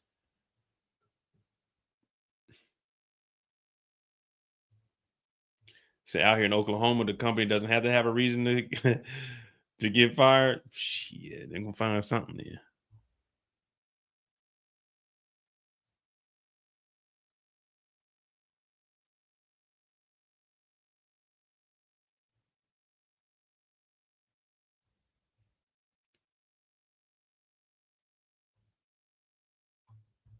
Oh yeah, okay. So I keep forgetting I can't click on any of them. I gotta just read them off the main page.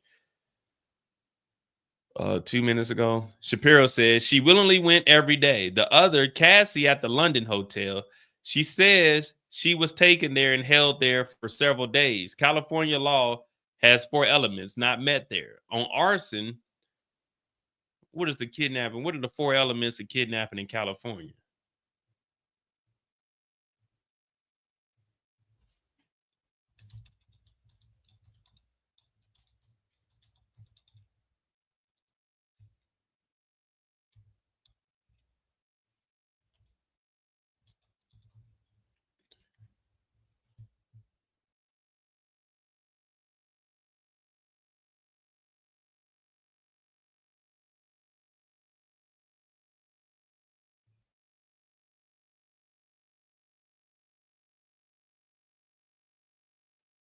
No, what is he talking about? In California, moving the victim a substantial distance, a lack of consent,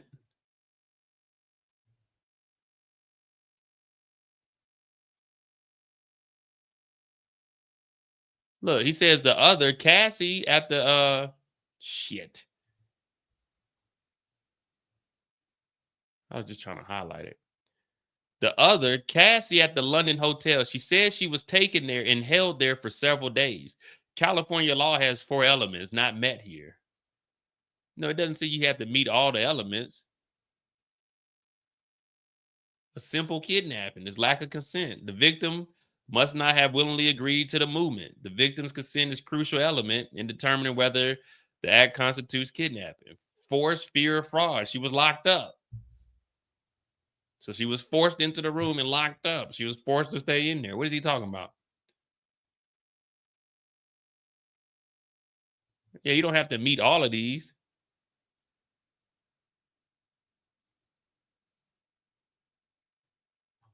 What's this dude talking about?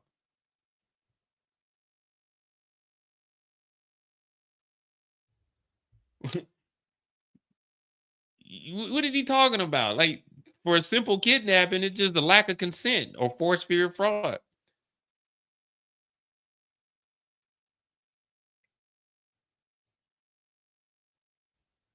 Hey, my search history, hey, nah, I don't look at shit. I don't hear. Well, nah, this right here. All I use is I don't look at nothing. Like, to be honest, I don't look at anything on my computer unless it's dealing with like the TV shows or anything I'm looking up. That's all I use my computer for.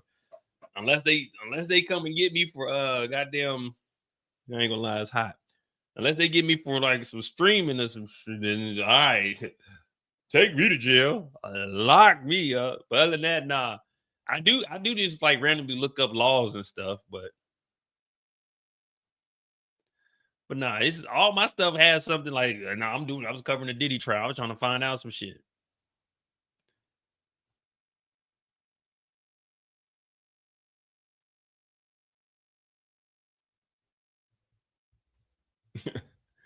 And I do this for y'all. So anything I'm referencing y'all. I'm looking at the chat, man. All those people made me look that up, man. They told me to do it. I wouldn't do it on my own, man. I was scared, fear for my life.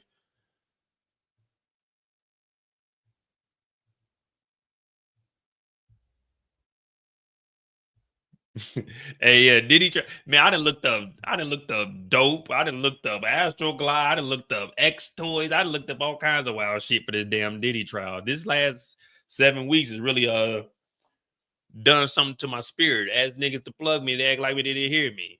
Look at me now driving German engineering.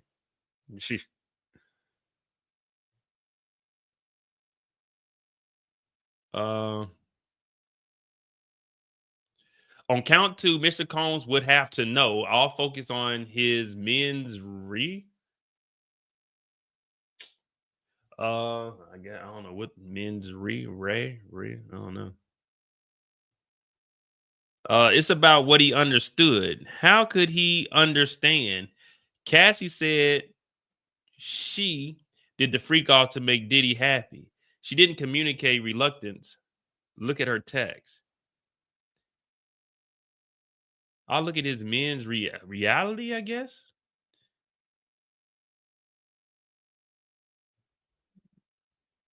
It's about what he understood. No. Ignorance of the law is not a defense. I ain't know robbing banks was illegal. Oh man, you just robbing a bank just to rob it? Yeah, but I didn't know it was illegal.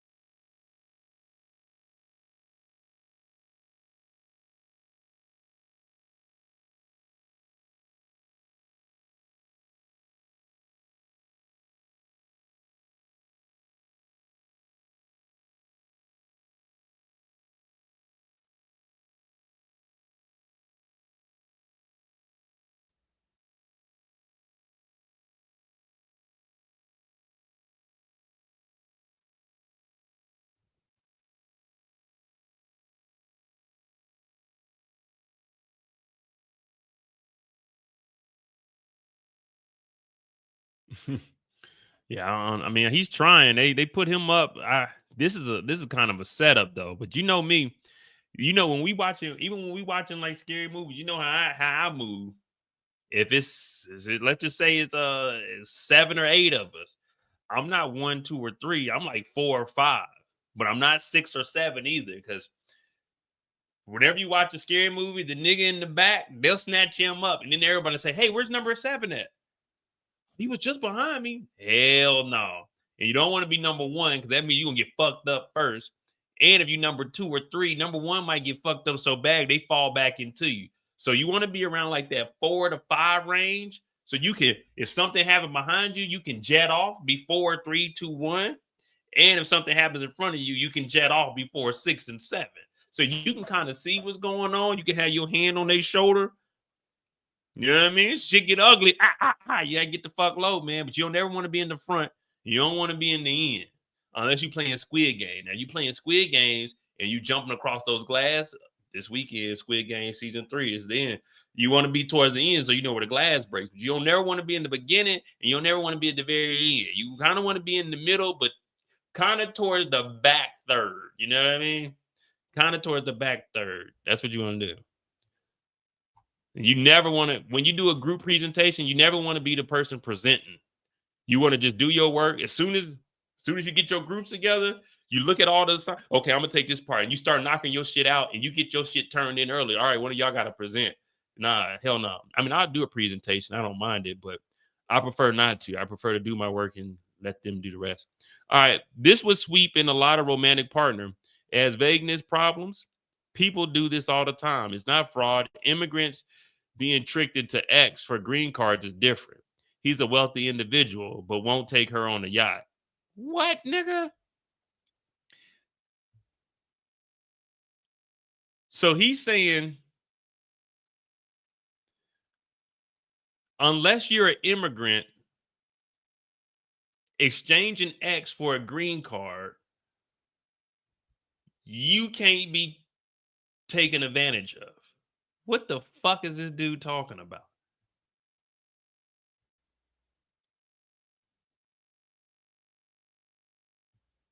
So unless you're an immigrant getting tricked into X for a green card, no one can trick you. No one can they can't scam you. They can't do nothing. That's not illegal unless you're an immigrant. Like, what the fuck is this dude talking about?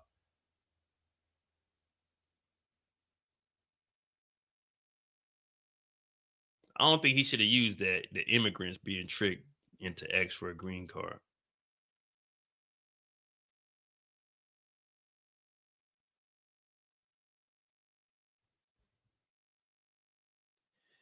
Yeah, that's kind of wild.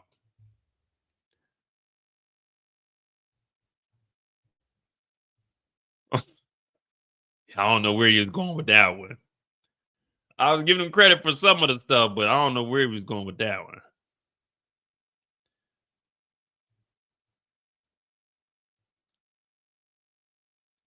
They never alleged X trafficking until Jane. They never alleged X trafficking of Jane until they found out she was alleging a circle incident of assault. That is telling. This theory of fraud is incredibly weak. The fight at Jane's house in LA, this single act is not sufficient.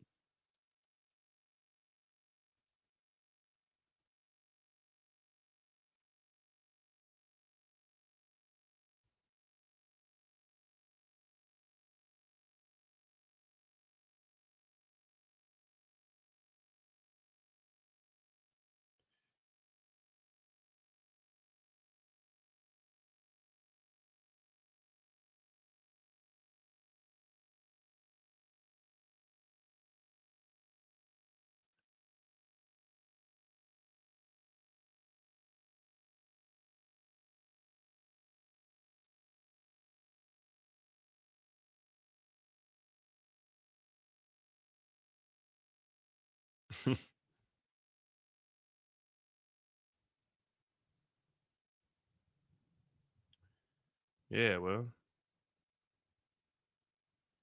it's either you're an immigrant trying to get a green card, or if you're just an American, you can't get tricked. If you're an American, you don't know what getting tricked is. You got to be an immigrant doing it for a green card. Now, do I believe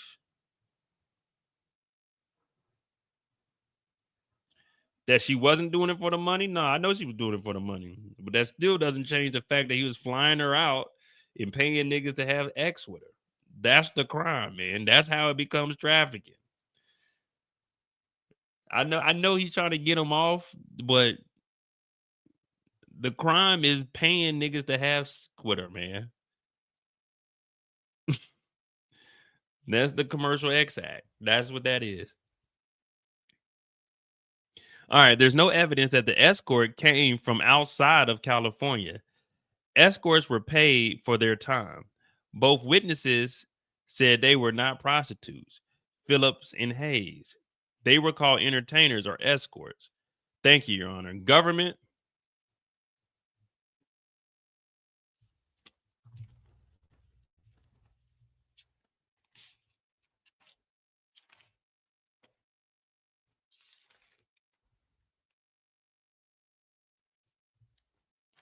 So they said Phillips and Hayes.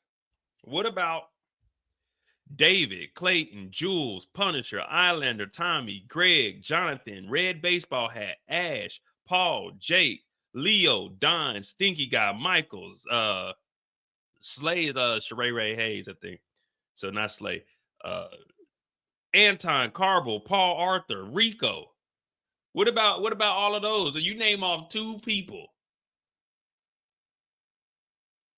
What about the other ones that were paid? What about the ones that were paid that Diddy was like, oh, they didn't perform and it was $600? What about those? You named off 2 out of the 21? What about the other people? What about the Punisher? What about Islander? And just because they called him, nigga, I call myself a professional athlete. Nigga, don't mean I'm a professional athlete. I call myself a doctor every day. Doesn't mean I'm a doctor, nigga. I call myself the flyest motherfucker on the planet. Now that might be the truth, but hey, you can call yourself anything. I can go online and get me a fake doctorate degree right now if I want to. They were called entertainers or escorts. Thank you, Your Honor. Nigga, what? Let's see what the government got to say. The government about to chop this liver up.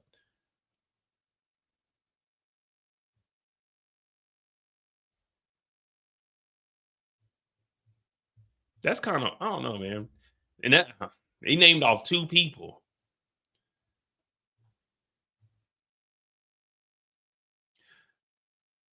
All right, so the judge said, Diddy, how you feeling? Diddy said, I'm doing great, Playboy. I wanted to say thank you. You're doing an excellent job. The judge said, do you understand that whether to testify or not is up to you? Do you understand? Yes, Your Honor.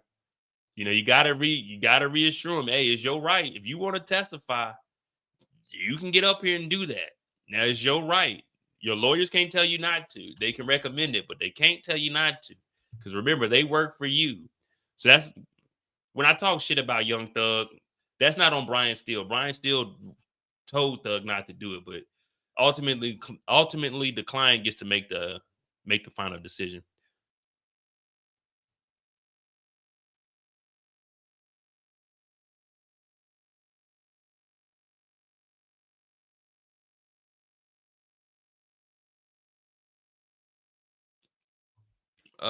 So the government just said there's more than enough evidence. Your Honor, you can reserve on that. If you like the argument, I like a bathroom break. I can reserve. So they just basically saying, shit, they looked at the judge and said, nigga, there's more than enough evidence. So what y'all want to do? Want to take a break? So the judge asked Diddy, what's up? What's up? You good? You crack? Everything good? I know when Diddy get out of here, he going to see a chiropractor.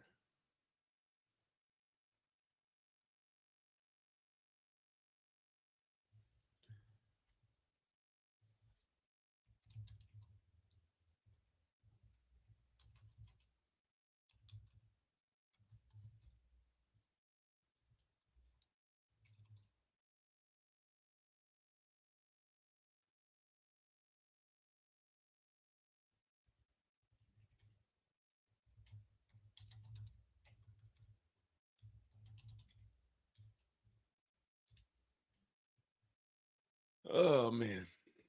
So we got anything else?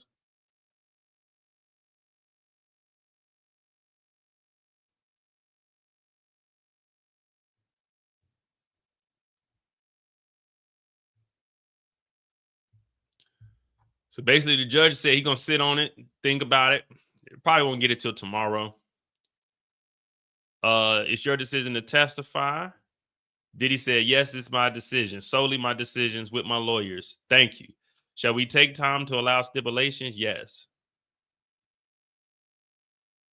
I mean, it is your decision not to testify. I thought it was saying it is your decision to testify or not, but it's your decision not to testify. So Diddy said, yeah, he ain't testifying. Shit, I'm getting on the stand. What is it? Left hand on the Bible, right hand up? Sean P. Diddy Combs, Mount Vernon, via Harlem. Realest nigga in it. Bad boy for life. Yeah, Your Honor, just real quick, you know, I like to give a shout out to my attorneys over there, the Dream Team, you know what I'm saying? Bad boy for life. I like to say that the prosecution has put together a bullshit case. Yeah. You know, my hair is starting to get gray up in here. You know, Playboy needs some of that just for men. And I'm really looking for you to go ahead and give me that acquittal today. You know what I mean? So I can walk on out of here and be that family man that I am. You know what I mean? Mr. Take That. I'll tell you this. I'm gonna make this right now. Hand on the Bible, or is it right hand on the Bible? Left hand up. I think it's right hand on the Bible. Yeah, I'm gonna tell you right now, Your Honor. I promise I won't be with no baby oil, no Astroglide, no methamphetamines, no MDMA. No, well, now that Tootsie now, Your Honor, I don't know if I can, I don't know if I can give up the Tootsie, but I can give up the white powder.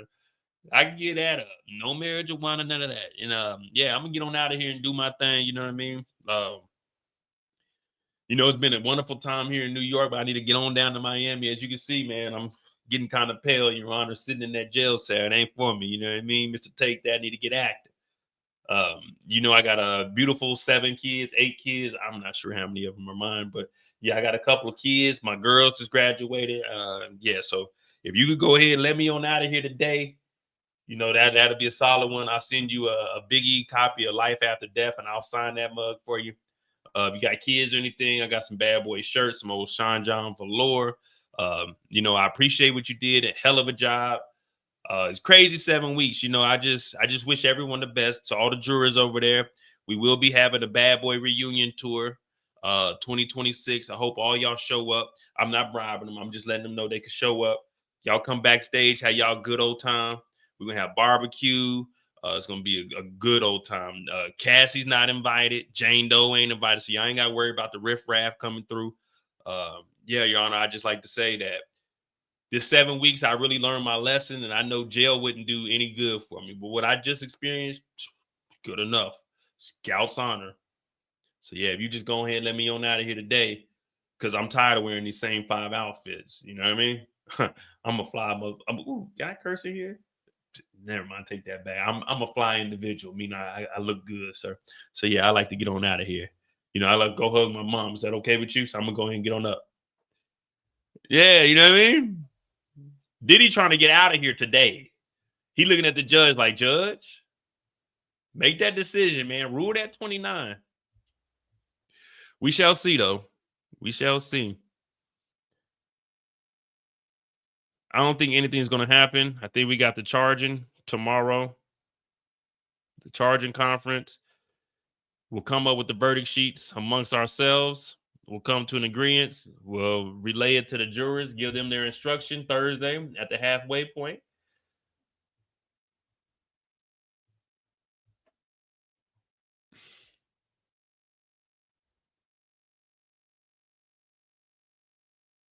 So they are on a break. So I don't know if the judge is going to have this done by the end of this break, but the judge said he'll reserve his decision on the motion. So basically saying he's going to, he's just waiting. He's going to look at it and weigh his legal, I guess, boundaries of what he can and can't do on it. You know, he might go in the back and consult with another judge, but get on the phone like, hey man, is it all right? Can I do this? Can I do that? So we'll see. I don't know if it has to be a full acquittal, or can the judge like throw away certain parts?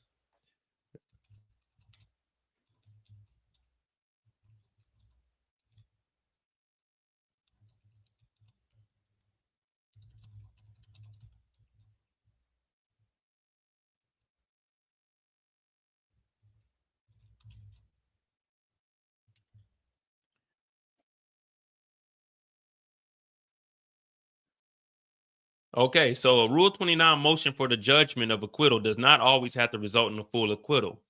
With a Rule 29 motion can lead to a judgment of acquittal. It can also result in other outcomes, including the court reserving its decision or conditionally ruling on a new trial motion.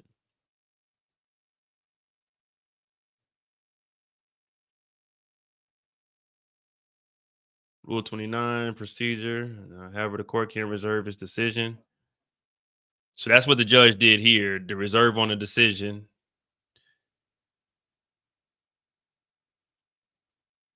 Additionally, the court can conditionally rule on a motion for a new trial, potentially setting aside a guilty verdict and ordering a new trial rather than entering a full acquittal.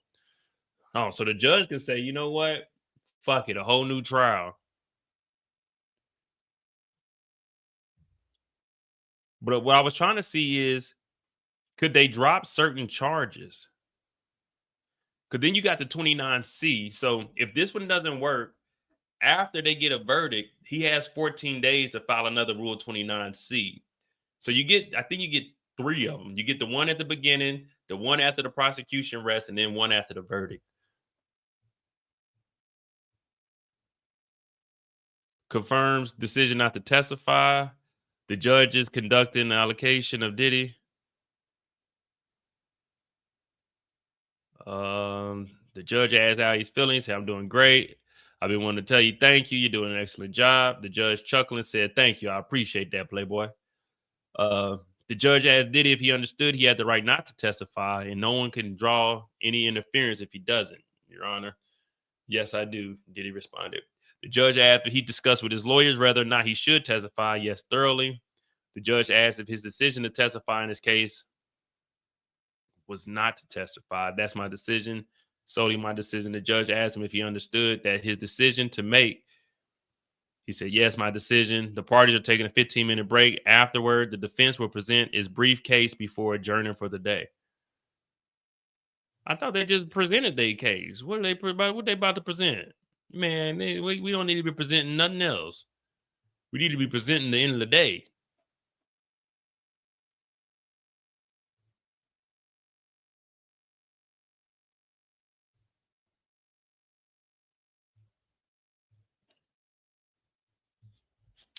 Jeez Louise.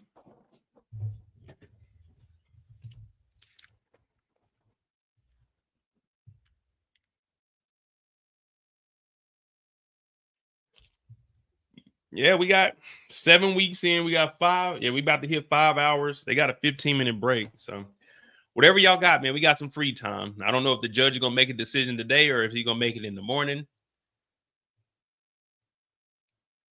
But yeah, I was thinking, well, I was wondering if Rule 29 would be, like, say it's 5 counts, maybe they can knock off an acquittal for like maybe 2 of them. But I think it has to either be a full acquittal or a retrial.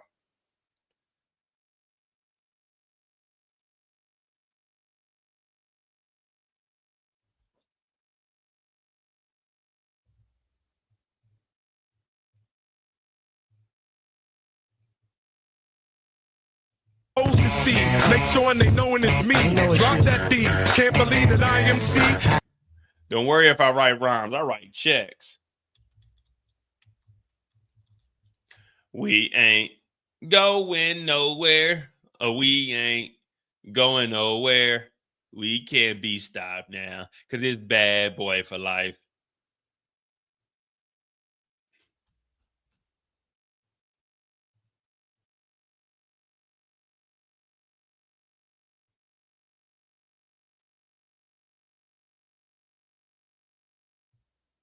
Oh, man.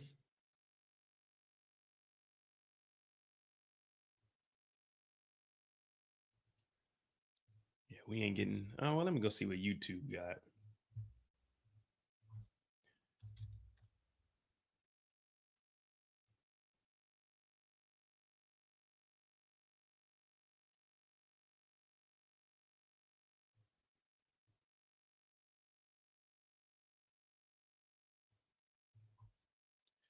Law and crime. Got Diddy up next.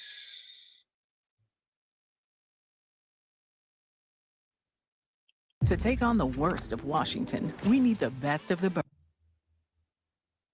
Oh, it's about to be election day in New York. That's why I was about to say, why all this damn election shit coming up? But it is election day in New York.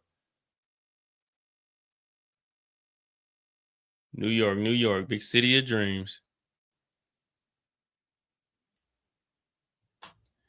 And every day in New York ain't always what it seems. I'm trying to find us some audio so we can just get a little understanding of what the heck is going on here. Let me see something. This is a little further back, but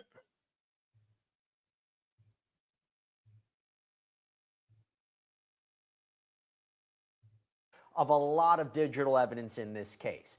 And under cross-examination, what the defense seems to be suggesting is, hey, jury, these charts that this agent has presented to you are incomplete. It doesn't provide all of the context. There are a number of messages from alleged victim Jane in this case where she's explaining how sexually excited she is. Is this the standard sex trafficking victim, as the prosecution would have you believe? She talks about how much she loves Sean Combs. There are messages where she's trying to coordinate and set up these sexual episodes.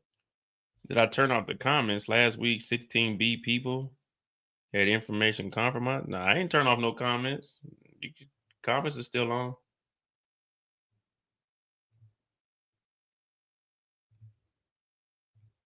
That are at the center of this criminal case. And I will tell you, a lot of the messages also try to hit upon the idea, is this really racketeering? Is this a criminal enterprise?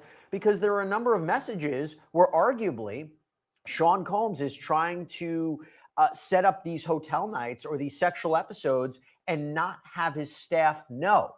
So if the prosecution is saying the staff was an integral part of this, and they were setting up all of these events, and they were facilitating these episodes of sex trafficking, why was he not including them in the loop? Why was he trying not to have them be aware of it? It doesn't fit into a neat, concrete case of sex trafficking and racketeering. So there's a lot to break down here. We're going to take more of your questions. I want to bring on my all-star panel. So not only are we going to be taking your questions, I'm also going to be breaking down what's happening in court in real time. There's no cameras in the courtroom. There's no audio equipment in the courtroom. But we do have live reporting, and we'll break it down for you in real time. I'm joined right now by trial attorney Afi Patterson and also criminal defense attorney, former prosecutor, and partner of Zealous Advocates, Jeremy Eldridge. It's great to have you. Oh, look, and we also have with us Melba Pearson, civil rights and criminal law attorney, former prosecutor. Melba, I know they were trying to get you up. I'm so happy to see you.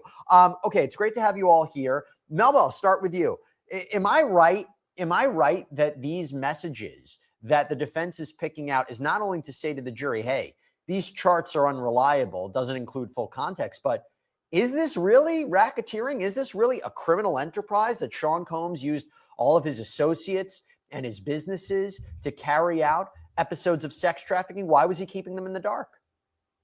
Yeah, so good afternoon, everyone. And I take a different tact when it comes to the text messages. I think that the text messages that show the deep involvement of Christina Courtroom, the chief of staff for Diddy, are going to be the key aspects that the prosecution should be focusing on, especially when they get to closing arguments. Because she clearly, as chief of staff, she was not his personal assistant, like not tied in some way, shape, or form to Bad Boy Productions or Bad Boy Enterprises. No, she was an integral part of the entire corporation. So with her being the leader in terms of booking the flights for the sex workers, making sure that Diddy had snacks and IVs and all of these things for the freak-off/hotel nights, that's going to be the avenue to show that he was involved in racketeering, more so than whether or not a random, and I don't mean that in a negative way, but like a random administrative assistant who may have purchased drugs for Diddy, they may not have known necessarily what was going on in the freak-offs, even though, again, many of them did get on the stand and say that they were aware and that they had to play some role in making sure the room was ready, etc. I'm going to read some updates from court. By the way, it may get a little graphic, so when you see these messages between Jane, alleged victim 2 in this case, and the purported sex workers or Combs, they're sexually explicit, so I'll do my best to kind of like work through the gray area of that. So this agent's being cross-examined by Tenny Garagos, one of Sean Combs' defense attorneys, and Garagos says, let's just quickly look at, this is just Jane and Combs. The agent says, correct. Line 913, September 30th, Jane writes, I love you, baby. Have a great show. This, I won't repeat here, there's no location entries until February 8th, 2024. That's, again, what complicates the case if she is a victim of sex trafficking or not. So let me go to you now, Jeremy. We have a question. Okay, this is from Denise Lopez. If they prove RICO, so racketeering conspiracy, and the government seizes his assets, what happens to the lawsuits that have been filed? So he's been facing, I don't know, upwards of 25, 30 lawsuits since all of this began in 2023. What happens? Well, first of all, the prosecution is going to take priority over civil cases. And that's why civil cases often are told or are held in abeyance up until a prosecution is finalized. Now, in certain situations, and this is more common in economic crimes, if we think that victims are going to receive money, for instance, the prosecution of Bernie Madoff, victims can be made whole through that prosecution. Here, where a lot of the individuals who are suing him are not necessarily a party, a witness, or someone that is looking to be compensated as a result of their testimony in this case, then it's unlikely, if the government decides to seize all of his assets, that he may end up having money to pay any potential civil cases. So the question then becomes, for the attorneys representing those victims, is there a purpose in proceeding? Will Diddy go into bankruptcy? Will a different federal court end up having some decision-making authority in how those assets are distributed if he ends up having paper judgments against him? But once again, we call them paper judgments because even if these victims go into court, even if they end up getting some money in the end, those paper judgments have to be enforced. There have to be money to pay them. So like you said, if the prosecution ends up taking a large amount of his money or his assets, there may not be money left for anyone else. And I think the bottom line of this is, whatever the conclusion of this case should be by the end of the week, probably not likely the end of the week, but even by next week before the July 4th holiday, the story doesn't end there. There is a lot more that is going to be coming forward because of all. So the feds is coming for all of that money, Diddy. The jury's back from a short break. We're right on time. So anybody suing Diddy, you're probably not gonna get that 20 million, 30 million. It look like the feds are trying to take everything. You might get a lucky $100,000 here. You might be able to get the like the residuals off of old songs or some shit. Matthew Russell Lee, Inner City Press. It's not midday. It's nearly the end of day 29 of the U.S. versus Sean Combs case, June 24th. And what's happened today is there was an extremely longer than expected, let's put it that way. I don't want to cross-examination of the Agent Cerciello, by Miss Garagos. I have to say it sort of petered out from my point of view. But then the Rule 29 motion by Combs' lawyer, Alexander Shapiro, I've said before, I'm a fan. She's representing Sam Bankman-Fried. In any case, they pretty much laid out what will be their arguments at closing, attacking every count. And again, I've seen a lot of people say they turned away. Even some people thought it's uninteresting. I think it actually is. This is the beginning of the end here. Her take on it, and I have a few notes here. At least one of the statutes of she's saying is unconstitutional. This is not going to cut ice either with, I believe, Judge Subramanian or with the jury, but it'll be raised on appeal. This has to do with intimidation and force, but she made arguments about forced labor, saying that this statute was basically enacted to enforce the 13th Amendment after slavery. It's used in cases of immigrant domestic workers forced to work because their passport is taken. She was pretty, I think you could say she was dismissive in the sense that she said, not dismissive, she said these are affluent individuals. The complaint is about not going on a yacht, not going on a trip to Turks and Caicos. She made a kind of a procedural point, which I'm not sure who's going to hear it, even on appeal. But she said it's significant that in 3 superseding indictments, they only ended up with this fraud theory as to Jane once it became clear to them that Jane was alleging violence in the house, that incident with the broken doors that are still broken. She also said that the escort in that case there was no showing that they came from out of state. These are the kind of like little landmines that are dropped that come up on appeal. The thing is that unless that's the only thing he were to be convicted on, even getting that one knocked off later, it sure would be interesting. I'm doing this in front of the now empty MCC jail, but certainly it keeps people active if they're in jail for a long time to have some appeals going and to get a couple of wins. But there's 5 charges here. Now, I guess in what people would say is the most newsy element of the day, Judge Subramanian said, "Mr. Combs, do you understand how are you feeling today?" And he said, "I'm feeling fine. You're doing a great job, Judge." Maybe that he thinks it's going to get Subramanian to rule in different ways going forward. Anyway, he was certainly upbeat in that. Then he was asked whether it was his decision and his alone to not testify. He said, "Mine alone." Then he added, "but with my lawyers." They've now taken a break for the defense case, which I think is going to be extremely short. It seems like it's just going to be getting some exhibits in. And then that's it. There'll be a charge conference tomorrow, Wednesday, and closing arguments on Thursday, which I think on the defense side, at least, are going to be largely what Alexander Shapiro said in a legalistic fashion, but made in a fashion tailored to the jury, more based on the facts than on the law. In any event, Inner City Press, we're all over it. The week 6 book out, week 7 book is in preparation. There's a lot of material from today. To be continued.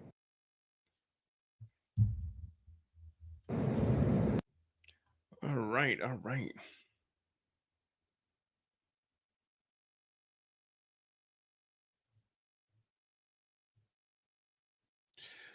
They're back. The judge is entering. The jury's there. The defense. Diddy's lawyer. We enter into evidence and stipulation about the devices provided by the government by Cassie, McLeod, DX 1402. Can you highlight row 5? Public screen is not on.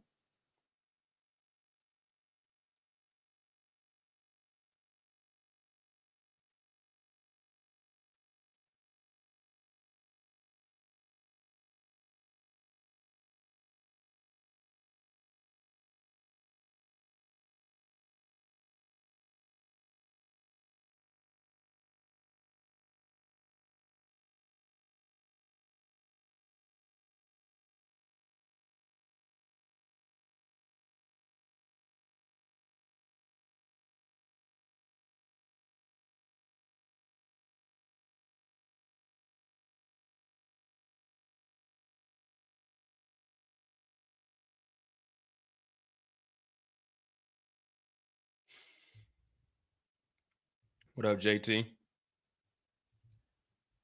Yeah, I mean, it depends on how much. It depends on how much the Fed sees. So if the Feds come through and take everything, then I mean, if you suing Diddy for some money, he ain't gonna have no money. I mean, I don't know.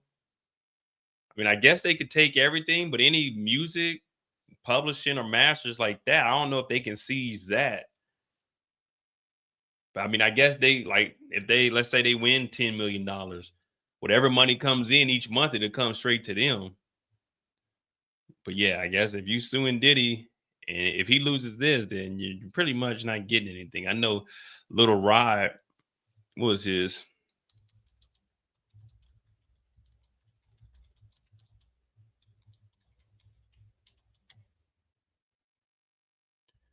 Yeah, Little Rod was suing for $100 million. Now, that's what you're supposed to do. You're supposed to go as high as possible and then work your way down. 100 million, I'll settle for 20. I'll settle for 15. But yeah, you got to ask for 100. But he's not getting no 100. He wasn't going to get 100 even if Diddy had the money.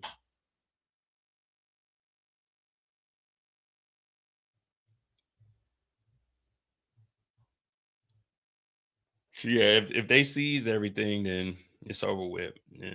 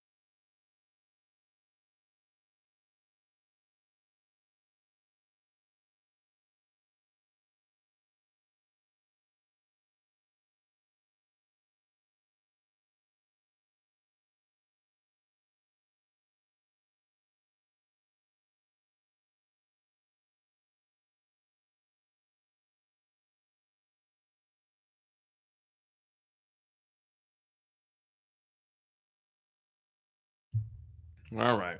Diddy ain't testifying. The defense is about to just be entering in all these exhibits. I guess it's in order now. Hold on. They're back. Yeah, here we go. Highlight local use. I'm the luckiest woman in the world. I'll get all the pictures together this week. So many good ones. Meanwhile, Diddy's seated between Westmoreland and Brian Steele hands Westmoreland a pad. Diddy's lawyer, local user. I owe you a good night. If you want me to call someone, I need to treat my pop better. I promise I will be better if you don't leave. If I don't, you can leave me, but that won't happen. So I guess they're talking about Cassie now.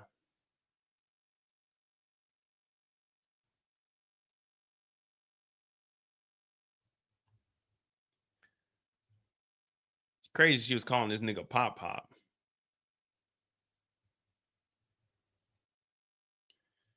You got to either be, I don't know, man.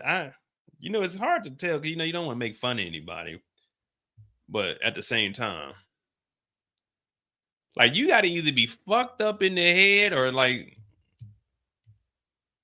let me not say you got to be fucked up in the head because we know that Diddy was beating her. So,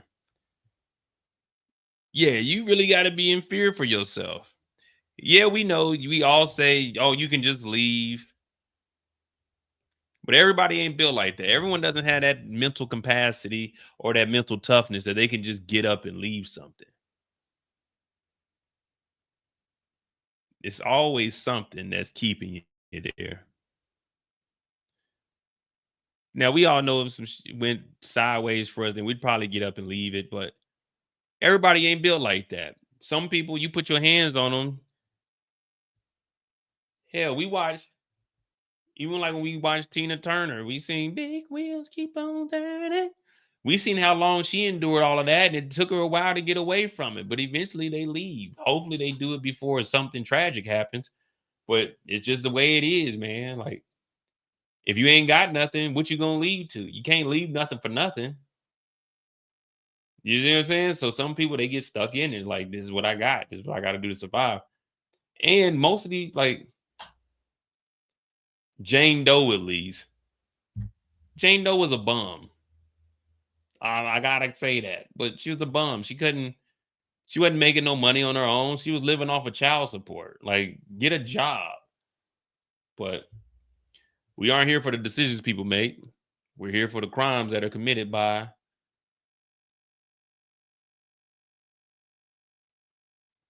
certain people.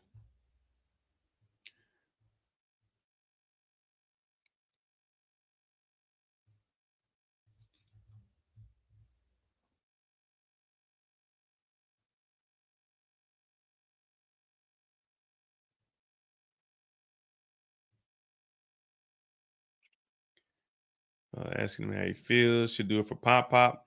Local user Cassie, I love you and thank you for always trying with me. I will. What? Hold on. Cassie says, I love you and thank you for always trying with me. I will be a woman, not a child. I'm leaving that in 2012. Now pull up 1402 row 66, February 14 to 16, 2017, DX 1417. God damn, that's a lot.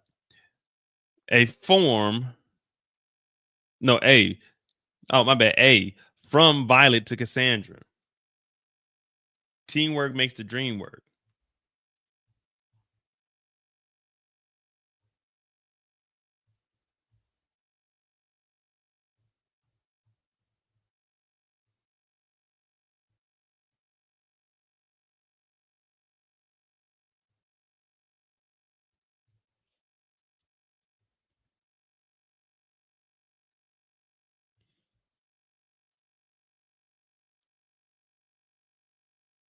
Diddy writes, you think you can freak off without getting high?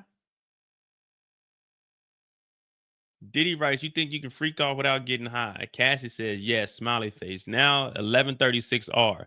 Blow up the first couple bubbles. Cassie writes, send me a pic.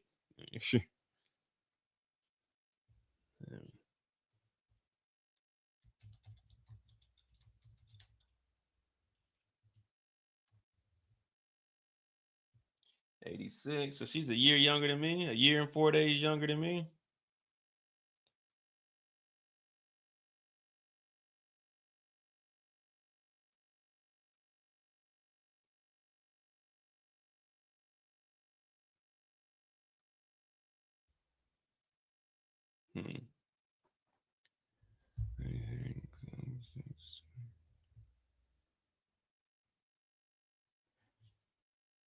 So what, 2012? She's what, 26 at that time?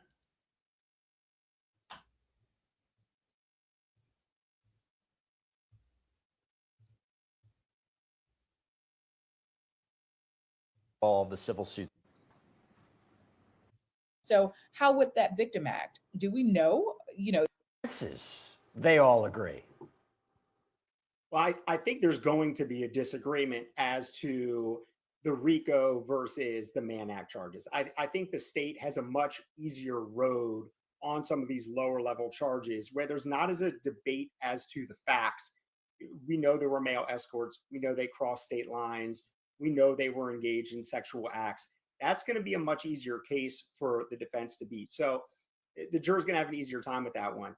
As to whether they have to agree, of course they do. They have to agree unanimously in order to come to a verdict. There are things called partial verdicts. That is in the discretion of the court. If the court wanted to take a partial verdict, those are very dicey when the courts do take them because they generate issues for appeal.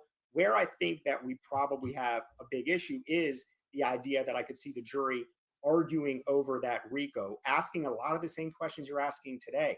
Where is the meeting of the minds with this other individual? Who are the other co-conspirators? If they're not charged here, then is there really this RICO? Those questions may be a little bit more difficult in that back room when they're deciding it. And the defense has done a decent job cross-examining a lot of the witnesses in showing that there were very real credibility issues that are not going to be able to be cleaned up in light of their text messages, when their text messages completely flew in the face of what they said in court. But on those Mann Act charges, they're not going to be able to show those same issues of credibility. So we need unanimity. We need that unanimous, all 12 guilty or not guilty. But I think we may see a fight on the actual charges and their ability to come to a conclusion on all three of them. I think that this is going to be a long deliberation process. We had a poll up the other day. How long do people think it's going to last? Whether it's only going to take a few hours, same day. The majority of people, and I agreed, think it's going to take 2+ days. I agree. I think this is like such 3 a days. complicated case. It may take them hours to even get through the jury instructions and understand the law before they even get into actually deliberating back and forth. We got an update from court. Sean Combs' defense attorney says, again, questioning this agent from Homeland Security investigations. All right, so they're way behind. But yeah, I mean, that's what we were saying, like 3 days. It could go anyway. The defense begins presenting their case. Anna's starting to present case. She's now reading message between Cassie and Diddy on the record. Oh boy.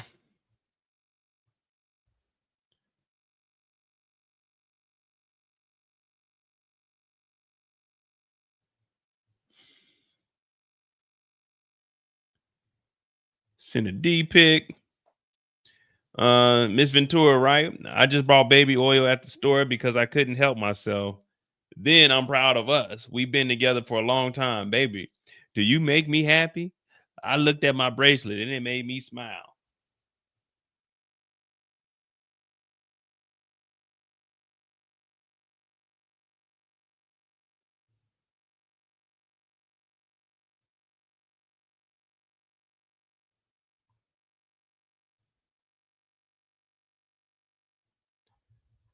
Oh man, so I thought they already presented their case. When we went to break, I thought we was good to go.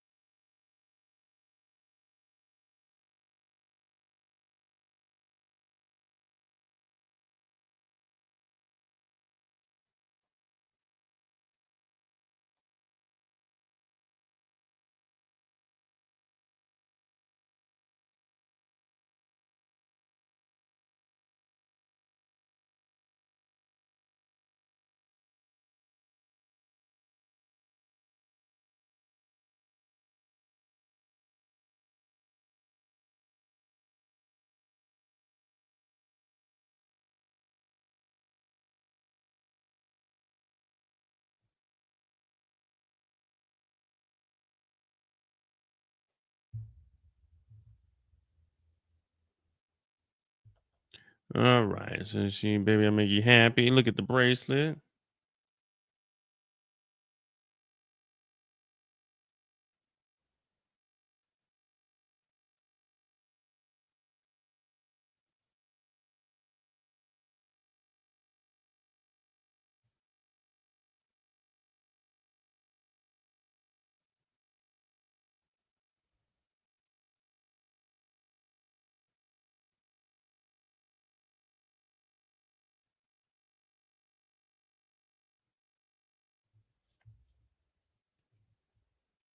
Yeah, man, I'm getting a little restless, man. I don't know if we're gonna be able to make it through today.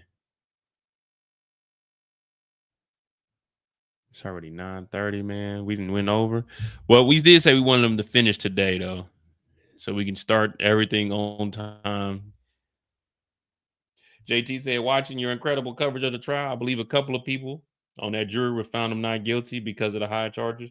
Yeah, I mean, like I said, I'm not here to say if he's innocent or guilty, but I think once they get read the laws, they'll probably have a better understanding of it. But I could see them not, you know what I'm saying? I could see them not, finding some of them not guilty. Like I say, like the arson, I definitely wouldn't do that. I mean, I could see what they're talking about on like the conspiracy and stuff, but we do have, they're talking about for the racketeering, where's the co-conspirators? They got immunity, you know. The assistant, George Capelin, he got immunity. Brendan Paul, the drug mule, he got immunity. Another assistant got immunity. Edie Garcia, the guy that took the bribe, he got immunity. So yeah, I mean, there's people that are involved in this. We didn't even hear from KK, but KK knew about everything going down because they were even texting her about it. But I mean, I could see that, and they wouldn't be wrong.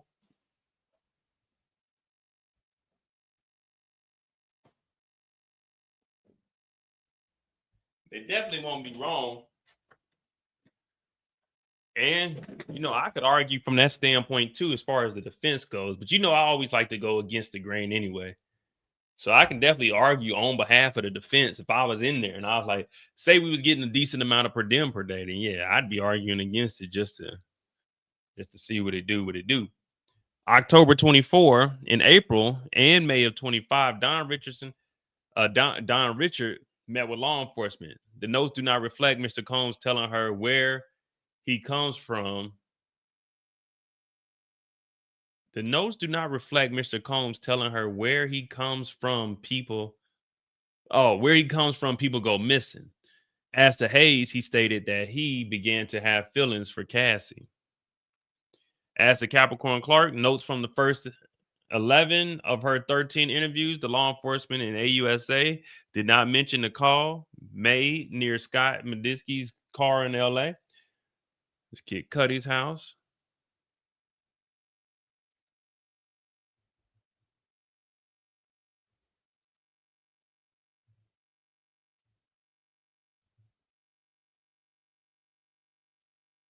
So the defense is laying it down. Whoever this Anna lady is, Anna Estavo, she doing her thing. She should have been up here instead of Tina.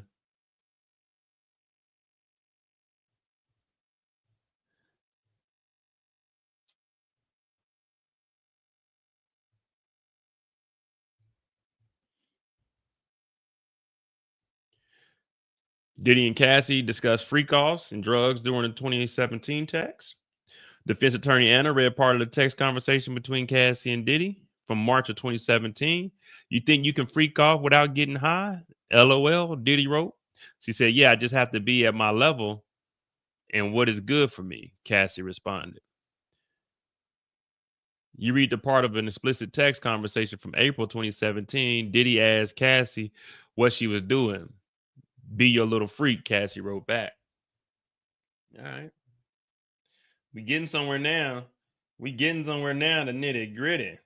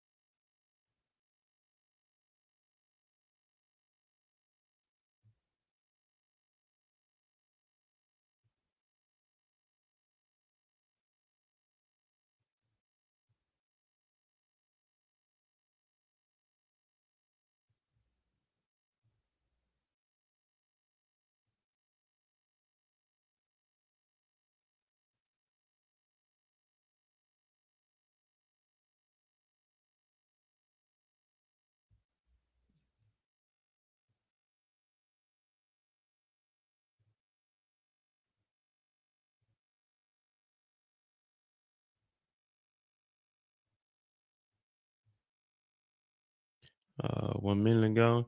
The first of Mia's interviews do not indicate that Diddy initiated X with Mia.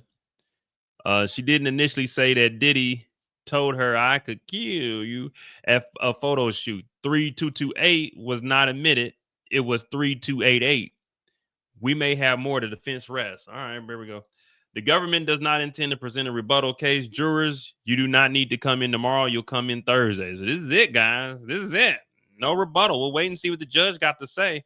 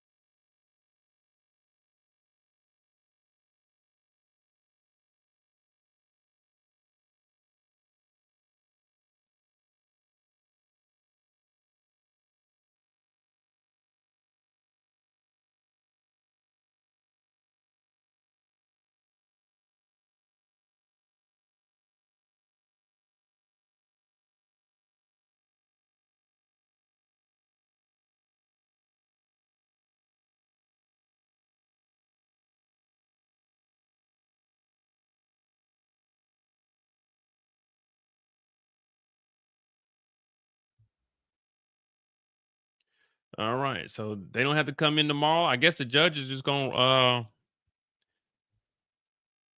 he rests. The judge told the jury to be off tomorrow, return Thursday morning. The jury's been dismissed. So I guess the judge is about to tell them, I'm gonna think about it tonight and I'll come in tomorrow.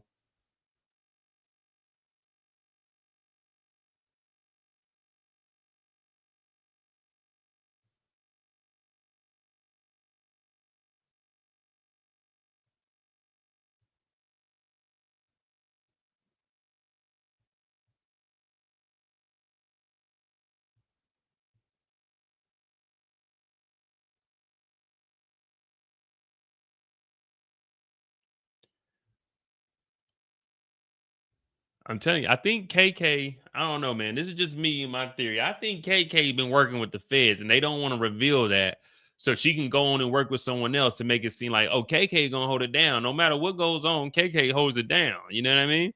So then more goofies to hire her ass. They need to exile her out of the music business. All she was an assistant, and all she did was buy drugs. All rise, file out. Have the parties discussed logistics for Thursday? We should go to 5 p.m. both Thursday and Friday. Combs agreed. His lawyer agreed. Mark agreed. Will I have the charges back? May we have a moment? Yes. Let me withdraw a non-existent exhibit so no one tries to find it one day.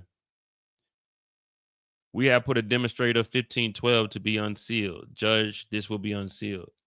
So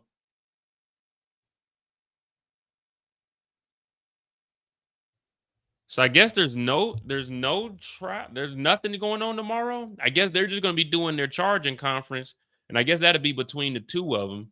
And they're going to start on Thursday for the closing arguments, but they're saying that they should go to 5 p.m. on both Thursday and Friday. But I thought they was only going to do 4 hours apiece. So wait, they're going to have 2 full days of closing? I mean, I guess for a case like this, over 7 weeks, you might as well give 2 full days. So it don't look like deliberation is going to start to the end of Friday. I don't know if they deliberate during the weekend. I think they go home and they come back on Monday, but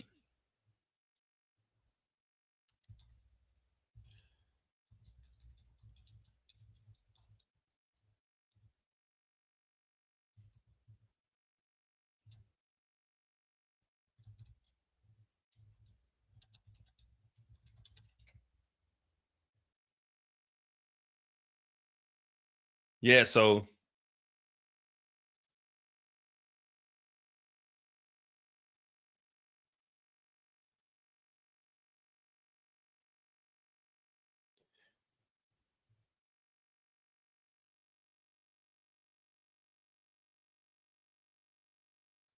if they're going to 5 o'clock Thursday and jeez Louise, we not gonna. I'll tell you this: We not going to 5 o'clock on no Friday. I'm telling y'all right now, we not going to 5 o'clock on no Friday. We'll go 5 o'clock Thursday, but we not doing 5 o'clock on no Friday. I gotta watch Squid Games. We not gonna do that. We'll pick up on Monday when deliberation starts. But yeah, Friday we going to about 3 o'clock.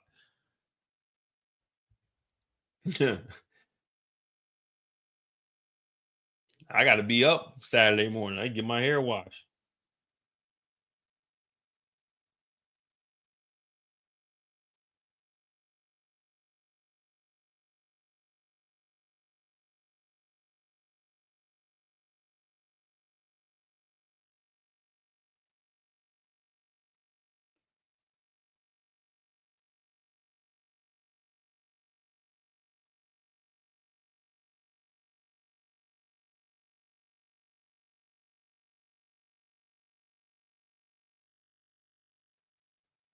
Eric said, I'll be at work. Yeah, we not going to no 5 o'clock. They told me closing arguments was gonna be Thursday, 4 and 4.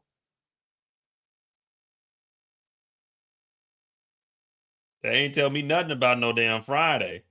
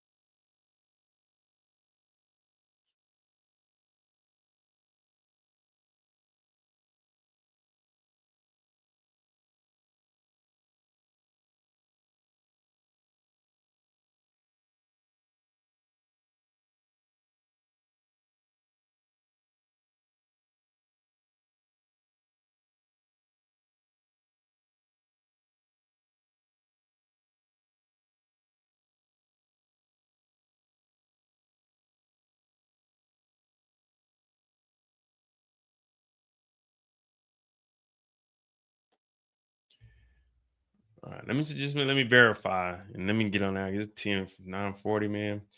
We got 5.5 hours, so that puts us at one. We had 163. All right, we got 163 hours in on the Diddy trial, man. Ain't that some shit? That's what we did. When they asked me, what did you do during your summer break? Shit, nothing. Covered the Diddy trial.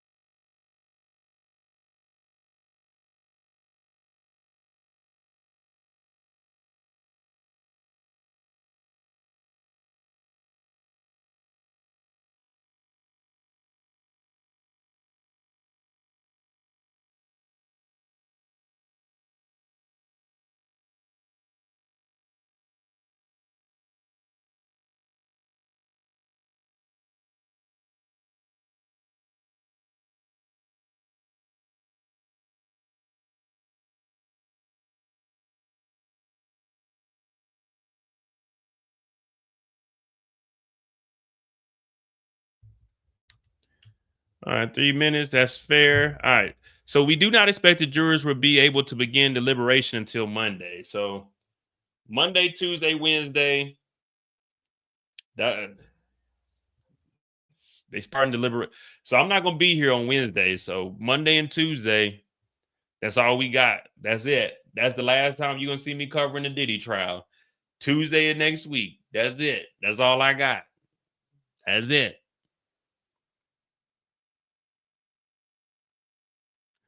July 1st is my last day on the case.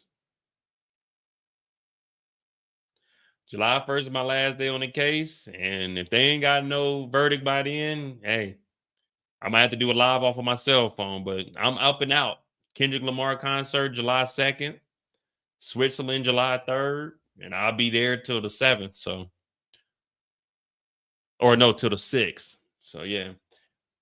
They said we do not expect the jurors will be able to begin deliberation until Monday. It's going to be a lot of argument, and then your instructions. That's fair. We'll submit the charge by 7:30 p.m. That works until 10 a.m. All right, docket it. I'm calling an audible tomorrow. It will be noon charge conference. All right, so wait, the judge said I'm calling an audible tomorrow. It will be noon charge conference. Comey, I hope we don't have to object during the defense submission. We don't think it would be appropriate for Mr. Mark to bring up current events or use U.S. resources. Mark said, fine, adjourn. All right, so we out of here. So we got Thursday, Friday, 2 full days going at it. Boom, boom, boom, boom, dropping straight bombs on the jury. Wait, let me not say dropping bombs because what's going on in the Middle East right now, but dropping straight facts or some bullshit. Who knows? Thursday, Friday, 2 full days. We're going to knock that out. Monday, the jurors are going to start deliberating. They're going to be in there. They're going to be going at it. We should be reaching the verdict by Friday, which is July 4th. But then July 3rd is on Thursday, and they'll be closed on the 3rd and the 4th. So they need to get it done by the 2nd, or they'll be going into week 9. I'm Mo.J. This is the Mo You Know. I'm not here to say if Diddy's innocent or guilty. I'm here to entertain you all. If he is innocent, hey, let that man walk. If he's guilty, hey, lock that man up. It don't matter to me. If the baby oil is slick, you must give a verdict. But if the baby oil ain't slick, you must acquit. So let me know what you guys think. I'm Mo.J. Hit that like button, hit that subscribe button. Remember, you can run, but you can't hide. Remember, don't do crimes with Diddy because you might end up in a RICO or face down in a puddle of baby oil. I'm Mo.J. Thank y'all for tuning in. We got 7 weeks, 163 hours of covering the Diddy trial. I appreciate you. We're going to actually round it up to 164 because this is 540 and all the other time. So we really got 164 hours. But hit that like button, hit that subscribe button. I appreciate you. Subscribe to the Mo You Know. We're on the road to 1,000 subscribers over there. I think we need about 60 more subscribers on that channel, and we'll have that thing up and running. We'll cover other cases on that channel. Squid Games will be on this one. We'll have the recaps up. I appreciate you all for sticking in there with me. It was a little boring, but I definitely appreciate y'all. Y'all know y'all been helping me grow the channel. Hit that like button, hit that subscribe button. I'll see you guys tomorrow at noon. Well, noon is what, 6 my time? All right, so yeah, we'll be on around like 6. Hopefully it's only like an hour or 2 hours. But thank y'all for tuning in. I'm out.